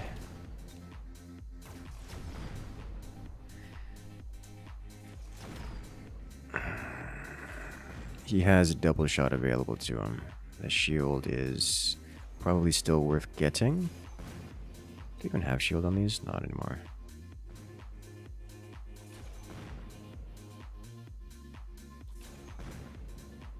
We do outrange his snipes, so that's good. Not really sure how heavily one considers enemy snipers and thinking about going fortress. I mean, fortresses are the thing that snipers are intended to counter. So, like, gotta be careful about that. This arc dying way too fast. Hopefully that's now changed. I kind of want another arc.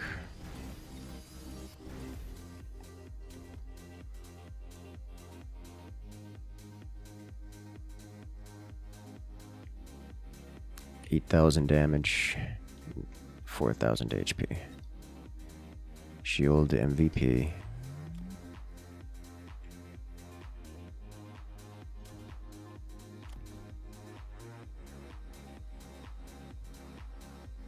Double attack speed. How about instead...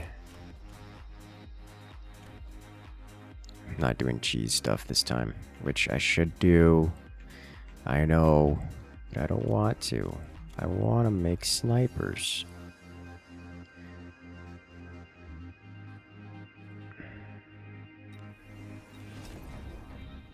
Okay.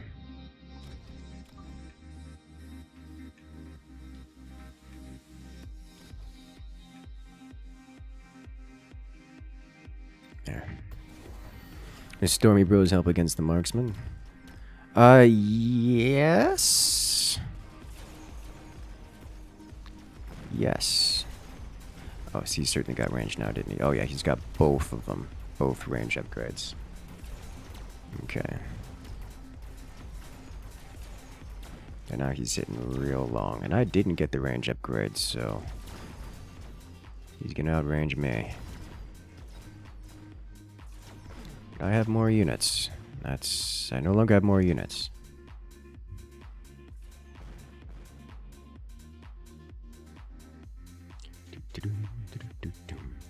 How do you think willingly eating a few rounds of losses to save Revoke at a fortress will work out? Never. As in, it doesn't work out. That's how you lose the game.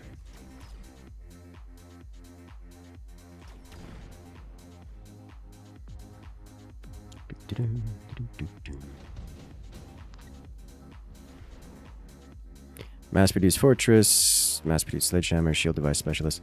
Pick this guy up, put this back here, and hold this in line. And we pick up range on these guys immediately. And then we grab, how about a couple of these thrown in here, yeah. With the damage upgrade at this point.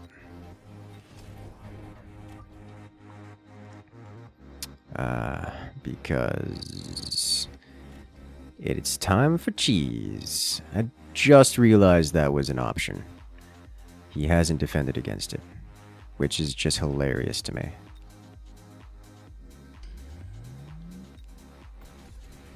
He's not going to nuke me, is he? That is also an option. Doesn't have anything yet. Nope, he's got nothing there. We're gonna... he's trying to cheese me, it looks like. Is he gonna do it? He's got photon coating. Where is he putting it? Where are you putting him? Surely you're putting him on the flanks, yeah? Oh, I forgot to get 1-1 upgrades. That's probably not relevant. Everyone's overkilling stupid hard right now.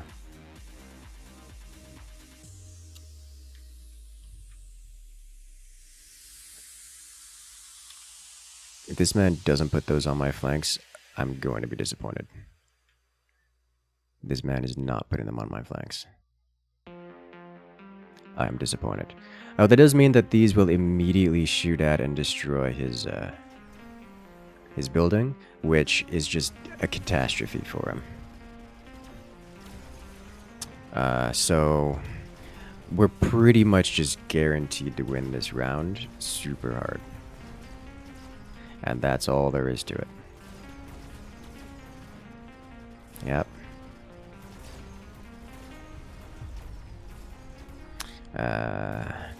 You left a hole in your defenses, buddy. I just didn't see it until just now. Oh gosh, that was a lot of damage.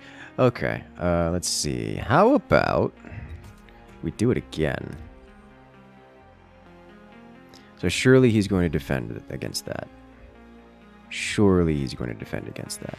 I'm going to assume he's going to defend against that. So we're going to let him defend against that. How about we do one of these just right here? And you think that's a good idea? I think that's a good idea. Level you up for next round. Yeah, okay, so he put something in front.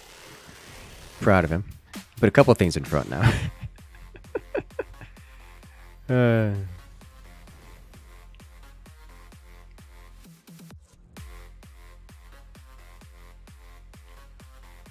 So, if you guys remember, I'm partial to the nuclear launch experience.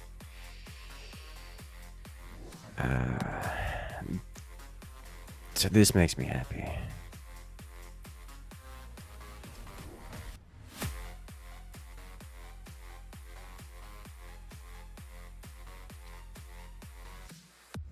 Probably gonna miss a lot with the nuke. I should have slid it more to the left here, because his units will rotate towards center, because going in a straight line isn't gonna be particularly effective here. I will be mostly defend. That's not true. I have aircraft. Well, that's unfortunate.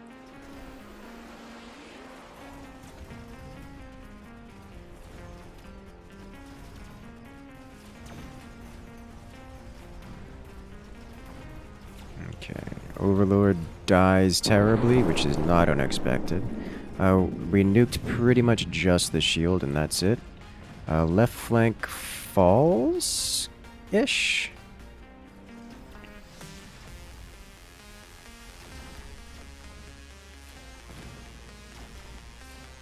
Hey, there we go. Alright. This will be a victory for us, but it's not going to be a defeat for the opponent. Snipers walked out just in time to get nuked? Yes, yes they did. Unfortunately, we also reminded him that nukes exist, and I am not immune to nukes. Heavy Mustang, Speed Specialist, I don't want any of these things.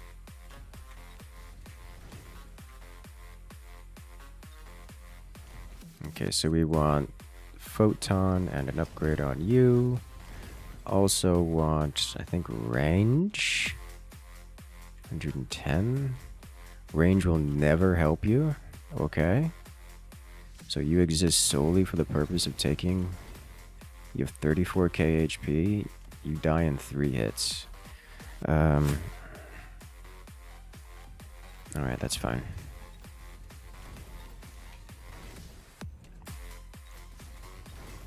We need shield on... I can't shield air units. I have pretty much nothing but air units.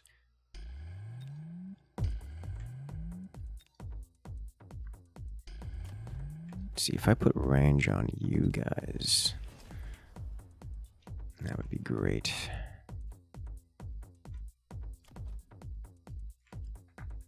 This Overlord was such a mistake.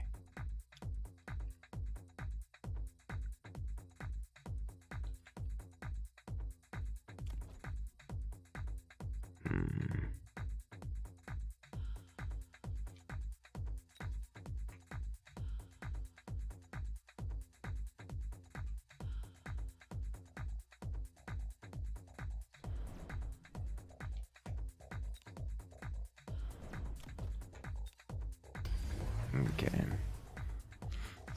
Okay, so this is going to be an issue for me. I don't have a counter to this.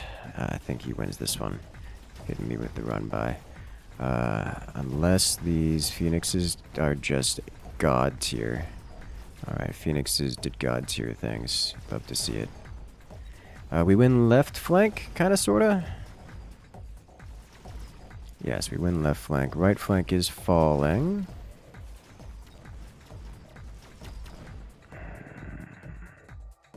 This is not a good place to be.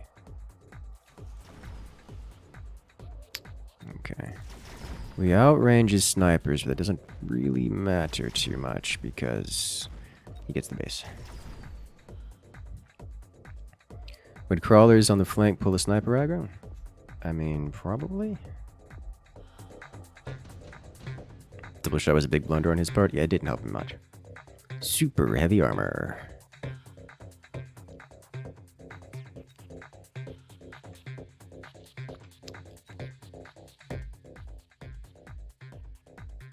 I didn't get improved fortress at any point.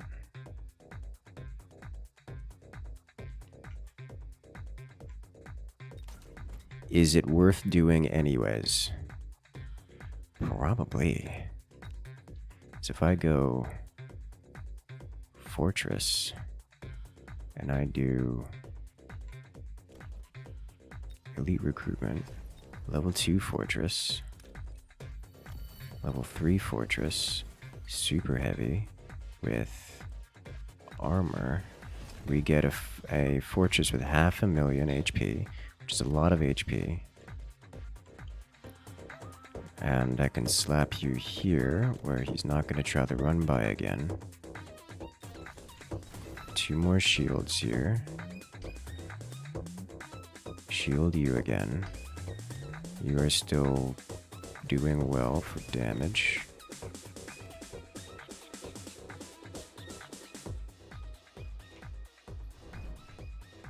That's all she wrote.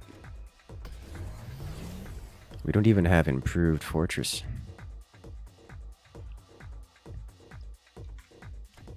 He's done the same thing. He's doing exactly the same thing. Difference is my fortress is level 3, his is level 2. And his is probably gonna die immediately.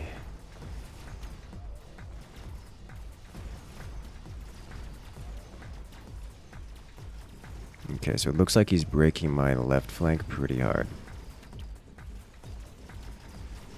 Does he have electro snipers? No, not yet. Yeah, he breaks my left and my right. Is this death? That's a lot of sniper. Oh, wow, that's a lot of sniper. Okay. Let's see, how do I handle this one? I don't know.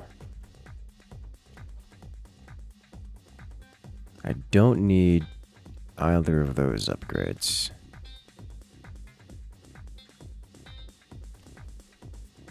$184 range, 212. I'm never gonna outrange him here.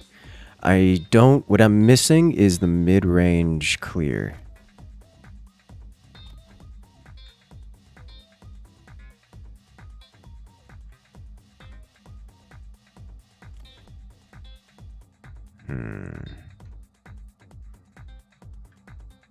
I'm missing mid-range clear or the ability to tank hits from the... You know, honestly, fangs might be a good idea here. If I do elite fangs, 1, 2, 3. 3 elite fangs with shield. So I can slap these guys here. Here. And here.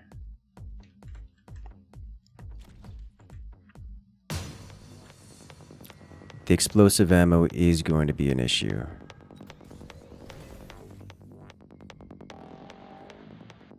He doesn't have any aircraft. The barrier is just not super useful here. What's my highest leveled Phoenix? You are my highest leveled Phoenix. You reach out to 227. Oh my god, I didn't put the shields up. I'm out of time. I was thinking too long. Okay. Well, we tried, boys, and that's on me. The nuke is going to come in, it's going to take out all the ground units, because I didn't put the shields up. And that's going to be it.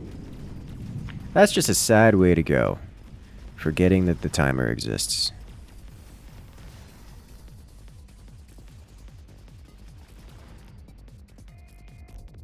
Okay. Well done, well done.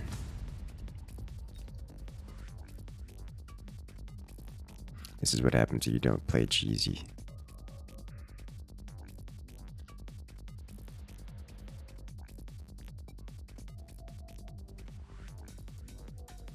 I'm actually curious about that loadout, because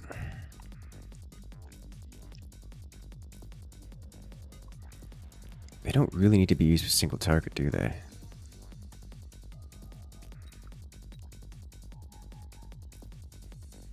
Air, ground, splash. Let these handle the splash. Actually, I kind of want to try that.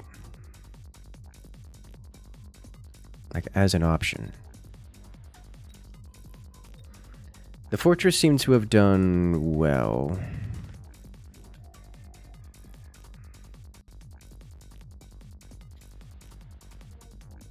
But it just wasn't well enough. Blew entire budget on flank wasps. No, he had it entirely covered from single target. He had chonk covered of every kind, and he had his flanks covered at that point. With cascading lines. Like multiple lines covered. I could do something just to distract him, but that's a distraction. I did need to go from the front if I were to do anything. I think I needed to do sledges. I think I needed to go sledges. That's what I needed.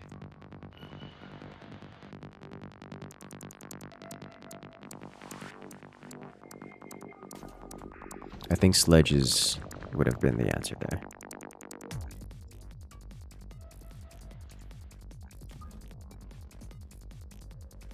Sledges are not the answer here, and by a lot.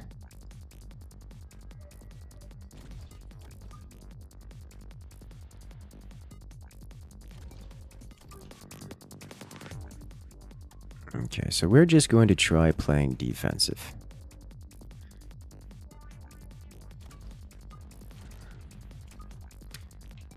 This is a sniper situation, 100% of the time.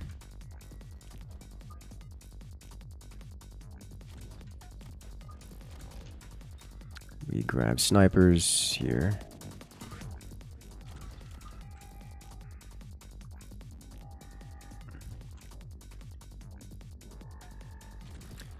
Gonna position it slightly differently here. Forward on the sides. Okay. All right.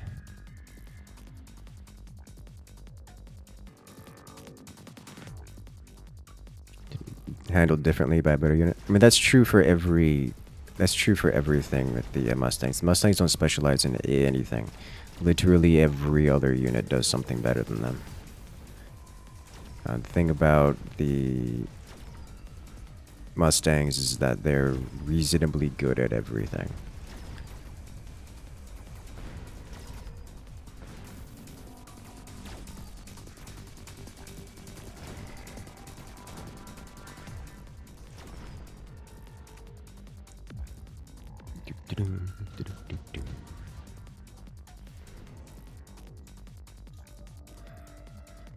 Portable shield, deployment specialist, pick up deployment specialist. I don't have to pay for it. Every time. You definitely get an upgrade, because you were MVP and by a lot. Sniper was absolutely the correct call. But I think I'm going to do this. I'll pick up Fangs? Fangs.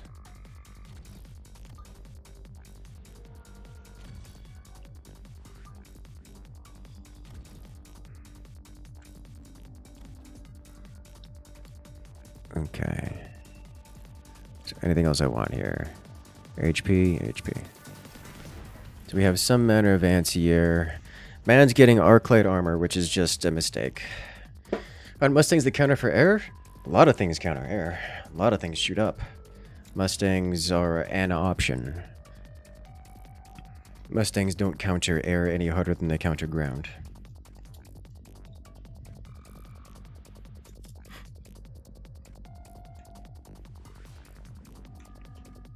At least not by default, anyways. You can get upgrades which specialize them to dealing with air. What's this man doing? Them balls gonna be a problem. Oh, sweet, tasty, delicious tea. Feels so good in the throat.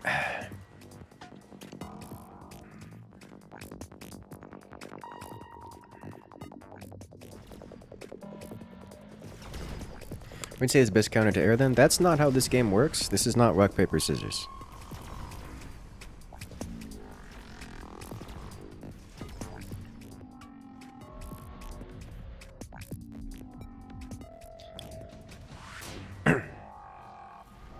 Answered module, heavy Mustang, extended range steel balls.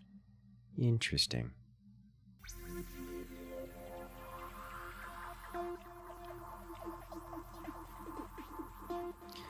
Heavy Mustang. That was a mistake. Why did I take that? I don't need Mustangs. Okay. How important is XP gained by units? Yes. I would like an additional sniper. And Arclight?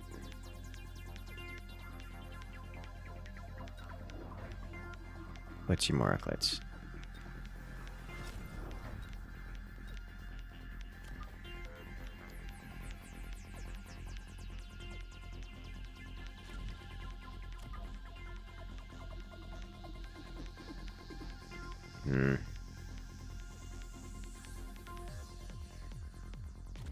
Let's preempt this.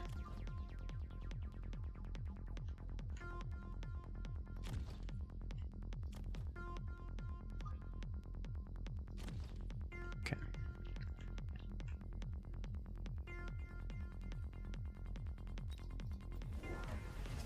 Okay.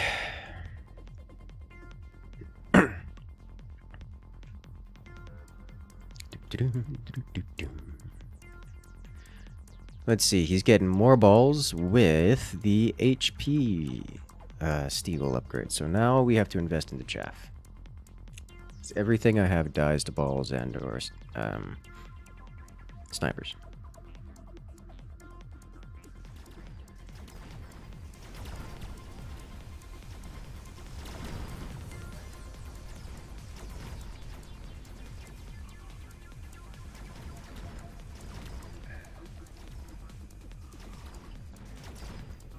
We broke his right, but not his left. When I have a symmetrical loadout here.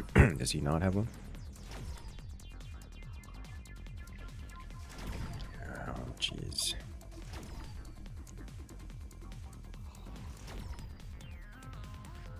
That ball not gonna die.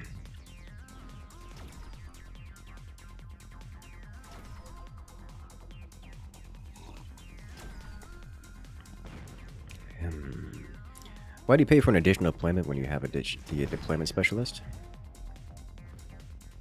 Because I want more units.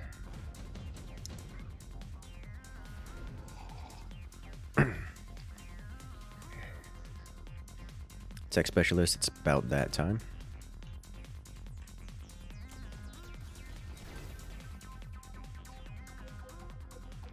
Definitely Fang o'clock.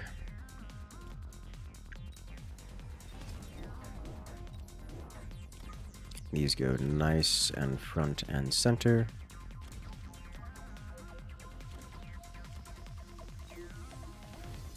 Anything else?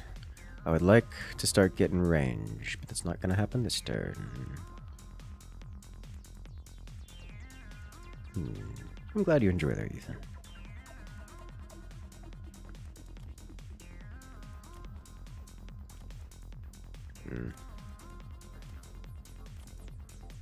Guy's not getting much done over there. They just don't have chaff units around. And I've built these arcs preemptively, but that's just not working out for me. I don't want to unlock anything right now, so we leave it. Nor do I much care for shields. Okay, he did get chaff himself, specifically the Fang variety. Which I'm okay with, because I already have chaff count. These steel balls on the left are going to be an issue. So no, he's not going with an asymmetrical build. He just has upgraded balls on the left. And that's making all the difference. So I need way more snipes. I need way more snipes. Okay.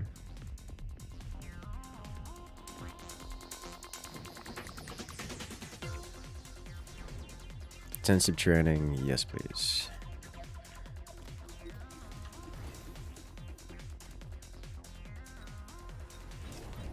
Three snipes and range for them.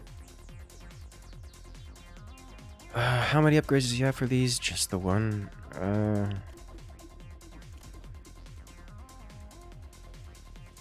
Two elite marks. Don't really need range for them right now.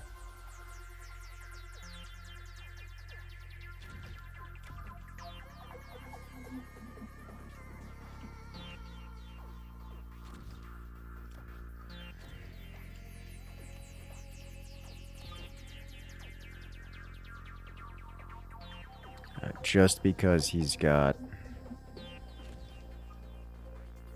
more stuff on the left here.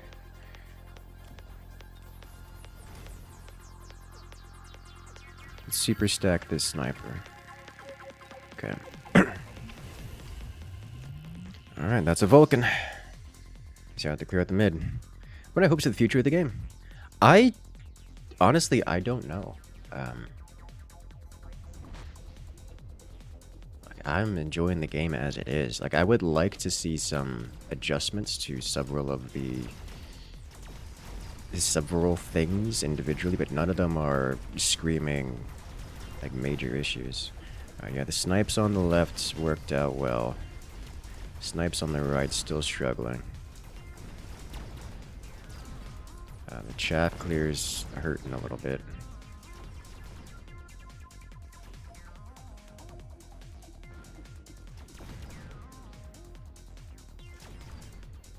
Okay, this smells like electrical shells to clock. The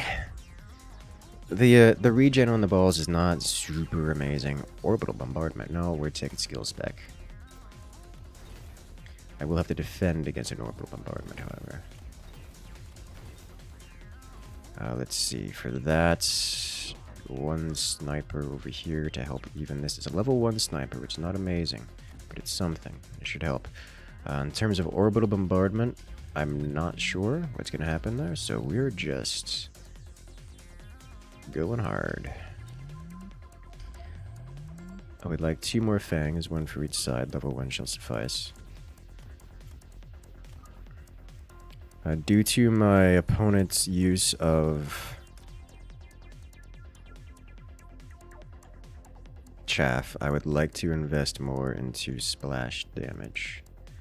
Which will not happen this turn. Get you upgrading. Right, what'd you pick? Aerial spec. Maybe doing an air switch. What have we got here? A fan of crawlers? Yes. Yes. Will he do range balls? A nice counter. He may very well. Actually, he took long-range balls. I didn't realize already. They're up to 85-meter range, which means he took the extended range balls.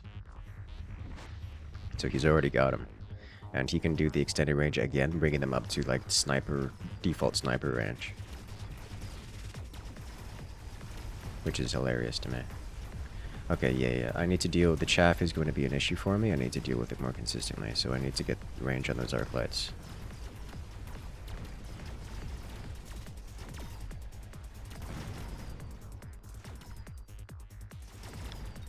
He does have sniper range.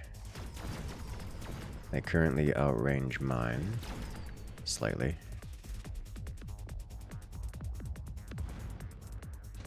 Skill plus vet is an every turn thing. It is an every turn thing. Extended range fortress, not into it. Acid blast, not into it. Giant hunter I will take, because if he's going to build any more giant... This will pay off in 3 rounds, which we probably won't have, but if he builds more giants, then it will work out for me. We definitely need arc light range. I would like sniper range as well. What else do we get here? Upgrade you, upgrade you, upgrade you. For level 4 marksman, we can upgrade that again. Let's see, you are actually 3rd place for most kills. So let's upgrade you and get you even more into it. Let's see, just in case we're liable to win this... I don't need to buy out. I can save. So you got range on everyone and everything. You know, I took that Mustang upgrade, didn't I? And I haven't needed Mustangs for anything.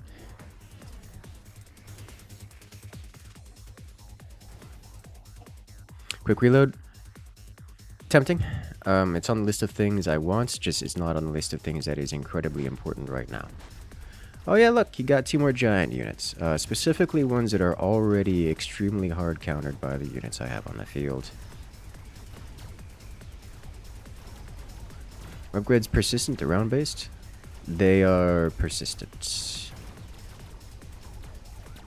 Not testing the AoE Mustangs. I already have 2 other AoE units on the field. I do not need AoE Mustangs right now. This man got range on this already? No. Fancy sniper wins. I mean, we're sitting here with 212 range on this, which is a lot of range for a sniper. We're standing in our spawn and spawn camping them.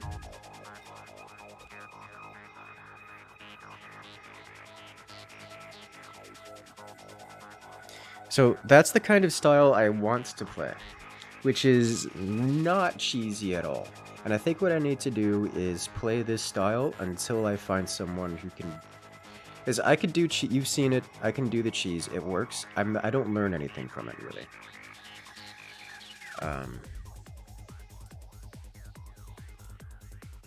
So I would prefer to play like this until I learn why this doesn't work. Or at least the best ways to defeat it. Do games or you cheese and end quicker? They tend to, yes. Although that's not always the case.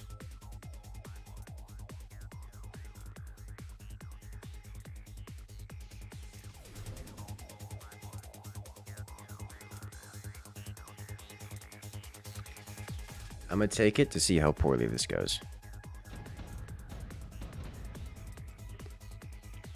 And this is one of those never take it situations. Alright, balls and fangs. Okay, so these will be our splash damage. I'm tempted to take this round 1. The reality is I can't meaningfully purchase anything else. Fangs, we'll do crawls ourselves.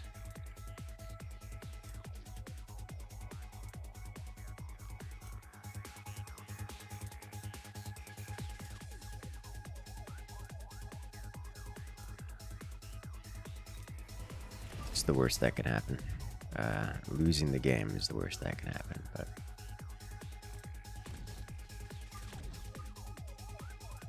If we put these way back here.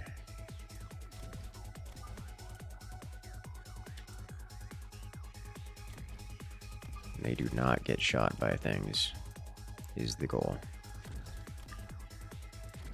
At least not until a moment.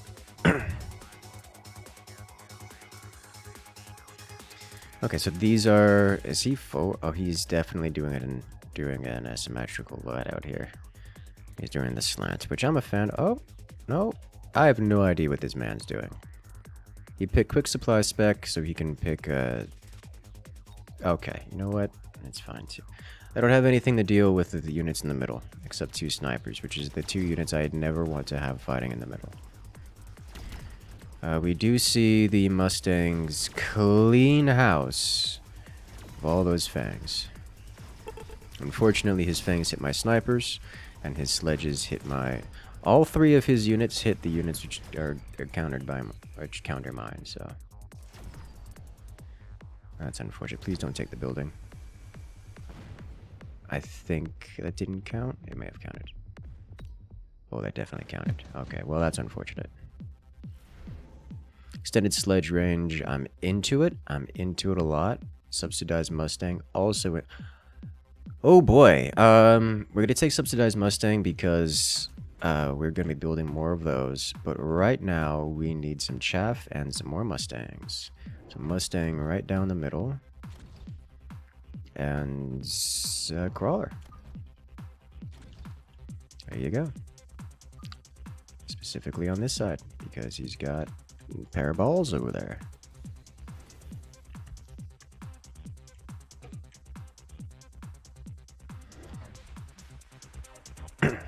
Alright, so he does have phoenixes. We do have anti-air in various forms, both the marksmen and the Mustangs.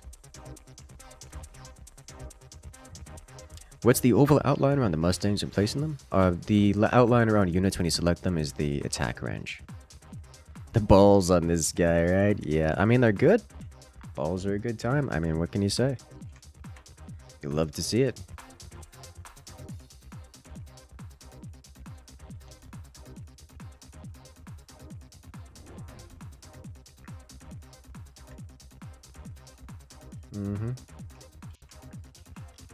So this man got an extra set of fangs and some aircraft. I do not mind either of these things. Fortunately, we should see a split of our Mustangs that clear up the fangs without any real concern. Yes, they're reasonably well placed. And there it is. And so all of his fangs are just gone. His balls are getting stuck with our crawlers. And the sniper took out... Alright, so this is one-sided.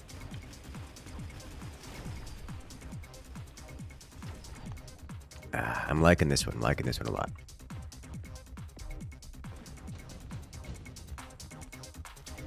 Smoke bomb. Arc light not going for it. Speed spec don't need a smoke bomb. I'll skip. What I need is more of what I currently have. Is that true? If he starts trying to cheese, I get more snipers, I think. I have options for later.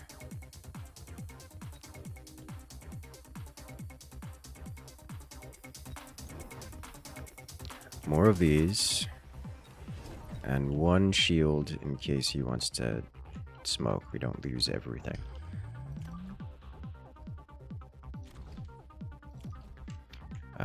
I would like crawlers.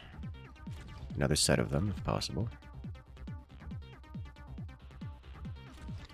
Snipers on the sides.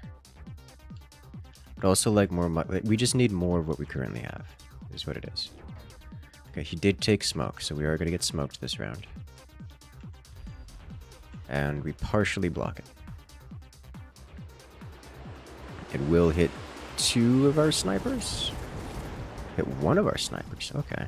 It will hit the Mustangs as well, but the Mustangs are fast, speedy boys, and they will run into melee range with the one thing that they are extremely interested in dissolving. So that they will do. So the smoke wasn't super impactful for him.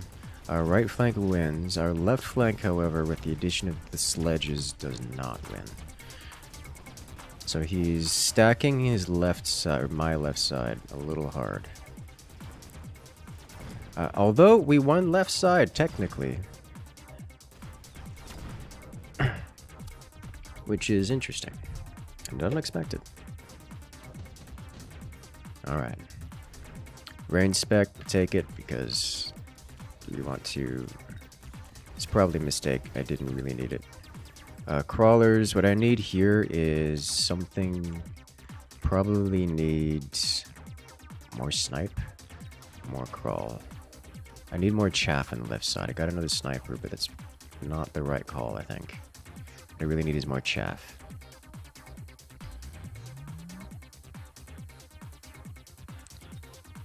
Unfortunately, chaff is kind of expensive in this economy.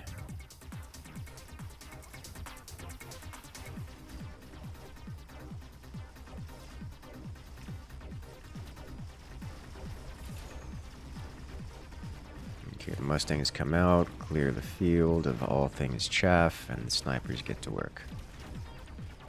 Yeah. Okay. Sledges are tanky. We know. Alright, what manner of chaff do we want? Crawlers. As much as I would love to mix it up with fangs as well, crawlers I already have. And we should continue with them.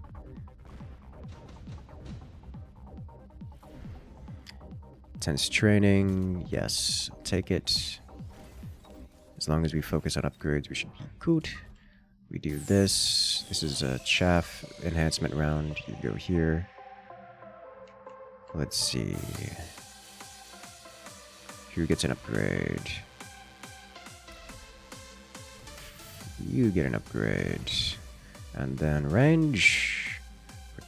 Range and damage. It's, we're doing a lot of damage. Let's get a little bit more damage in there. Let's unlock fangs so we can mix them up. What is the drill and the upgrades? For the crawlers, the saw upgrade is mechanical range. Mechanical rage. It increases movement speed by 5. For perspective, the sniper walks 6, or walks 8, and the crawlers currently walk at 16. So it's like a 33% movement speed increase, as well as a double attack speed. Is it double? No, it's a 33% increase in movement speed and attack speed. The drill is a plus 200% attack damage. But the more important one is Subterranean Blitz, which increases move speed by 3, which is like a 20% move speed increase, and reduces damage taken by 70% while not actively attacking something. And also Replicate, any unit destroyed by the crawler becomes a crawler.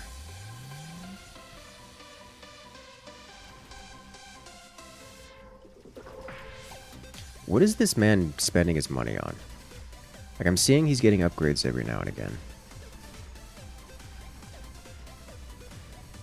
Alright, so I need to adjust my placement on the left. Those tanks are latching onto my sniper and killing it off before anything else happens. I definitely need more snipers on left. Honestly, the rapid fire seems like it would be a good call here. He's trying to make things work with the shields on them. I didn't even notice those shields must have gone so quickly.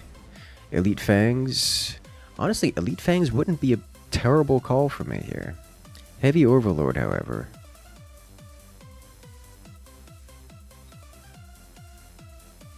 Man's got no anti-air.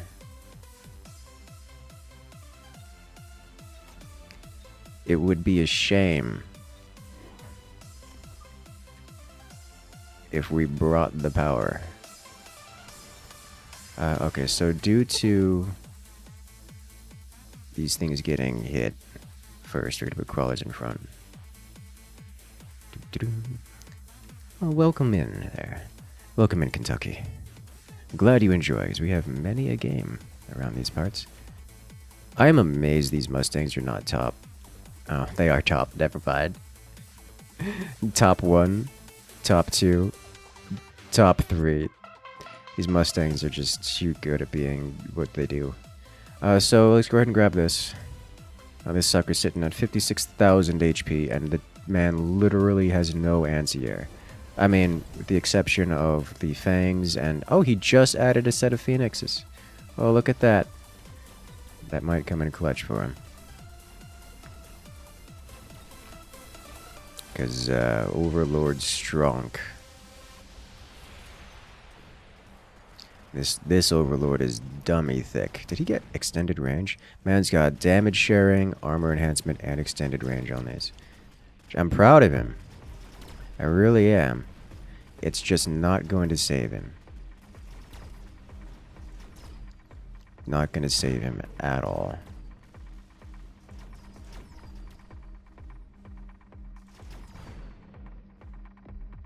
Swarm units can do some wild damage. Crawler and DPS is no joke. Oh, yeah, no, the crawlers can be amazing. The problem is that they almost exclusively die before having an opportunity to do anything. So, generally speaking, not worth it. But, it's amazing. Let's see. So, because this is level 2, I mean, level 3, it's got even more goodness on it. Is this a situation where I want to be photon emissioning? So these things are going to have 600 HP, which dies to the 1800 damage. Reducing damage by half doesn't... No, it doesn't do anything. Okay. Let's see, Overlord Artillery. I think we're going to add this on here, just for bonus damage output. Let's see, can I get attack damage? What else do I need here? Yes. Yes. The only appropriate way to solve this problem.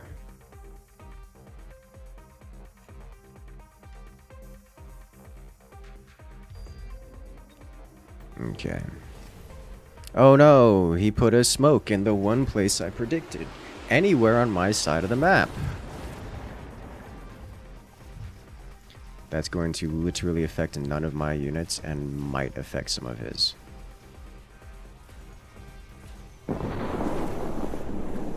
Ta-da!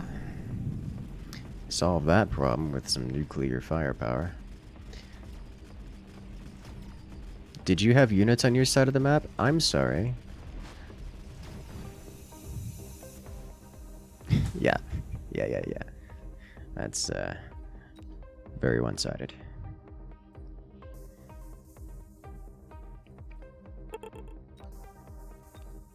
Love to see it.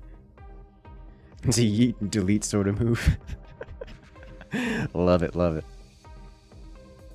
Yeah, it's a good time. Has anyone mentioned that you can use nukes in this game? I'm super into it.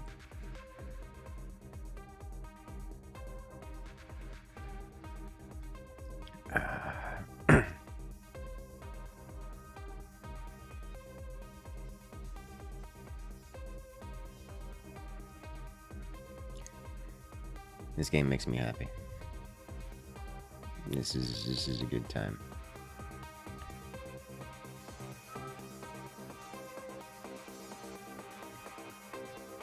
What's the balance factor in nukes? Are they on a cooldown? Or expensive? They cost 400 to unlock them, and then you can only use them once every 4 turns. Marksman Mustang. Aerial spec. Marksman Sledgehammer Rhino. I'm gonna stay away from the Rhino because that's gonna just make me want to do cheese stuff, and I don't want to.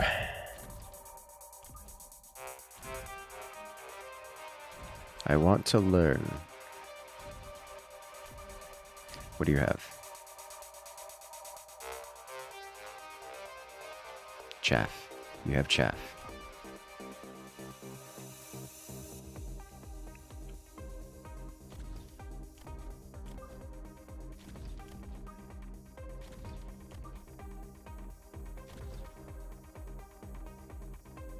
Okay. You know, what if I were to... Let's not concave ourselves here. Oh, I forgot to unlock a unit. Ah, that's a mistake. That shouldn't matter much. Yeah, man's got chaff for days. Alright, he's going Crawler Fang. Love to see it, love to see it. We are probably going to lose here.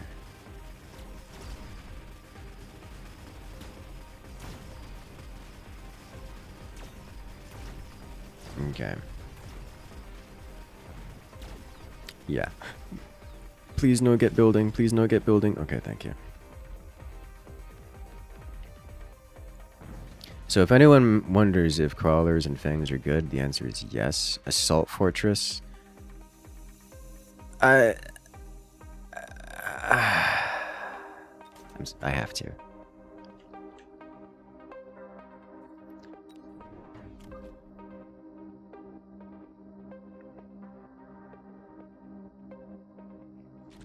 Just for the potential. Ooh, I shouldn't have done that. What I need? Okay, fine. There we go. 50 money shy of that. I've made so many mistakes already. I'm okay. We unlock crawlers ourselves. And put in a sniper here. Start the XP rolling on those. This man seriously got more. Okay. We're just gonna get range on our Mustangs and wipe the field, is what's gonna happen.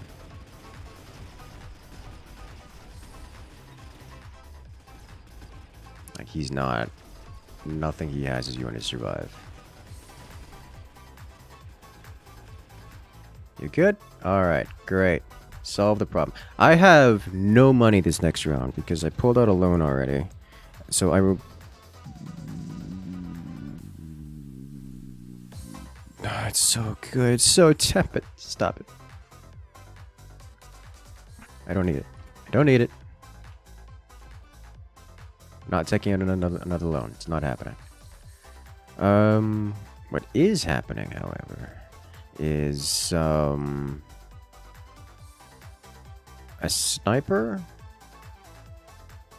and chaff of level 2 variety. Yes. We have chaff of our own. Sniper goes here.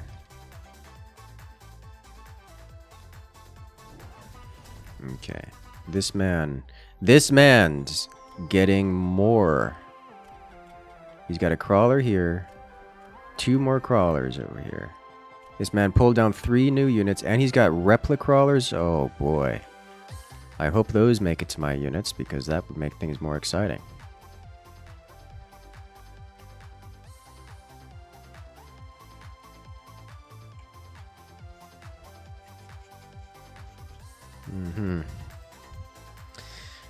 So unfortunately, his Mustang has actually copped an entire level up. And these also almost leveled up. Whereas mine have not. Although they seem to have gained more XP in totality. Yeah, I've definitely gained more XP in totality. It's just his are more concentrated. It's definitely a mistake on his part not upgrading those this turn.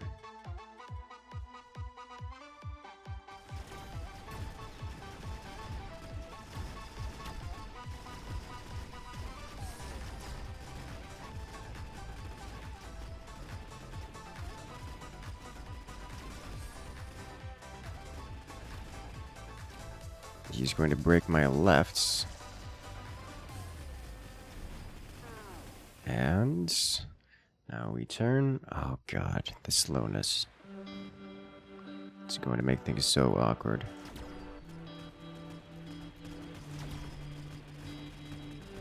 Let's go. How's the balance of the game? Looking for a semi-casual puzzle game? This looks good. Well, this is not a puzzle game. This is very much so a PvP strategy game. Much more akin to... Oh, God. We have the combo. We have to take it.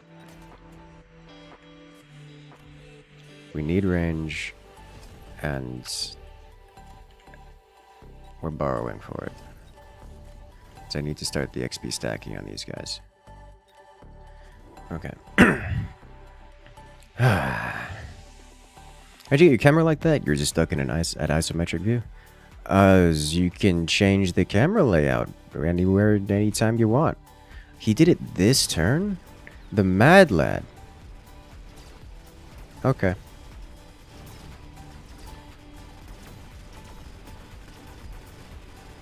So as you can see, we clear the chaff comically hard.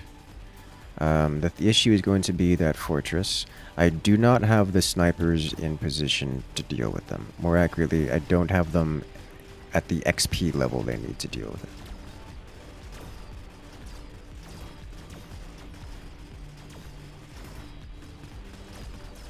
So, he's just punching.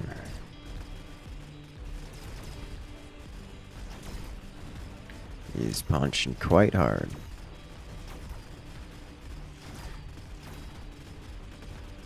Oh boy. He's going to ignore and go straight for the structure. You know what? He's just gonna take it. Okay. That's fine too. Giga Chad doesn't care. That's exactly what we're going. That's the plan.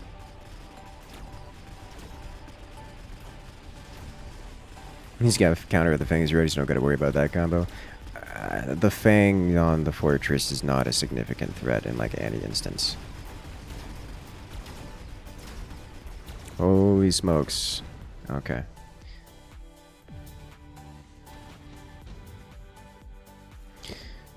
Okay, I don't need these things. What I need is a way to deal with you. Let's see, 700. We gotta borrow for it, but we get it. One turn later than him. That's fine. Literally straight down the middle is fine. Okay. Let's go. He's got a second one. He's got a second one. Okay. Well, I definitely need a load more of snipers.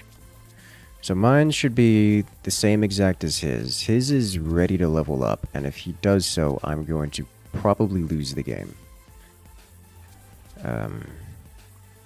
I may need to switch into the Phoenixes, just so I don't outright lose the game.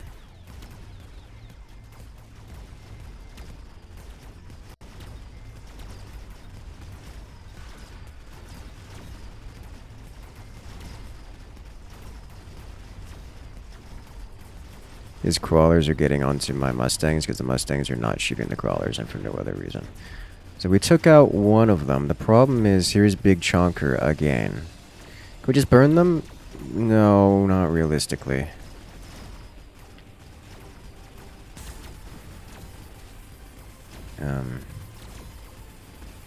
The Fang percent HP damage against the style of fortress is actually significant. It is. It's also not a great solution to this problem. Would acid crawlers work? It's incredibly inconsistent. Still ball or melter does the trick? It does. As it stands, Phoenixes are the conventional solution to the problem. Melting point is probably the better solution. Although it is definitely risky.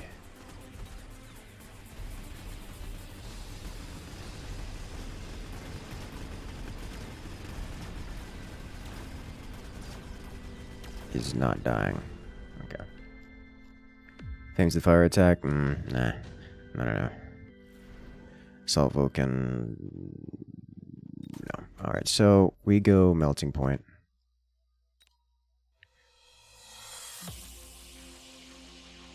Get double standard melting point. Put these here and here. Let's see, range is 100 and... Okay, so we'll stay behind this guy mostly. Okay. We just live with it. These Mustangs are getting bullied by one of these crawlers? One of the crawlers. And I need to fix that because that's a big problem, but... deal with it. Yeah, this is why we got the melting point solution to the problem. I don't mind them being level 1 because their damage still scales ridiculously in so much as we have something in front of them. My concern is that this melting point is going to get distracted by these crawlers because I don't have a good solution to I don't have a solution to the crawlers in the current composition, the current lineup, layout, position. I need to have a set of these guys like off in the corner here so they come in late enough that these crawlers will be targeted as opposed to ignored. Alternatively, I could put pretty much any unit over here, probably a rhino, and distract them, which would be similar levels of effective. Or make it worse. Probably make it worse, actually, now that I think about it. So realize these melting points are actually physically slower at 6 meters per second, or 9 meters. So you have the burning, he has ignite for the percent damage. Yeah, the melting points are not locking on. They do have 110 range. Oh, they're actually shorter range than the Mustangs, so they will walk in front of the Mustangs. Okay, yeah, so I desperately need to deal with the frontline stuff more. Or the chaff. Okay, here comes the burning. Yep.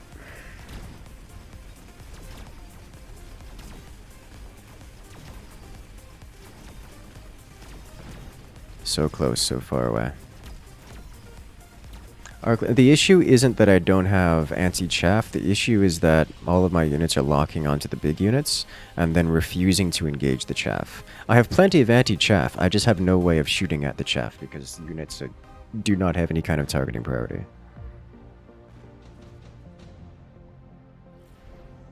Redeployment, junior manufacturing specialist. Okay.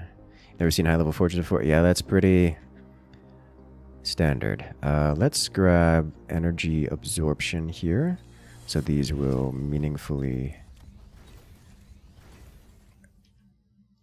repair themselves in combat.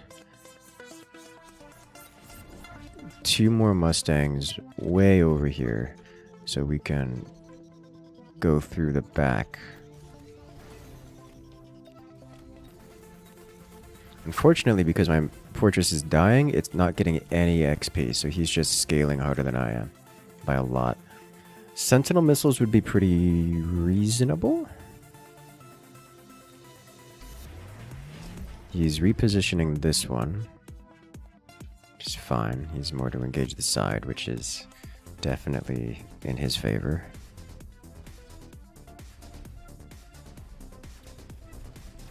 He's saying need to be mid so they don't waste time. I don't think so. Maybe. I probably need some more mid-stangs. My thought process was if I clean up the sides fast enough, they'll sweep into the mid. Yeah, like that. But it looks like they're just getting stuck on the sides as well, which is... Oh! But they got a lock on the big boys, and with the HP regen, yeah, there they go. Look at that HP regen. Back up to full between shots. It's beautiful. I say as their crawlers break my left flank.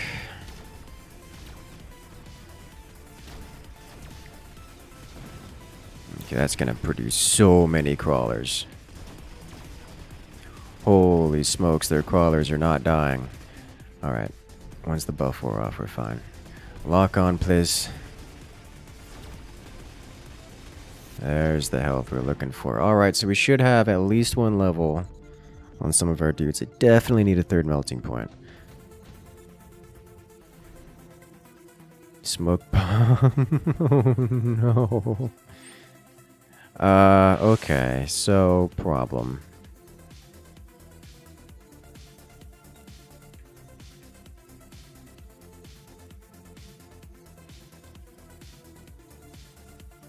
Can I?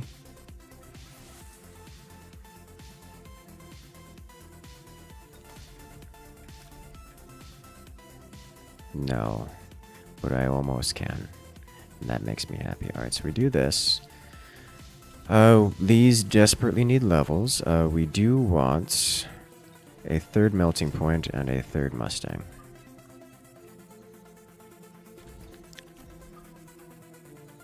Third melty goes here, although there's just a good chance he moves to the other side and causes problems. This guy's never going to get XP.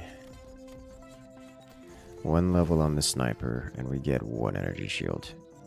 Which I'm going to put here in hopes that we don't get smoked. We didn't get smoked. What did he take? Assault Vulcan. And he dropped it on the side.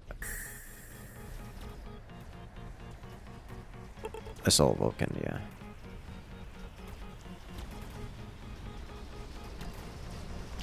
Okay, so he got another Vulcan on the side, who's cleaning up my flank.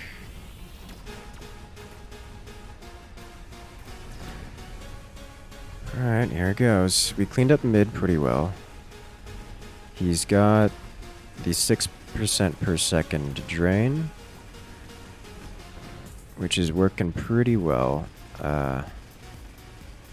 Oh boy. Yeah, I don't have a way of clearing up the chaff. Not because I don't have anti-chaff, but because I don't have a way of engaging the chaff. Like, I physically cannot target the chaff.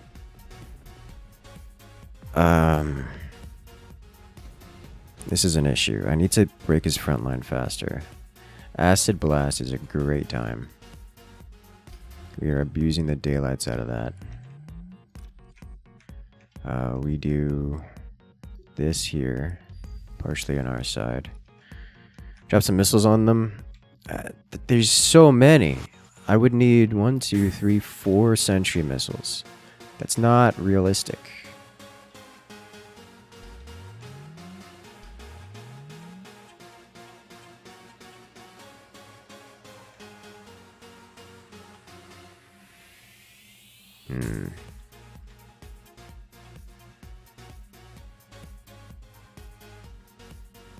What can I do here? You need to level up. I don't mind electromagnetic discharge. Let's grab this here. Let's see, HP increase 30%.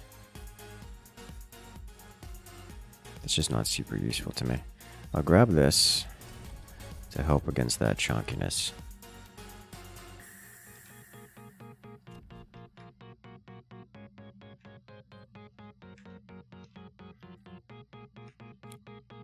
Chaff of my own. Let's get some late chaff of my own. Upgrade you. 2 fangs. You exist here and here. You come in way late. Hopefully we don't just feed him. That's some beautifully placed acid. Almost beautifully placed acid. I wonder if this is a Vulcan situation. Okay, we disable a lot of things here. We see the acid affecting the right side Vulcan. Laser beams. We definitely need longer range beams. Yeah, we take the Vulcan on the right. And there we go. That's a win. Pretty strong win, too. Is that just death? Oh yeah, that's super dead. Big units hit hard. God, melting points just remove big units so well. I probably should have gone Vulcan at some point. But yeah, that's the joy of the big unit switch. It is... To my knowledge, it is undefeatable without also using big units.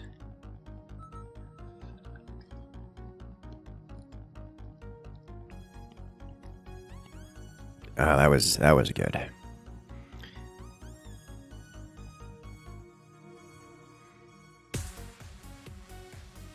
Marksman sledgehammer. Yeah. With aerial specialist versus Stormcaller Crawler. Alright, so we are going to do another quote-unquote standard style lineup here.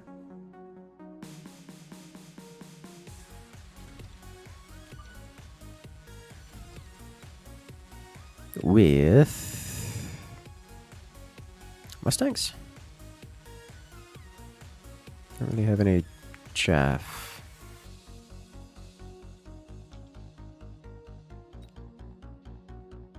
Oh, not this turn. That's a mistake. All right, he's got some area. He's doing the thing. He's hard stacking one side. Great, love to see it. I'm gonna get to feel what it's like to deal with this. I am super losing this round.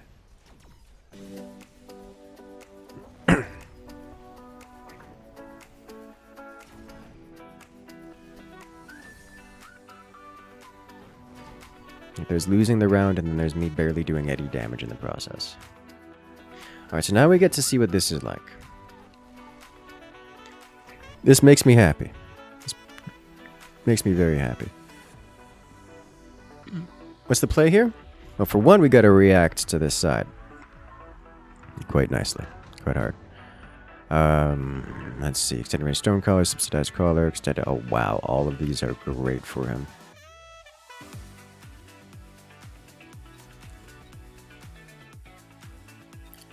So we need a couple things. You... No. You... Probably another sledge. You...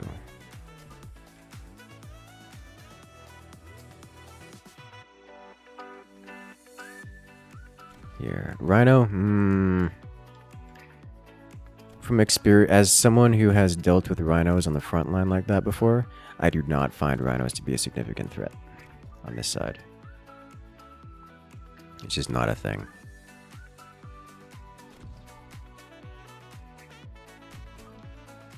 However,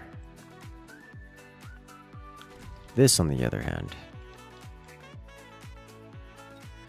My question is, does he cheese me here? Because if he doesn't, I'm going to be disappointed. And I don't see a particularly hard cheese going around. He's just doubling down with the push. Okay. That's fine. We break his left before he breaks my right. Although my right is definitely broken. Or will be breaking.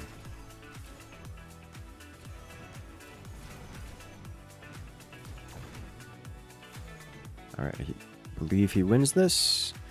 It's going to depend on... Oh! The anti-cheese sentinel missile from behind.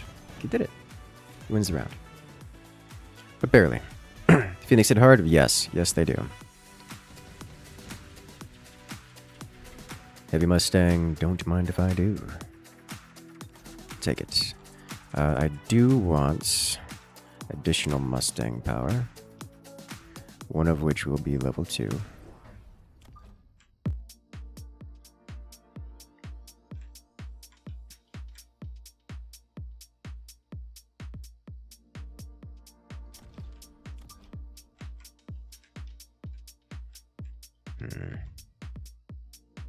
From this position, I think we go here.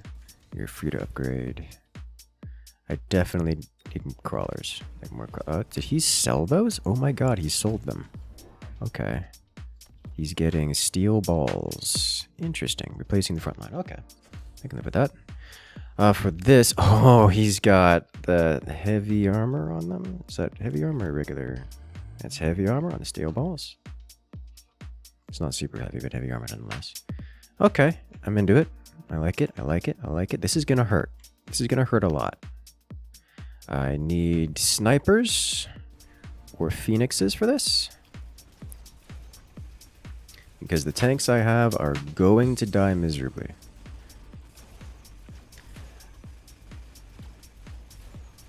What he doesn't have is... What do you have available?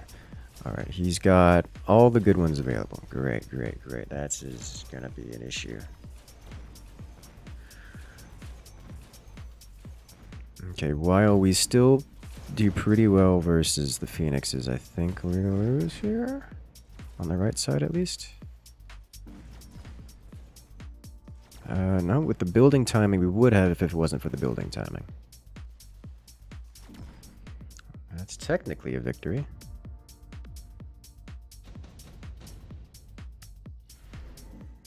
Deployment specialist, I'm into it. Very into it. This, we need explosive ammo to clean things up here.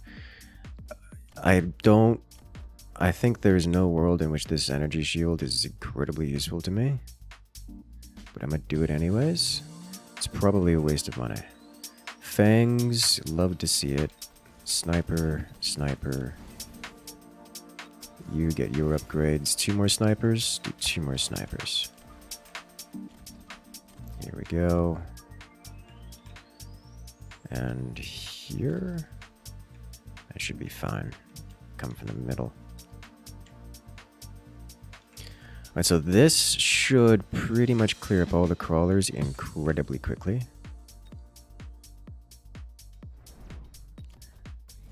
I think that will hit their crawlers, and therefore give me the... Oh! Well, 2 things. One, he got a second set of balls, which is terrifying. It did in fact hit the crawlers, so we make it into the... We make it to his building. In time? Yes, in time. So his balls are quite difficult to handle. But we win left and right nonetheless.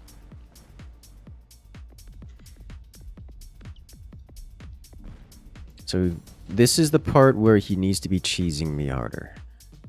And he's not... Oh my god, the senior defense specialist. Oh no. He's not doing me dirty, and it makes me sad. I have a perfectly good rhino position or wasp position here. He's just not doing it.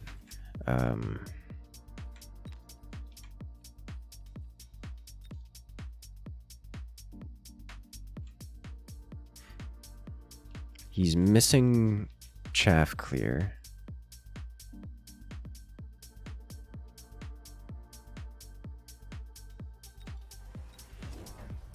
Let's punish him for that.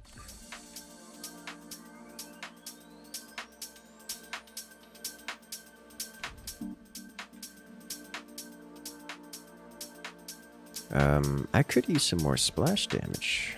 That would be nice. What's his plan here? He gets... Oh, yep, there's his... He's got chaff clear. Okay, all of a sudden.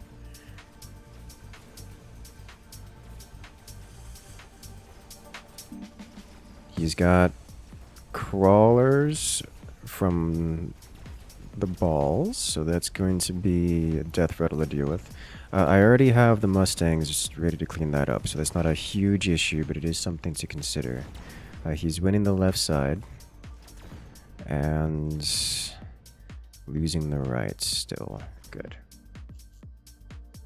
Arc lights, yeah. I don't mind this situation here, because we get to bring down that shield, which is great. Fortunately, his storm collars are already leveled up, so he will be taking my building, and he probably will actually take this match, or take this round at least. The storm collar is just going to walk over here and shoot this, and we're not getting through that shield in time.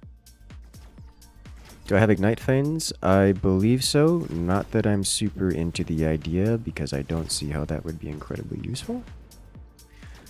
The problem with Ignite Fangs is that they deal damage over time, which is notoriously ineffective against creatures which survive via regeneration, such as the balls.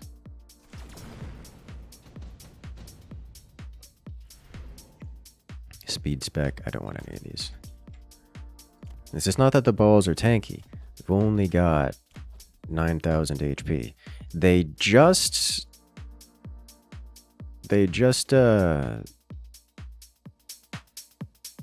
regenerate real quick.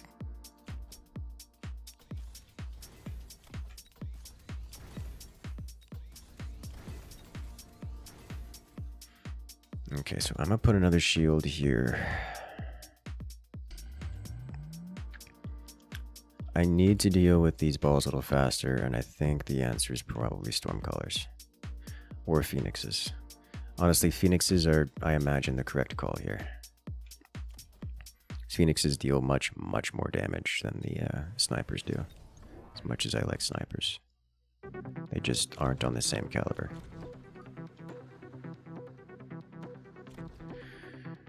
Let's see. Charge shot, bring this up to 17,000 damage per shot, which near completely one-shots the balls, which is great. At least, it one-shots the standard balls, almost one-shots the heavy armor balls.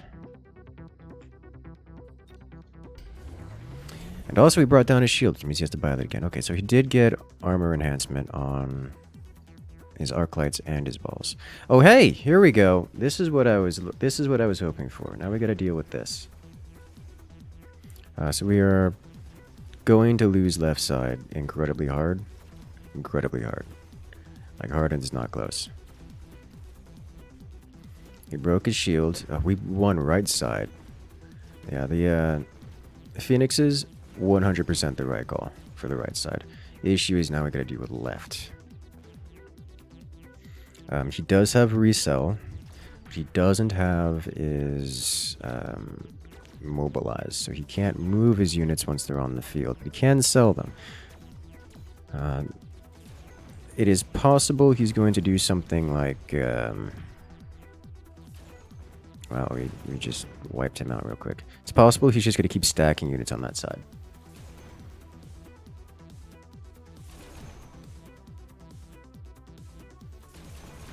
Is that an enemy arc light?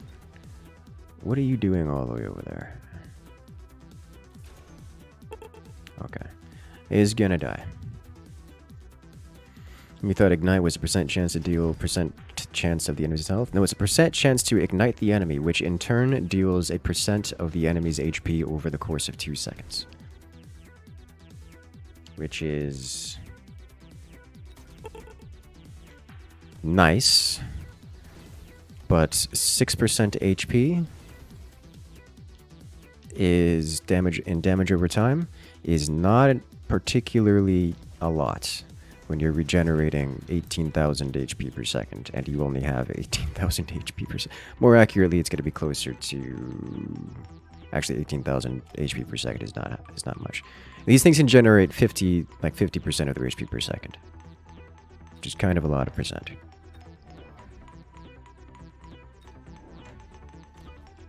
Alright, so we're going to commit to dealing with this.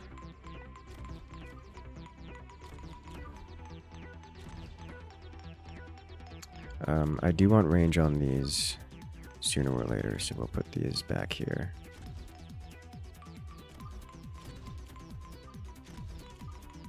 Like so.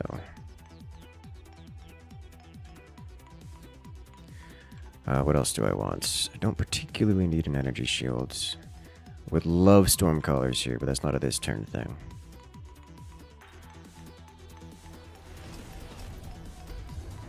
Okay, we've got flames here, which are going to hurt him as much as me, I believe.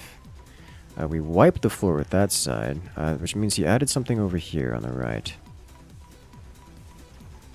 Yeah, he's breaking through my front line here, and I'm not sure what happened. It's kind of hard to see through all the fire and the flames. It's Mustangs. It's Mustangs with anti-air spec, giving them the range to actually reach out and touch my own Phoenixes. We break his building just before, which gives me... I think that's technically an advantage in this instance. His Phoenixes should defeat mine. Because he outranges me. 115? Yes, he outranges me.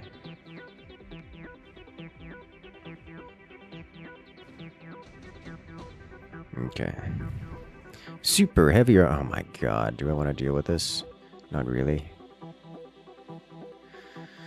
Electromagnetic blast would be great if you didn't have that energy shield constantly. Let's see, what are my options here?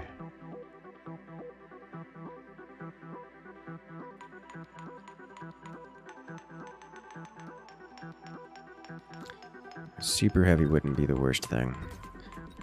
I think that's not a use it this turn kind of deal. And okay, in order to deal with that, I want two things. One, a range. That will bring me to similar parity to those Mustangs for now. Two, Mustang range is kind of important. We want upgrades here, upgrades here, upgrades here are important. I think that's about all she wrote, so we'll put an energy shield here to help. Let's grab this, ready to go.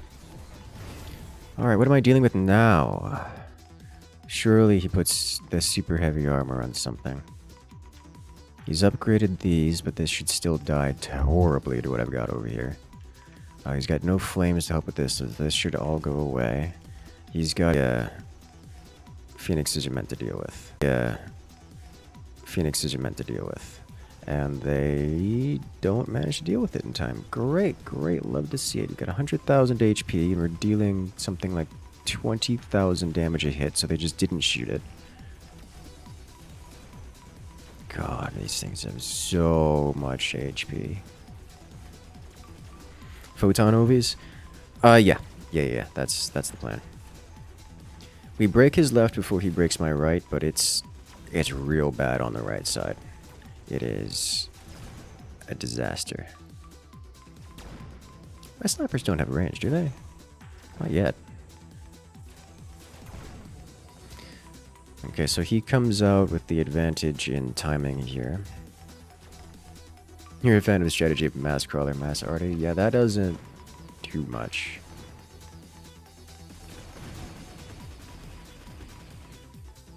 Okay.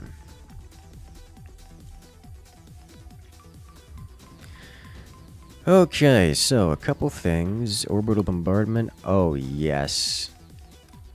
Oh, so much yes. This is happening right here.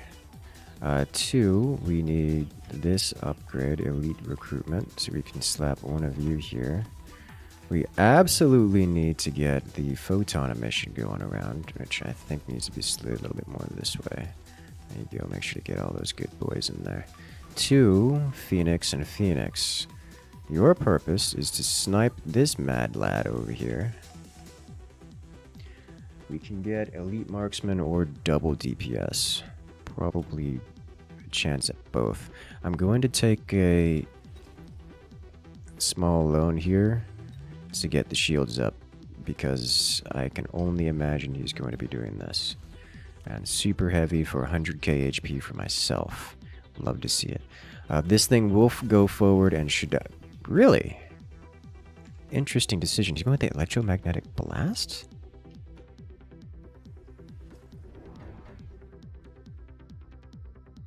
Okay. I guess with the electromagnetic blast, it'll disable the HE rounds on those, which will cause great insecurity from against. I need to spend next round leveling everything. Okay. Interesting. The coding saved it. I mean, yeah, but I would have expected it to be shot a little more. Oh my god, it just does so much damage. It wipes the crawlers before it even lands. Okay. Okay, on the front line over here, we see us wiping them hard. We didn't even get through the shield with the orbital, so we just straight punched clean through. Yeah, okay. He doesn't even properly break my left flank. That's good. The photon buff. Units don't die very quickly when they are buffed by photon.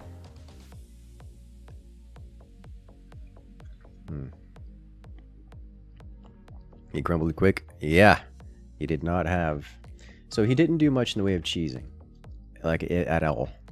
So, that makes me a little sad. He did stack one side, but he definitely wasn't cheesing. Let's see. Marksman Sledgehammer with Marks Reinforcement. Let's do it.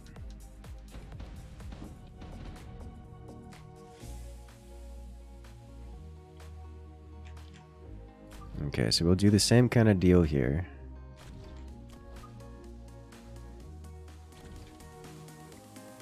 Okay, let's see. We can have you here, you here, and just put these guys kind of this way.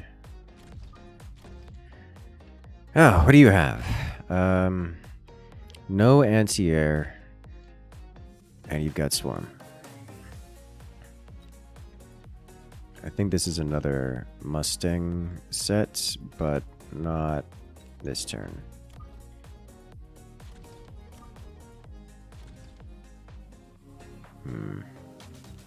Okay.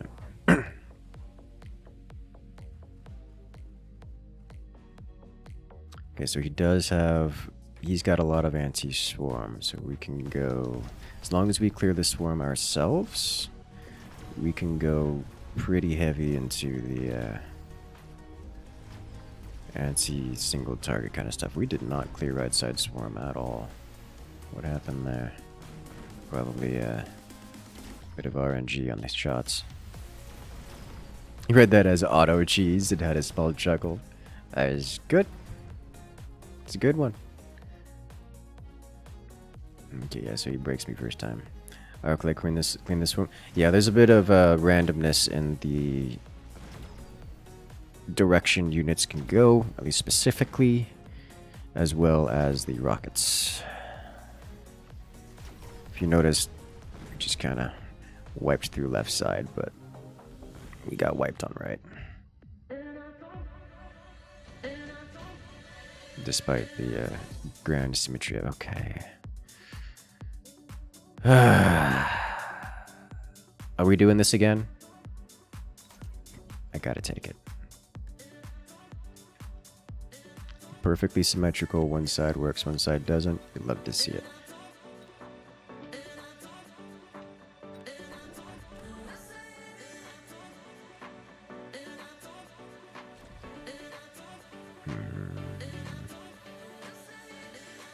I'm gonna grab a sniper here so we can start getting XP. But I understand that it's not going to help me significantly in this round.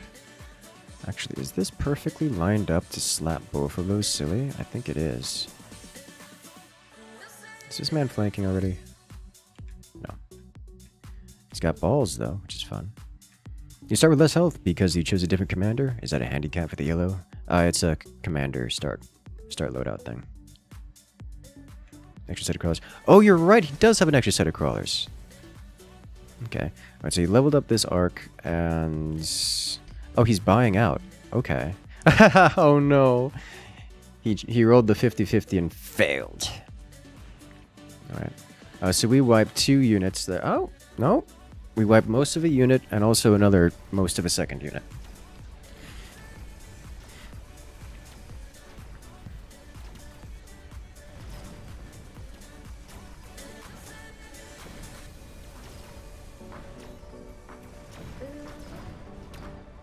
Alright, the sniper's a free range, although he does have an energy shield over here, so we're not breaking that in any meaningful amount of time.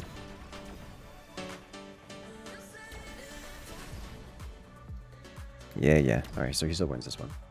How old is Corsair plus Steel Ball? Corsair, you're going to have to explain to me what the Corsair unit is, because I'm not aware of any unit by that name.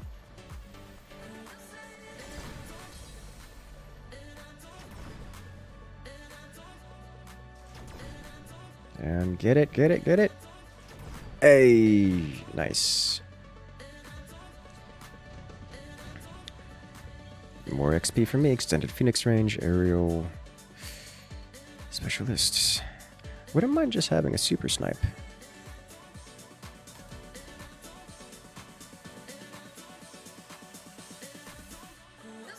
Super snipe. Okay, so I do want HE rounds, and I think we go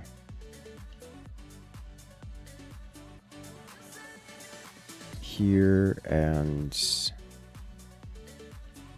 more crawls to help with the balls. But these guys, do we have anywhere they split? Yeah, right down the middle. Perfect. They'll get balls going to other side. And the ground unit looks like machine guns. Mustangs, yes. I mean, Mustangs, every unit has some situations or some purposes for which they are strong.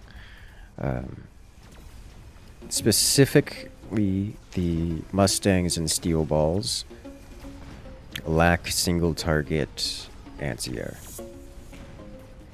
So if you're against something like Overlords, you will suffer. You will suffer real hard. They also suffer against... They suffer the weaknesses of having a vulnerability to single target damage output as the front line, as well as splash damage in the rear. Because balls are mostly melee units, pseudo-melee units, your opponent can safely do anti-air or anti-single target, wipe the front line, and then for themselves construct a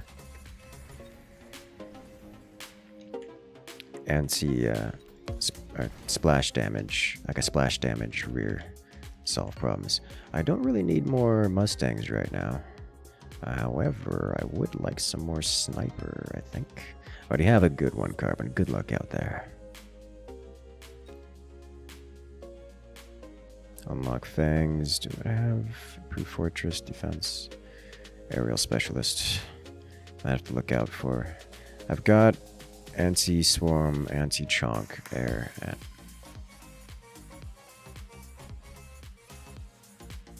How do I want to do this? Balls level up early, do you become a menace? Yeah, anything that levels up early becomes a menace. Balls are no exception.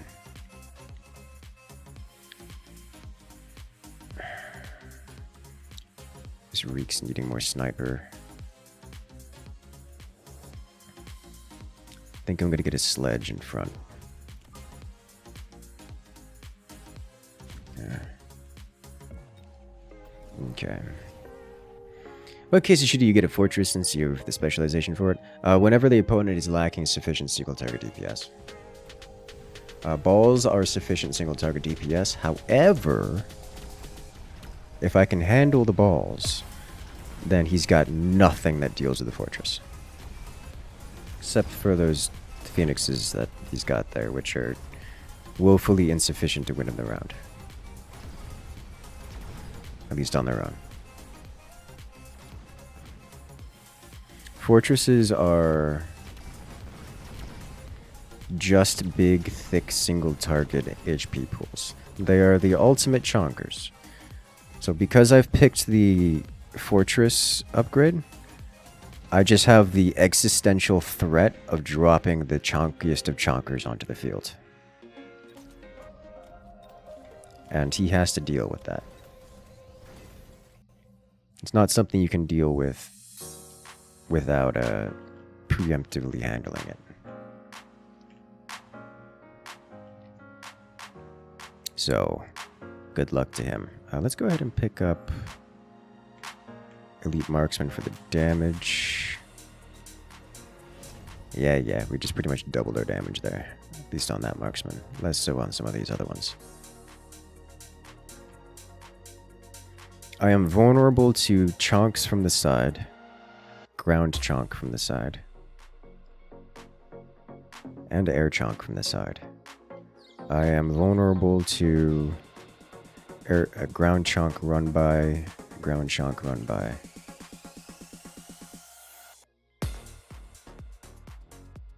He's not outswarming me right now, although these Stormcallers are threatening to do so. The Stormcallers are a problem.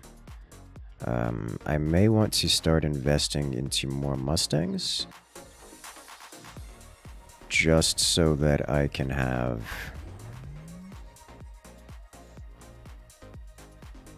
Huh. Okay, well, this is what the snipers are for. So that's the fortress, but it's not upgraded with much.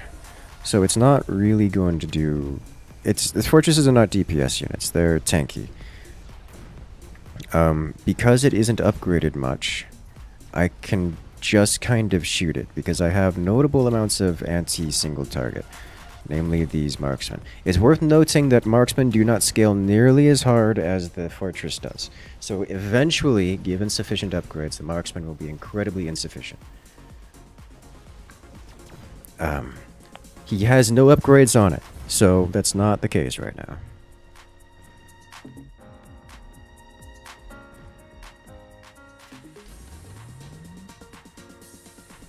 Because of how much the game leads into rock, paper, scissors, there's little to no room for a cheese beats all.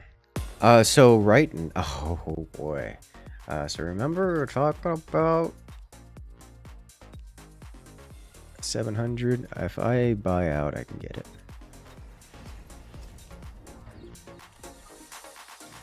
Alright, so speaking of super chunk, we now have a fortress with 400,000 HP. And I need to not let his balls touch it. So we're gonna...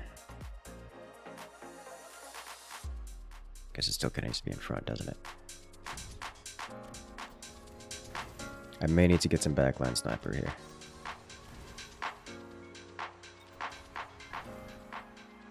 Came here for cheese, just give it an eggplant. Hey yo. Oh! We see... No, okay. I see. What are you doing with this? You don't have a rhino on the field. Why? Why do you have move command unlocked?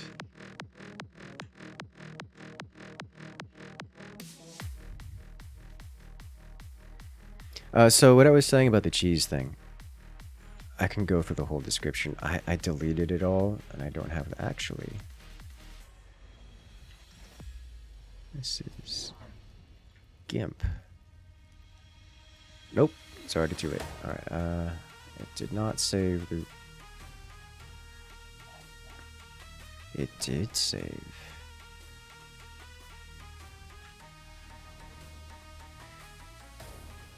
We'll come back to that after.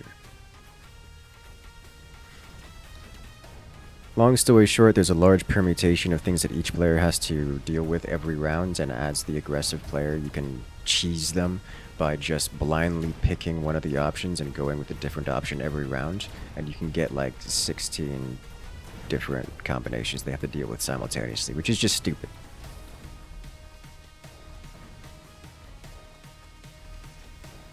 Side-to-side crawler strategy to distract the Stormcallers using beacon. I could do that, but I don't really care. I probably should. The Stormcallers are doing a lot of damage.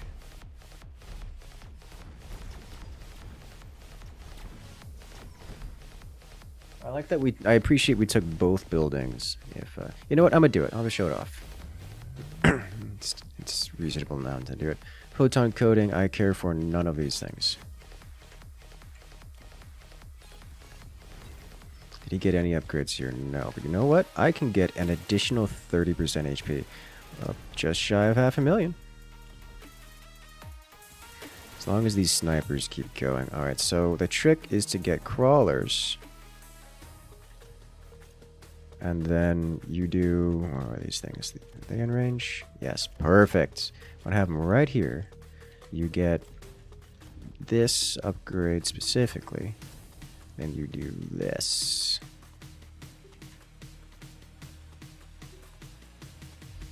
And you just go back and forth right here. You know what? And it angers everything. Which is great. Great. You'd love to see it. Okay, so do we get more marksmen? We've already got a lot of marksmen upgraded here. These sledges are doing great work. Let's give them a bonus of extra range. Let's also do additional damage. And then how about an energy shield to stop some of these potential cooldowns? So this crawler here will run back and forth. All those storm callers are gonna miss. And yeah, sure, they'll engage my targets eventually.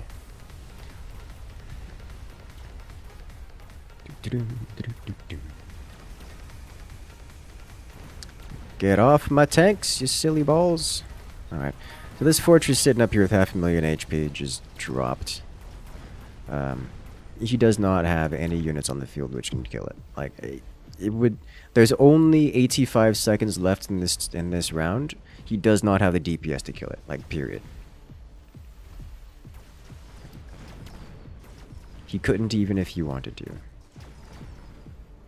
If you upgrade the sledges, there's always mechanical range. The extra move speed helps them so much. It does help them a lot, yes. There's no reason I can't get both.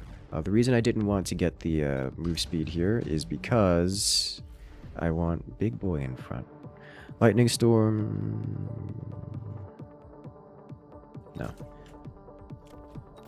But I can also get it now again. I should probably get that's 500.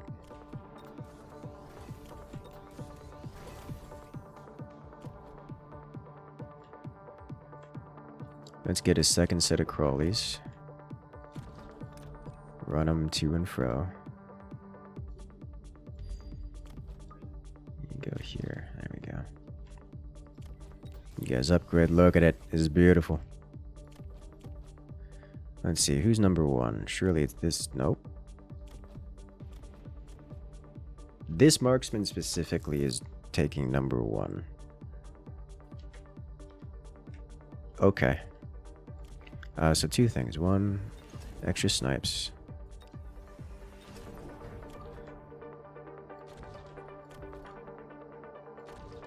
Two, it's time for some extra excitement. I'm a big fan of excitement. I like it a lot. Let's get things exciting. Say a little extra radioactive. And then just hold the line.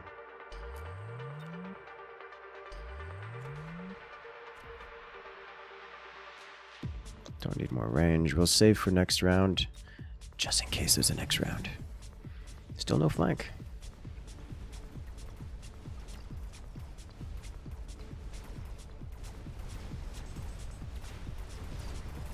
You love to see it.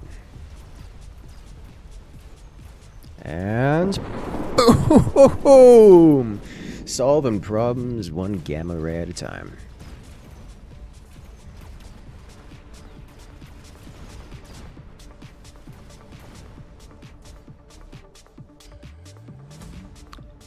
Close one, he says. Close one, he says. No. That's a good nuke round. That's what we call nuking because I can and for no other reason. But good game, good game. It was fun. I always appreciate the time for extraneous nuke. Oh, hello. Oh. Player has left the matchmaking queue because we queued into each other again. Which happens sometimes.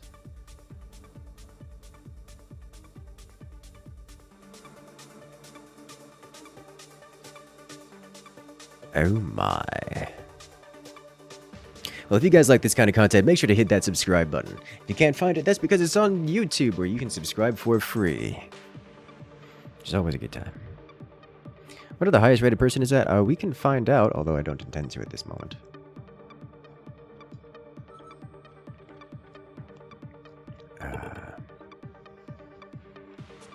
Already nearing 5k? Yeah, it's not. It's super hard to... It's... At this point, you physically cannot lose... What is it called? You cannot lose combat power, so it's just... more combat power. Yeah, okay. You think the devs of this game made the balls just for the lulz of it? It's probably not. They're Chinese devs, so... Probably not. Man's got a lot of chaff. Okay. You are a marksman. Reinforcements.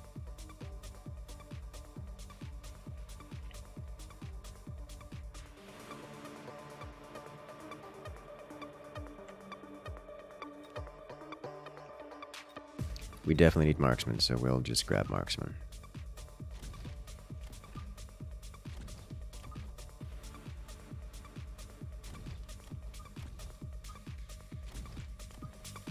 So I'm spy. I really want to. Surely someone splits here because that's usually how that works. Hopefully those split. Nope. Man's stacking right side a little bit harder. He's going symmetrical. He just has odd number of units. Need a nuke percent speed run as much as technically I think you can get it. I mean, technically you could get it round 1. I wouldn't recommend it. Definitely gonna cost you. Definitely gonna cost you. But you could. If you really wanted to.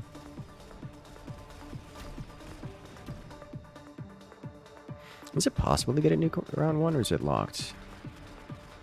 I don't know, you could get it round 1. At least it seems so. It's just a really bad investment.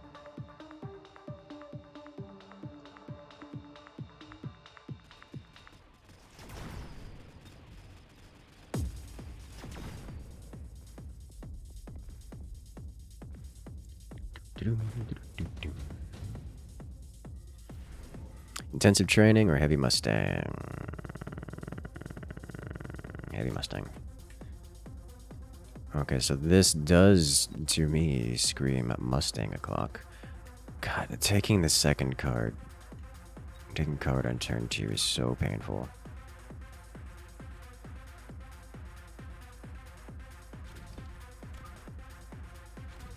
He's got his on the outside, right? Technically. That'll do.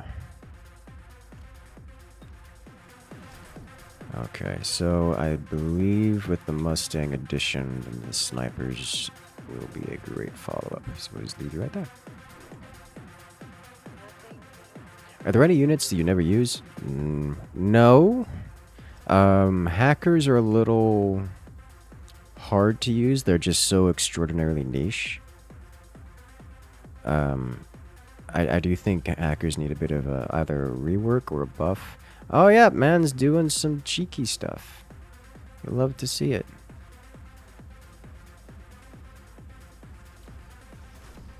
Super render. Those are level 2 wasps as well. Hackers good versus rhinos? No, they're not. They're not better versus rhinos than they are than any other unit is better versus rhinos. The only thing hackers have is they disable death rattles. Rhinos are particularly death rattly. Other units that fit that category are things like balls. That is the niche in which hackers are good. Are usable. Subsidized Stormcaller, I wouldn't mind it.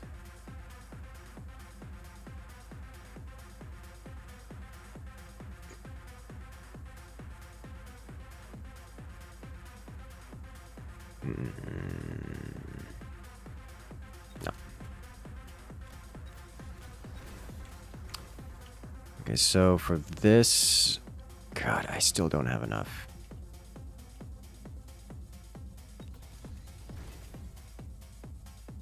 Okay, another set of you straight down the middle. Slightly off to the side with another sniper.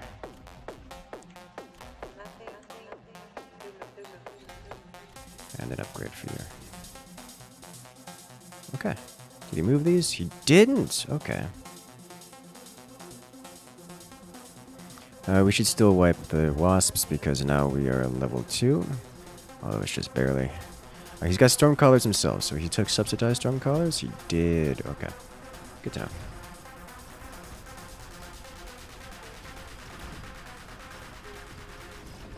Hackers are better versus low-quality groups like balls and giants? Nope. The problem with hackers is that they have notably low DPS compared to things like snipers and phoenixes. If you were able to hack the thing, you would have been able to kill the thing faster with the other units. It creates a bit of an issue. I'm not taking it practically. Creates a pretty big issue. Take this. Honestly, I'm loving explosive ammunition more and more.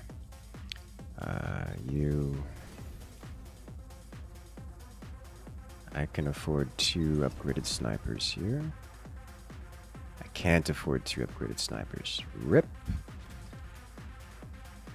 Nope, that's just unfortunate. Okay. Also, things that get XP when hacked, not the hackers. Yep. Yeah, that's another issue. Alright, so we can't be flanked by wasps. We can't be flanked by swarm air or swarm ground right now.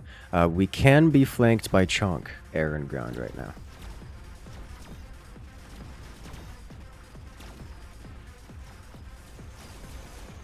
That is certainly a concern.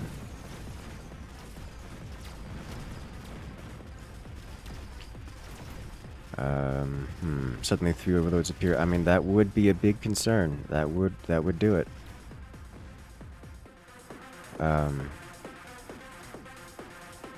don't think it really matters if he does air chunk or ground chunk. Either way, Rhino would probably be the most effective, like double Rhino. Double Rhino would probably be the most effective.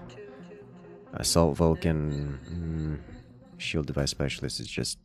I have a hard time passing that one up. It's still good. Okay, so I definitely want range increase here. We also need 2 more of these to distract these guys. Can I split your attention somewhere? Yes, I can.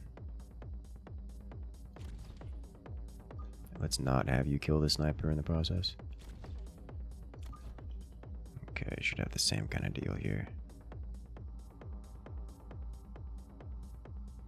His lineup is not symmetrical, so therefore mine can't be either. We want upgrades everywhere. I genuinely don't care about upgrading the swarmlings. So instead we just get some shield here to help. And this is why we want snipers. So he's gone with the assaults. I assume he's gone with the... Oh, he didn't even get assault Vulcans in the pickup? Okay, hello there, Andromeda. Welcome in.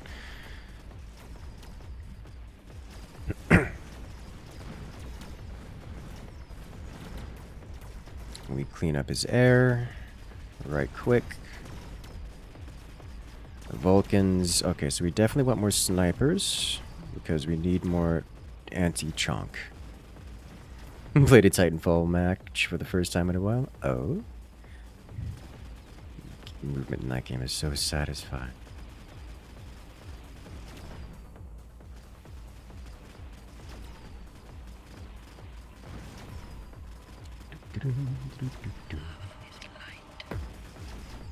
Looks like giant fire bats. That's pretty much what they are.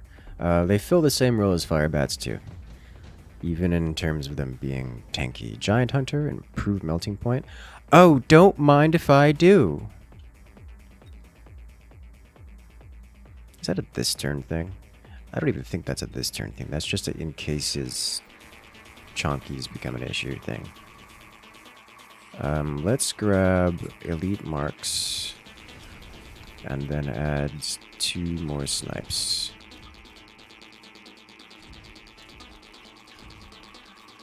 Like, we're not suffering against the Vulcans yet. Although, that may very well change. Let's pick up Fangs. Because he's gonna be upgrading them, I assume. Yeah, because he's got the intensive training. He didn't pick up the intensive training combo? My mans. What are you doing? Okay. He picked up sledges. He's starting to go sledges. I mean, I can't complain too much, right? Yeah. I need single target DPS. I need single chunkiness here. He doesn't have much single target DPS, and he's got a lot of anti-swarm. My front line is all swarm right now, and that needs to change. My mid line is also all swarm, and that needs to change too. I guess it doesn't really need to change as long as I have a single target, chunky front line.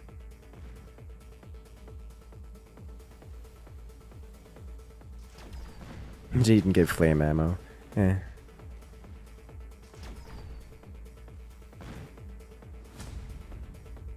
If only.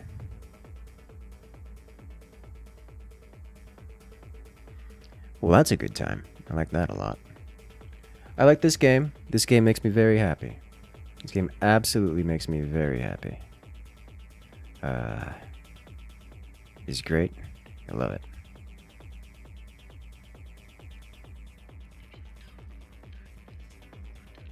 It's just good.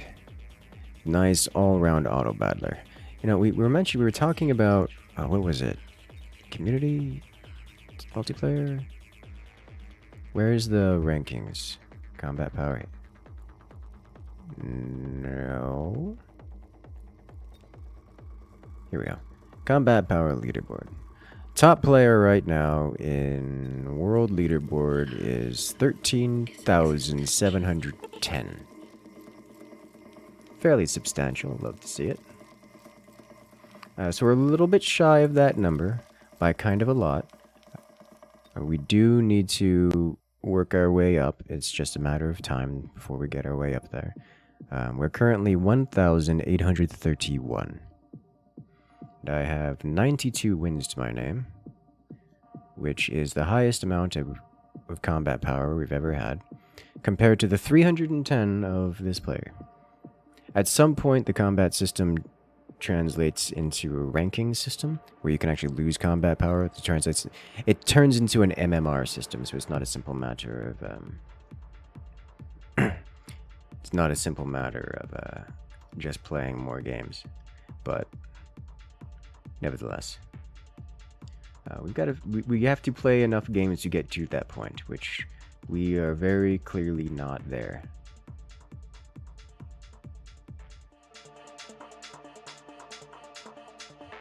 Does it need more DACA? Yes. Pure One is Germany? I believe so, yeah. I forget which servers are which. It's split... It's split based on language, not region, although there tends to be a correlation between them. Let's see, 501, here we are, yeah. So the 501 is the English server, 401 is the Russian server, 101 is the French server, 301 is the German server, and 201 is the Chinese server. Odd that...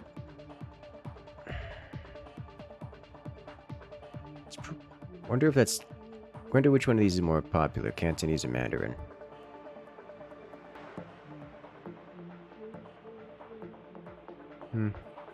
Okay. Either way, good time all around. I do appreciate the spectator interface here. Like, we can just watch players. Mandarin likely? I imagine so. What's in unit modification? So the loadouts, you can actually change the loadouts. So for example, I'm bringing Barrier, Armor, Anti-Air, and Fang Summoning.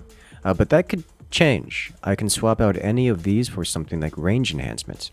Launcher Overload, which just fires twice as fast. Elite Marksman, which means we can do more damage and increase our range per level. Double Shot, we fire both guns simultaneously. And this repeats across all of the units. Some units have more than others. Sticky Bombs, Overlord, it just has all the things. There's just a lot going on there.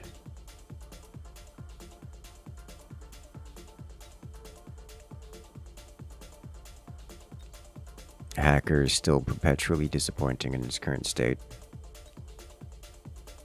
Like, Mustang only has 5 things to pick from, and you could bring 4. But yeah, you can customize your loadouts, which is quite interesting. I like it. I like it a lot. Dude, Phoenixes are so rough. They can be kitted out for 2 very different purposes, and they require, like, basically 2 different loadouts. So, there's this loadout here, which is just raw damage output. Attack increased by 175%. Attack interval reduced by 50%. They fire twice as fast. Attack increased by 30% per level. And they could even increase it even further with... Oh no, I already have Charge Shot. So no, we just massive damage output with the extra range slapped on the back. And with that kind of damage mod, we're getting...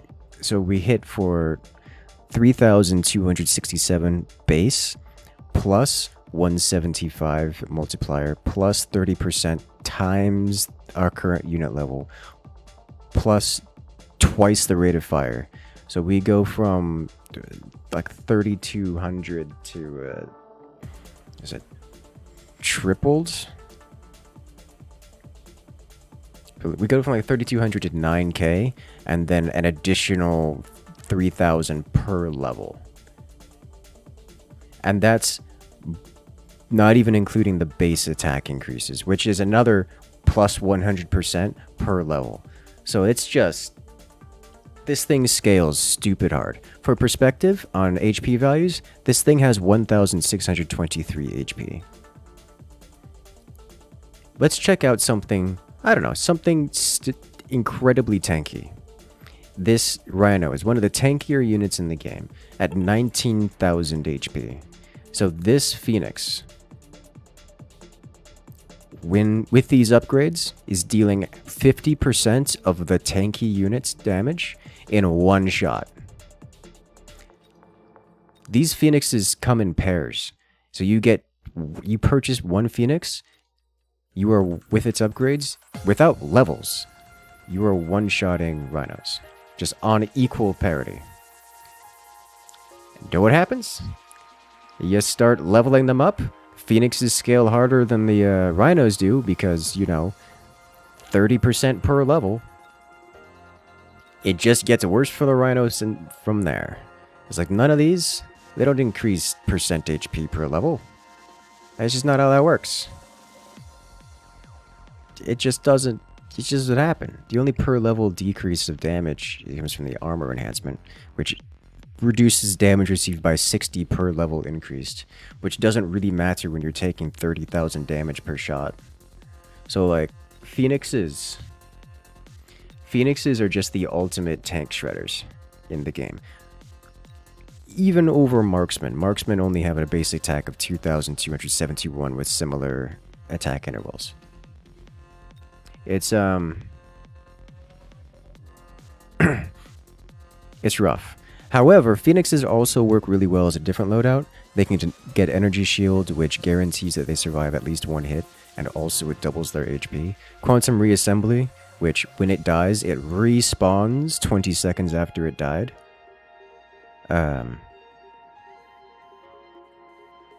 Infinitely, like that doesn't have a cooldown. It just respawns infinitely 20 seconds after it's died, which is crazy good. There's Jump Drive, which for anyone who's played around with Jump Drive cheese stuff, I mean, you can't, the strength of Jump Drive cannot be understated. Electromagnetic Shot is always good, but by comparison to the other things, it's just not the same power level. So like, I'm of two minds when it comes to the Phoenix. I either want none of the damage upgrades, or at least not Charge Shot and not the Launcher Overload for the attack DPS. Instead, Jump Drive and Energy Shields, they can just live forever. Or not Jump Drive, but Energy Shield and Quantum Reassembly, so they can live forever. Just floating in the corners of the map, constantly dealing sniper damage around. And then respawning if, God forbid, anything happens to them. But, like, oh, it's so rough. As it stands, because of the whole Rhino issue, I have them on pure damage output, so I can have them ostensibly guard the base. That way I can just have a pair of Phoenixes just defend against Rhinos. Because Rhinos will walk into melee range, so you don't have to worry about range so much. And I can just have them DPS them down. Because these suckers have stupid DPS. It's incredible. And also, I don't have to worry about spending money on steel balls or melting points. Can you win a game with nothing but immortal Phoenixes? Not against a player who isn't AFK. But yeah, so that's these things. For all of my bigger units, like the Fortress and such, I have them kitted out exclusively for tankiness. Except for the Vulcan, really. The Vulcan's kind of halfway in between. I also have tankiness on him, but like, he's just too good. Even his base form is just too good. Oftentimes when I'm going Vulcan, I'll get armor and then range, just so they can bully things.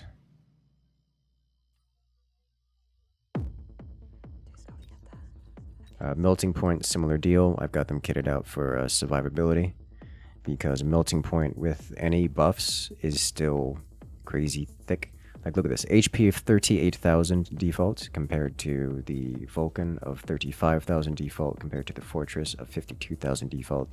Yes, sure, the Fortress is the ideal, but if you get something like the Assault Melting Point that gives you plus 75%, you're at a higher value already than the Fortress. And then you add the additional 30% from the Armor Enhancement, and then the additional 60% from the Energy Absorption. You hit 500,000 real quick.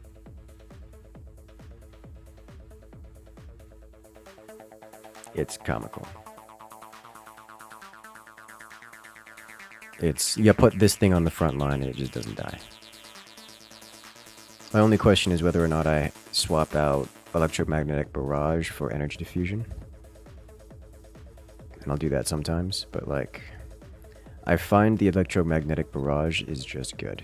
The Energy Diffusion, most of the time I find myself actively not wanting Energy Diffraction here. Diffraction.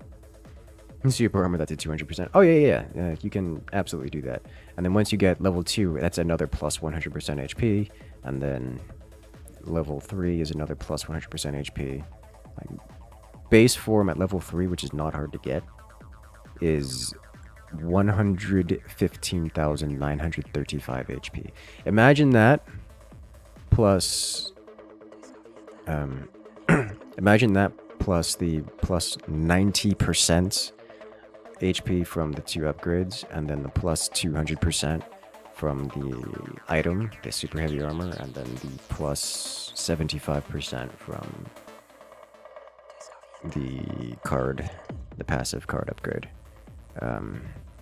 I've seen these suckers, the highest one of these I've managed to get was 820,000 HP.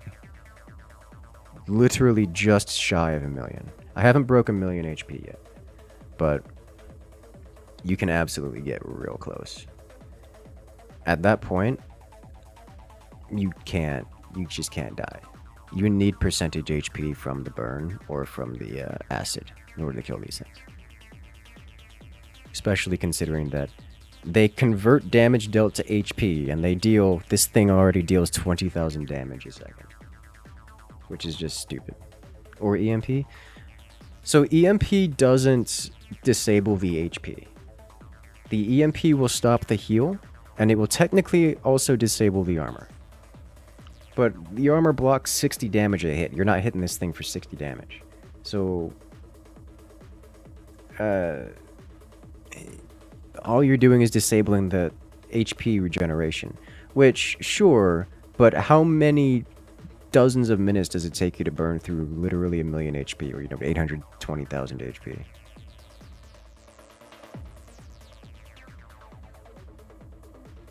So like, at that point, it genuinely doesn't matter whether or not you EMP the thing. You still can't kill it.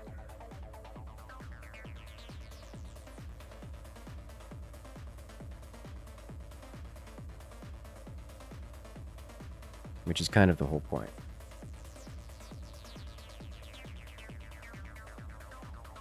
High level Overlord with a plus 200% HP and the 4.5% regen per second is interesting as a tank.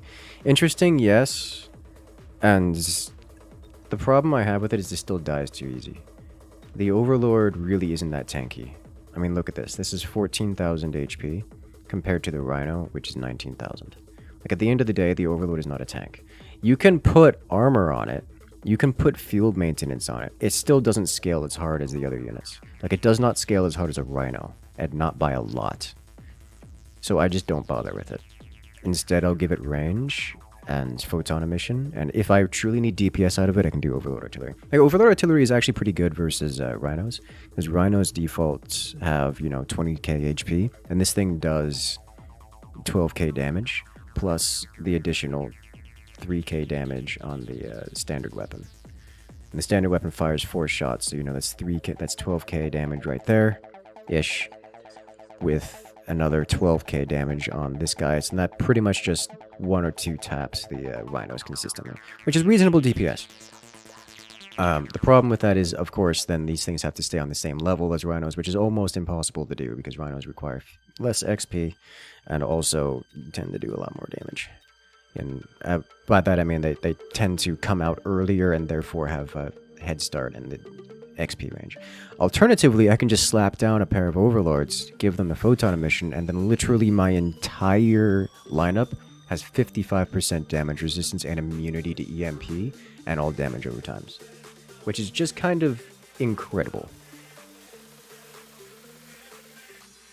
If I really want to keep this thing alive, just for its damage output, I'll give it range, which helps. Brings it up to 150 range, which is pretty good. It'll keep it behind the front line. Sometimes I'm tempted to bring up Mothership, but like, I never find myself getting enough Overlords to have this worth it. Especially given that almost exclusively I'm picking up Photon Emission first, which means Mothership is at least 500. And if I'm in a condition where the Overlord is actually the correct answer for DPS, I need range as well.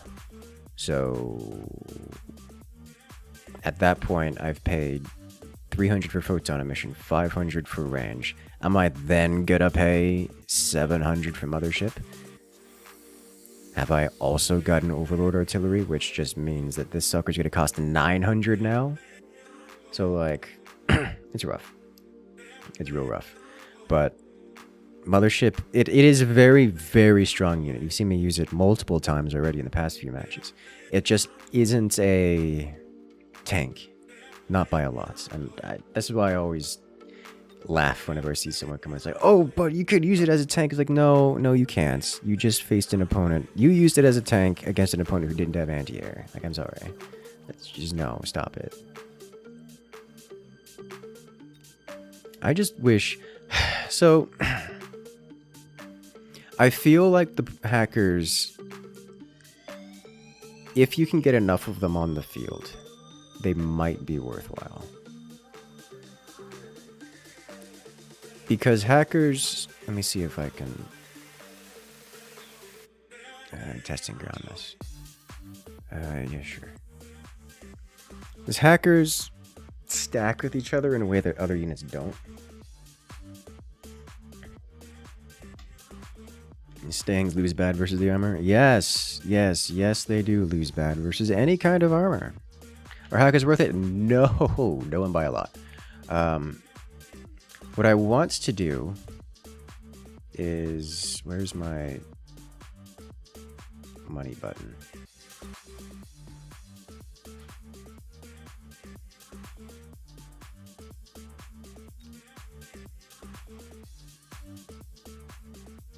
There we go. Thank you. I was like, where's the button to bring it up? Let's see. Let's give me 1,000 here to play with. So get one of these. Oh, a trick for these guys? Undo. This is an undo here.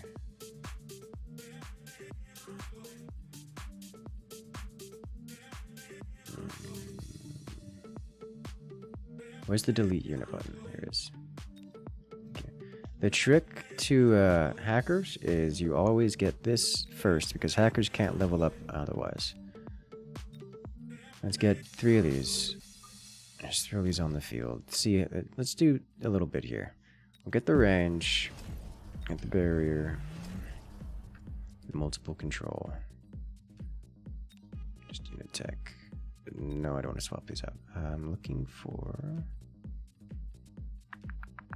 more money, because these things are comically expensive. I don't know what this button is. Tempted to press it. Alright. So get this. And my god. We need more money. Let's get all the things. Okay, so if we can get this situation going here, which is not realistic. But let's just see how this works out, yeah? Slap these in the middle. And let's swap sides to this guy. Please let me build.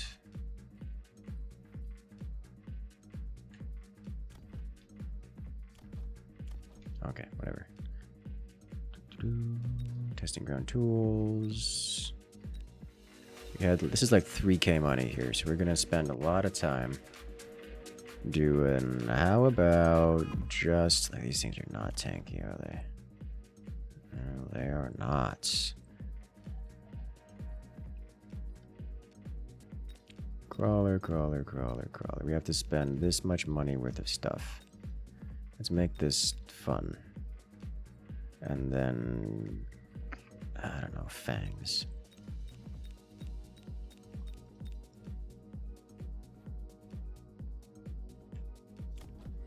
We'll get the replica crawlers. Get the portable shields. A range on these guys. Subterranean blitz. Rage. Rage. Alright, there we go. Oh boy, here we go. I want these to explicitly go after the hackers. And I think all of these are going after these are not. So here we have similar level armies going at each other. Pretty certain this is actually cheaper than this.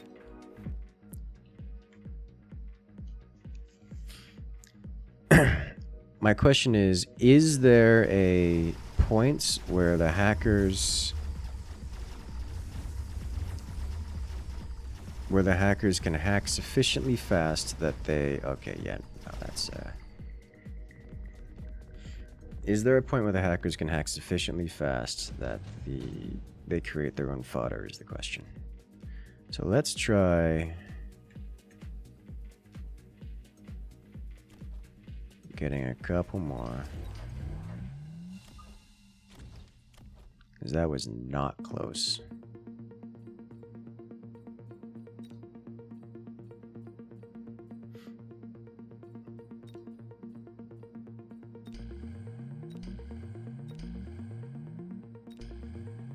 Okay. Just triple it.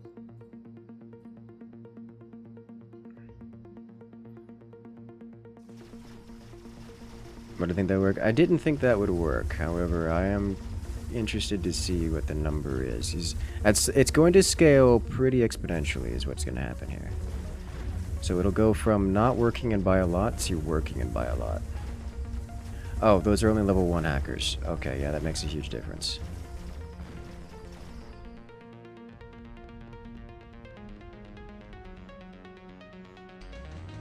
Okay, let's fix that. Let's see. Literally level 1 hackers are half of a level 2 hacker for the price. I feel like this is the hacker counter though. Hackers are really not better versus other units is the thing. I mean, I guess with the upgrade it's a little bit different. Close this down. Yeah, let's swap up the unit composition a little bit that they're facing.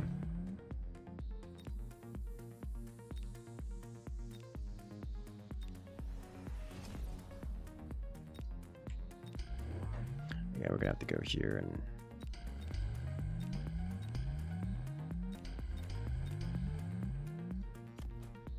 okay. Upgrade them this way. Using in-game stuff rather than just pressing the buttons. Upgrade you, upgrade you. Let's keep them on level 2 because realistically we're not getting higher than that. Alright, so we'll swap sides here and then we will delete many of these. We'll keep some swarm in the front. Some swarm, but we'll add in... Like, the stereotype is rhinos, right? Let's just add a bunch of rhinos, because that's going to end well. You know what? Let's just do all rhinos.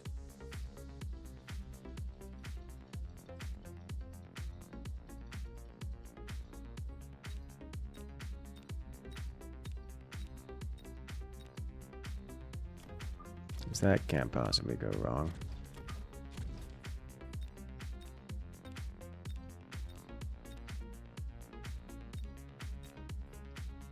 Okay, we'll give them a photon coating whirlwind. Okay. Alright. It's fine.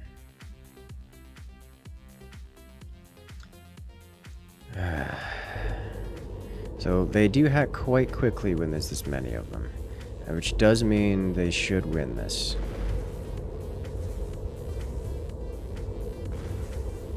Yes, okay. So when you have this much hacker, they beat the rhinos. Let's go ahead and add any other units on the field. Let's make this look something... God, this is just more money than you make in the course of the entire game, and it is what it is. This unit is not level 2, and this makes me disappointed.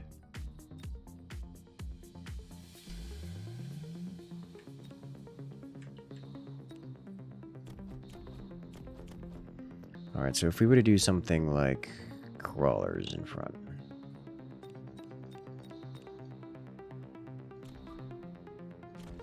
Because one of these things is significantly cheaper than the other.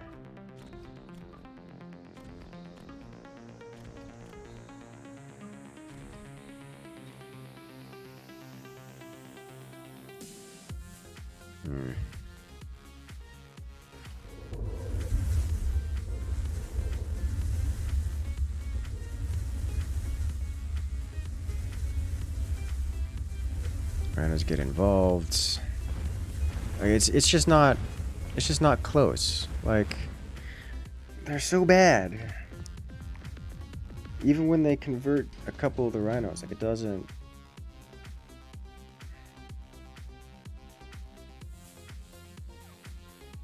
Like, you can't. This is an unrealistic amount of stuff put into a battle, put into a set of hackers. Like, I can't even find a use case for the hackers outside of literally just disabling Rhino death rattle.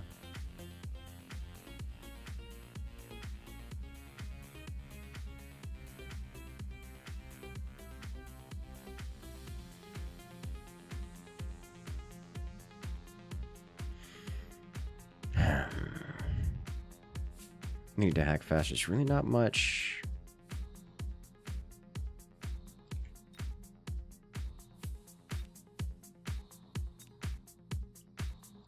Let's just do... There's no way it's gonna work.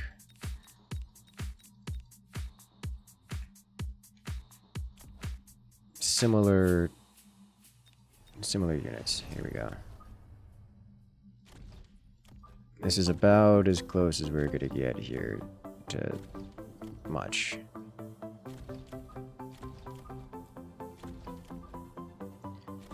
So we have sledges, which are similar caliber of the hacker is supposed to be good against these.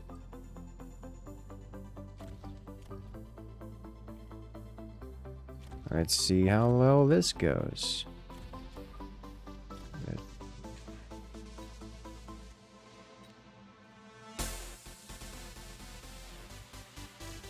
I'm gonna open the tank for the hackers. That's not realistically. The thing is, if the hack... Alright, so this may actually work because of the sheer tankiness of the bubble shields. Alright, this is working. Yeah, sledges don't deal with shield damage, shields particularly well. Wow, they converted just about all of them. That's a lot of damage. Okay. If we were to do something silly like have any amount of single target deeps here. Hackers don't work against this, I would imagine. So we were to do...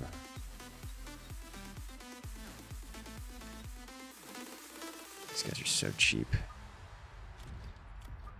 Only 100 apiece. Give the snipers some of the upgrades we expect them to have. Let's see, they would get range. Oh, they don't have the damage upgrade. Oh, do you have a good one? Is a Mad Doc. We'll just give them range, I guess. And then upgrades. Some 2s and 3s in there.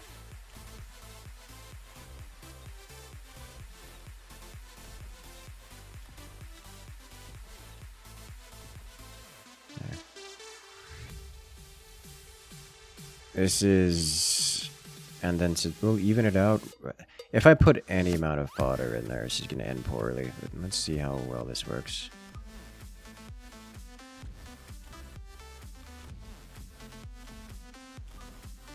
How poorly this goes. So this is not an unrealistic... This is not an unrealistic amount of stuff to have here. This is not some... You can expect to see this on the realistic battlefield, although obviously not in this layout. This is an unrealistic amount of stuff to see on the battlefield. Or at least close to it.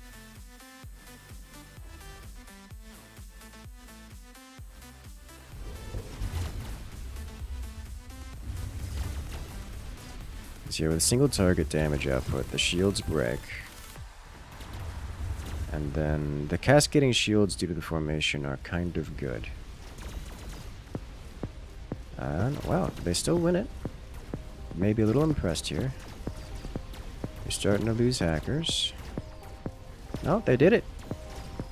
Is they're converting faster than the... They're converting faster than the enemy can kill.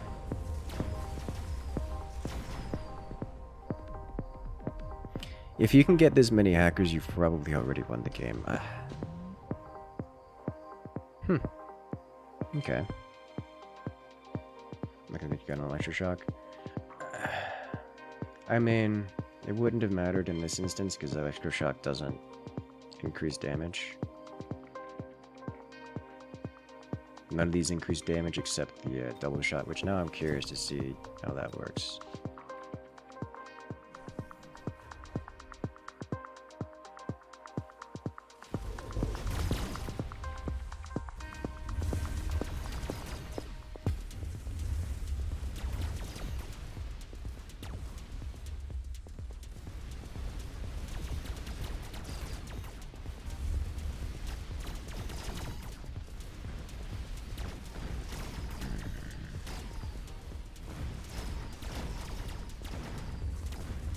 Yeah, it's about right. The electroshock hitting a couple of the hackers in the first place is, it actually did make a difference. But it's still not going to do much. The double shot, however, made a big difference. Electroshock delete tech. It also doesn't deal additional damage to shields. So it doesn't matter if you're not hitting the thing in the first place. How does life work with hack? You can find out. I imagine not particularly well. It hacks individual units. That's what that does. The difference, the big issue here is that these tanks now take 60% longer to hack because the life link also increases HP of the tanks individually. So these tanks will now just take substantially longer to hack. But in terms of mechanics, it just doesn't take into account the link. But if you notice, they're not being hacked. Like at all. And that's just how that works. So, and now we just lose because there's chunky single target in front of them.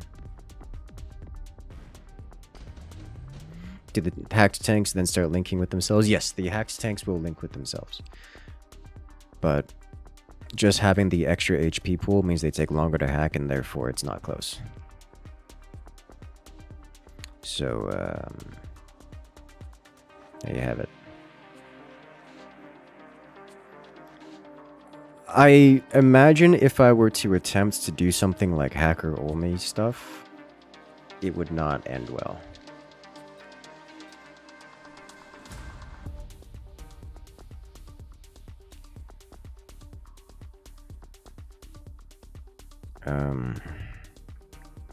I can't think of a world when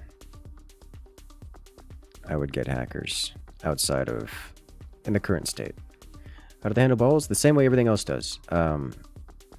Either the sniper killed it first or it doesn't matter. Does hack time only depend on max HP? It depends on current HP. So if a unit is damaged, it takes longer to kill it. In terms of hacking, like mechanically, hacking is just damage per second.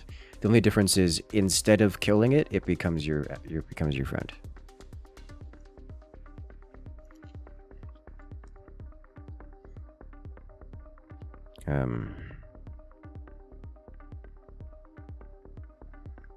The problem is that hacker DPS is kind of mid. So if you're looking to do single target DPS, it's not there. Like here, look, we have 550 damage per 0.3 seconds. So in 1 second, you're hitting 1500 damage. It's fine. It's not terrible. If you're looking for single target DPS, why would you want 1500 DPS over something like a steel ball, clocking in at 2000 damage per 0.2 seconds? Or, you know, any of those phoenixes that we were talking about earlier. That's kind of big. You know, hitting for 20,000 damage, level 1 per shot. And that's only a 1 unit. Yeah, no, the balls come in groups of 4. Hackers come in groups of 1. So, yikes, though.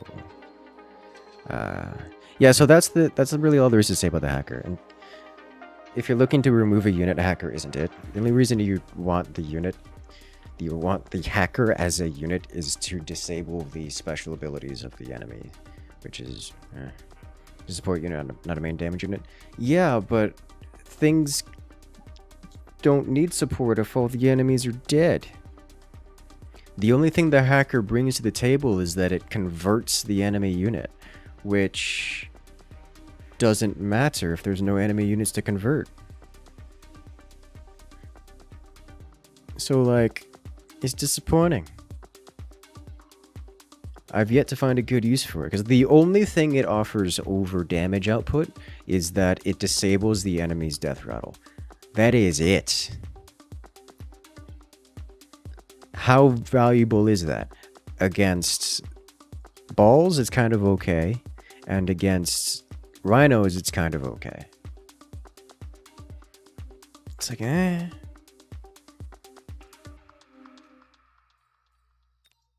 So, like, it's a support unit that needs a frontline unit in front of it. And a DPS unit. You know what happens if you have a frontline than a DPS unit? You don't need the hacker. Do you know what beats a rhino 100% of the time? A phoenix with damage upgrades. You know what also beats a rhino? Or a hacker? And a phoenix with damage upgrades. So, like, you're just spending the extra... What is it? 100, 300... You're spending the extra 400 monies just to disable the explosion on this. Which is like, why though? So I don't have a good use for these things. I think they need to be... it still sounds fun to try to get a whole bunch of them just to see what happens. Because, like, there's no great time for it. But anyways, that's the whole hacker situation right now. It's not amazing. But I'm going to sign off for the night. It's been a great stream. I started nice and on time, or at least as on time as we could get, given the construction outside. So we're going to wind it down for the night. It's been a great time. Looking forward to doing some more of this. But for now, have a good night, everyone. And remember, we've got the new tournament coming up for the Forts map making competition at the end of the month, at least toward the end of the month. So make sure to join in on that if you would like to. And as always, make sure to hit that subscribe button if you enjoy this kind of content. And make sure to hit that little bell next to it, because that's the real button. If you can't find the subscribe button, that's just because it's on YouTube where you can subscribe for free. And as always, we'll see you guys next time. I'll catch you later.